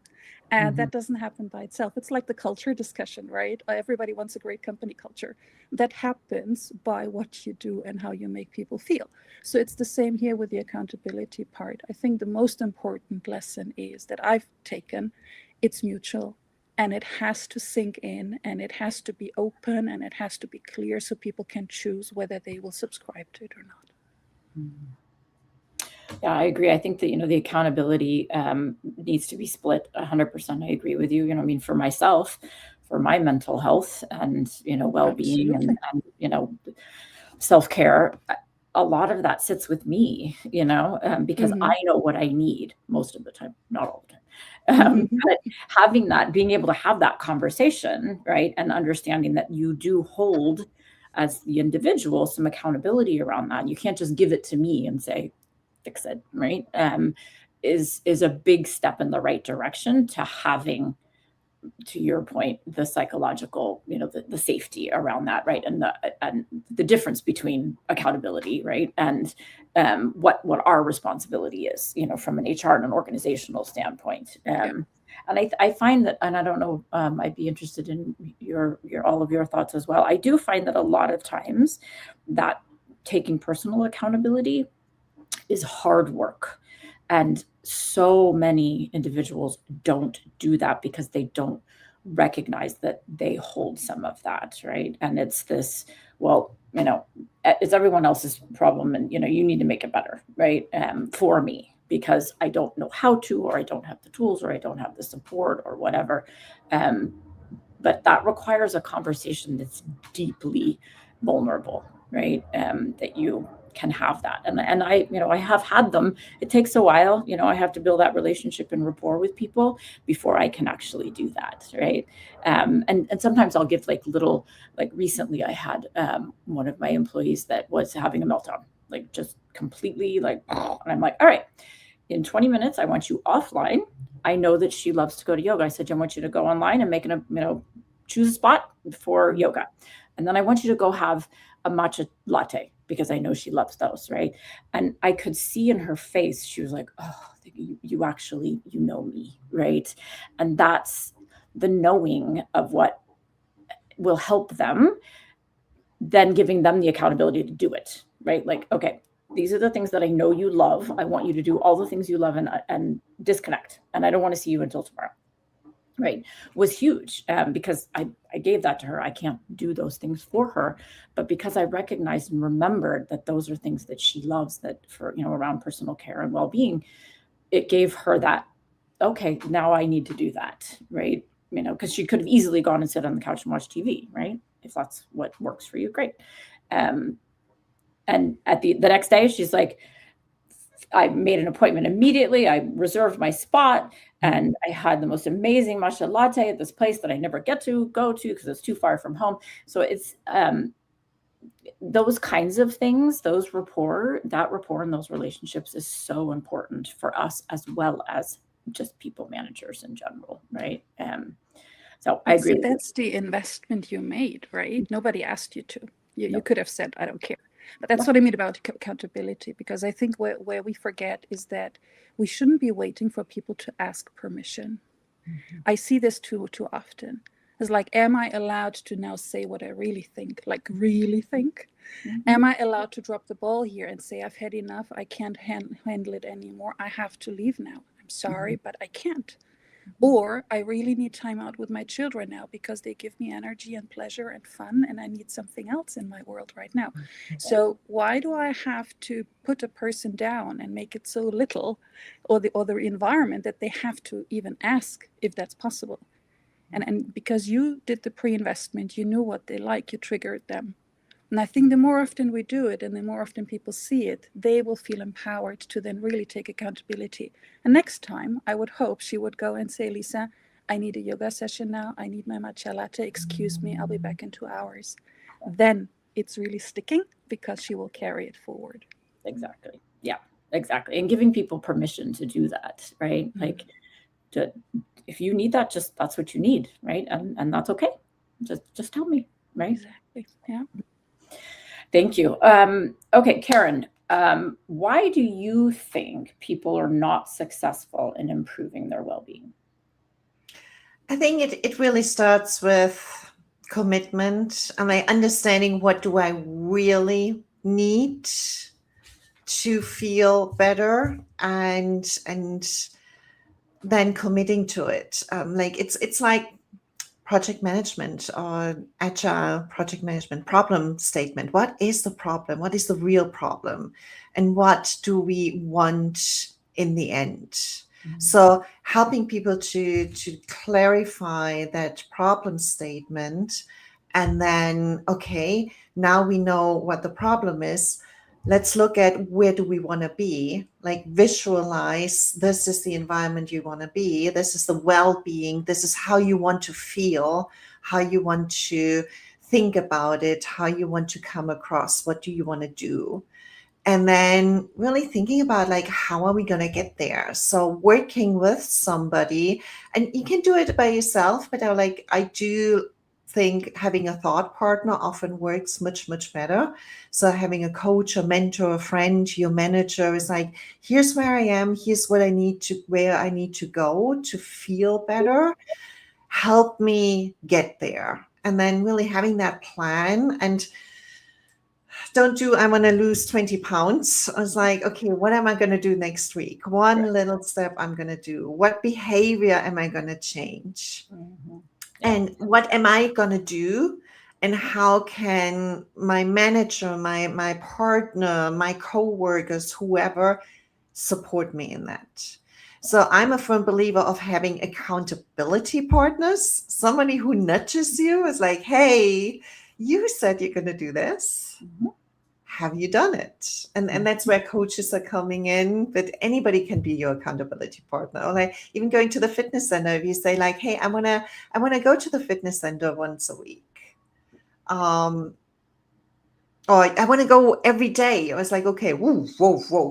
We are overcommitting here. What is realistic? Yeah. And then perhaps once a week is okay at the moment. We definitely can do it. If we do it twice a week, great. But your accountability partner will say, hey, I come with you. Or, hey, put it in your schedule. I haven't seen it. Put me on there so I know when you're going to the fitness center. It's okay for you to do that. I think this is really important. Like, understanding that, and then having somebody to be on the journey with us. It's much easier rather than going by yourself. I agree. I have just yesterday, I texted my son and I said, I need you to hold me accountable for working out. I usually do it every day, but I've slacked, right? And I can tell, I can feel it. I said, I need you to be my partner on this. You need to push me, put the weights in front of me, whatever it is, right? But I think that partner of, and doing things, with people, right, is absolutely critical, and more people need those. Thank you. Okay, so we have like 8 minutes left. So I'm going to, Tatiana, I'm going to come to you with one more question, and then let's see where we're at, and we might need to go to our closing question. All right. Okay. How do you sustain momentum after the launch hype I'll use wears off? And are most companies investing in well-being because they care or because they think it looks good? Right? Yeah, one of my favorite. So when I look at the classic ESG kind of pillars of sustainability, right, then you do it for compliance reasons. I mean, let's be very clear. The energy part, you have to. The G part, because there is compliance and other risks and threats and shareholders and what have you. The S part, I love the most. Why? Because it's not defined. So social, of course, you can subscribe to the United Nations Charter and to 1,000 other things. But the question is, what's your social aspect? How do you look at social? So what does that mean?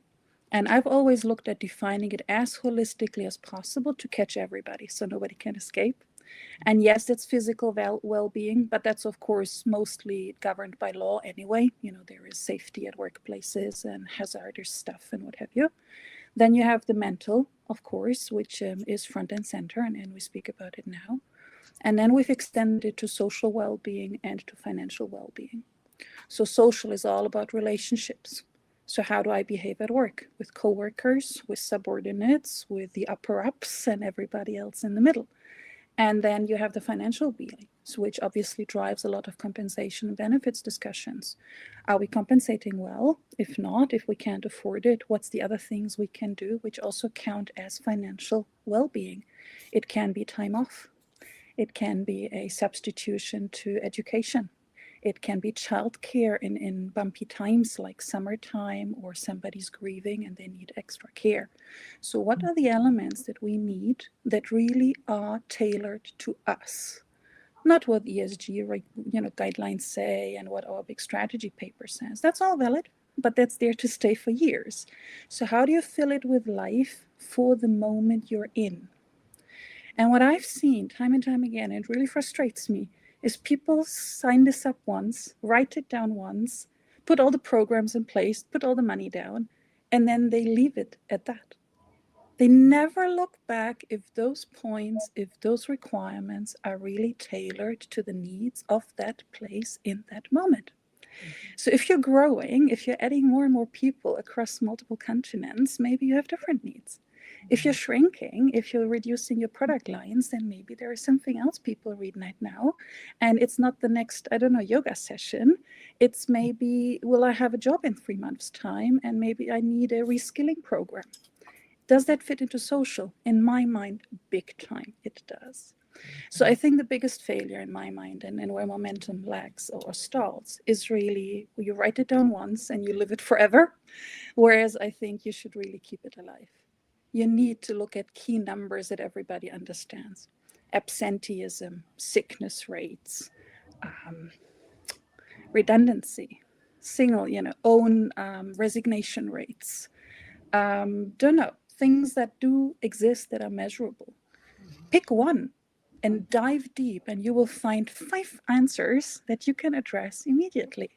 Why do people stay? Do you just do exit interviews, or do you also do stay interviews? So why are you here? Life is brighter elsewhere. Why are you still here? And I think this is what people forget, but that keeps momentum. You don't just write it down and then hope it lasts forever. It can even break down within a financial year, because circumstances change. As we see, this world is quite fast moving. So what is it that we need now? That's work, yes, but it goes in the calendar like any business review. And then you sit down and you address it, and then hopefully, it keeps up. And it doesn't mean, jumping at new programs and adding more money to stuff. It's really about being selective and being highly intentional, and also being open about saying, people, it seems like right now we need 2, 3, and 4. 1 and 5 we will drop for now. Here's why. I've never seen a person complain. It's been, oh, that makes sense. Got it. Clear. I'd love 1, but I can wait until, it comes back on the agenda. Or can I do something else to substitute 1, but then it's going to be a more personal or decision with my manager type of discussion. Yes, you can do all of that.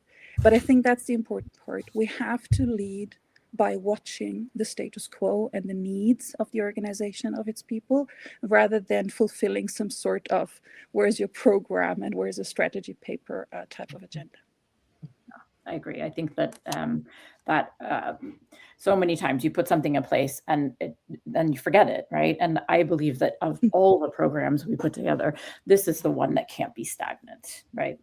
There are lots of them, but this is definitely one. It has to evolve, right? It has to grow, and it has to change with what's going on in the world, and then internally, right? I think my ERG group that's around wellness and mental health is probably the largest, and I get more data from that than I will ever get from a survey, and I don't even do them for that. It's like, no, that's no, thank you. I will.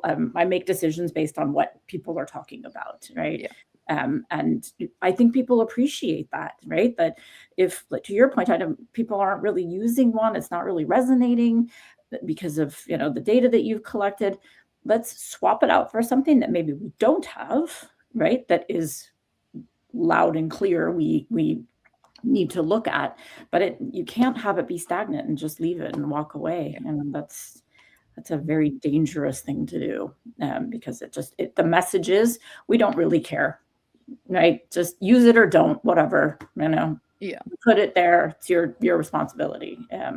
So, okay, we're going to jump to because we're at the end. I can't believe it's already gone by, but I want to thank you all for a fantastic discussion. We could probably talk for hours. Thank you to our audience for making the space and time to join us today. But as we conclude, what is one small shift leaders can make this week that would immediately increase clarity, ease, or emotional steadiness for their teams? I'll start with Alinda. I would say talk to your people, find out what is an unnecessary point of friction that they're experiencing, whether it's a meeting, a process that's gone awry, or a bottleneck that's keeping them from meeting their objectives, and work to move it out of their way. Work to make sure that there's less friction in the work that they're doing. Thank you. Karen? Really, one question. What is one thing that we can focus on this week and that's in our zone of control? And don't get mad about things you can't control. That's great. Thank you. Tatiana? I would invite for a no agenda meeting and just say, here's your safe space. You can say and do whatever you like. Just don't hurt yourself or anybody else. But other than that, let this be the place where everything is permitted, and then we'll see where it leads us. And if it's just for the fun of it, that's good enough to me. Yeah, I love no agenda meetings. I'm a big proponent of them. And I'm going to say, I'm just going to echo, talk to your people. We're at whatever stage you are in, putting a program in place, talk to your people. You will glean gold nuggets of what needs to happen. How do you build it, or how does it need to change? But talk to your people. Yes. Great. Thank you, everyone. I think this wraps up the summit. It's been fantastic. I've joined many of these panels this week, and it's been great. And thank you, Hacking HR, for having me and entrusting me with this topic. It's been a blast. Thank you again to all of our audience and from all over the globe, which I love about Hacking HR. And I hope to see all of you again soon. Thank you. Thank you. Take Thanks, care. Linda. Thanks, Karen.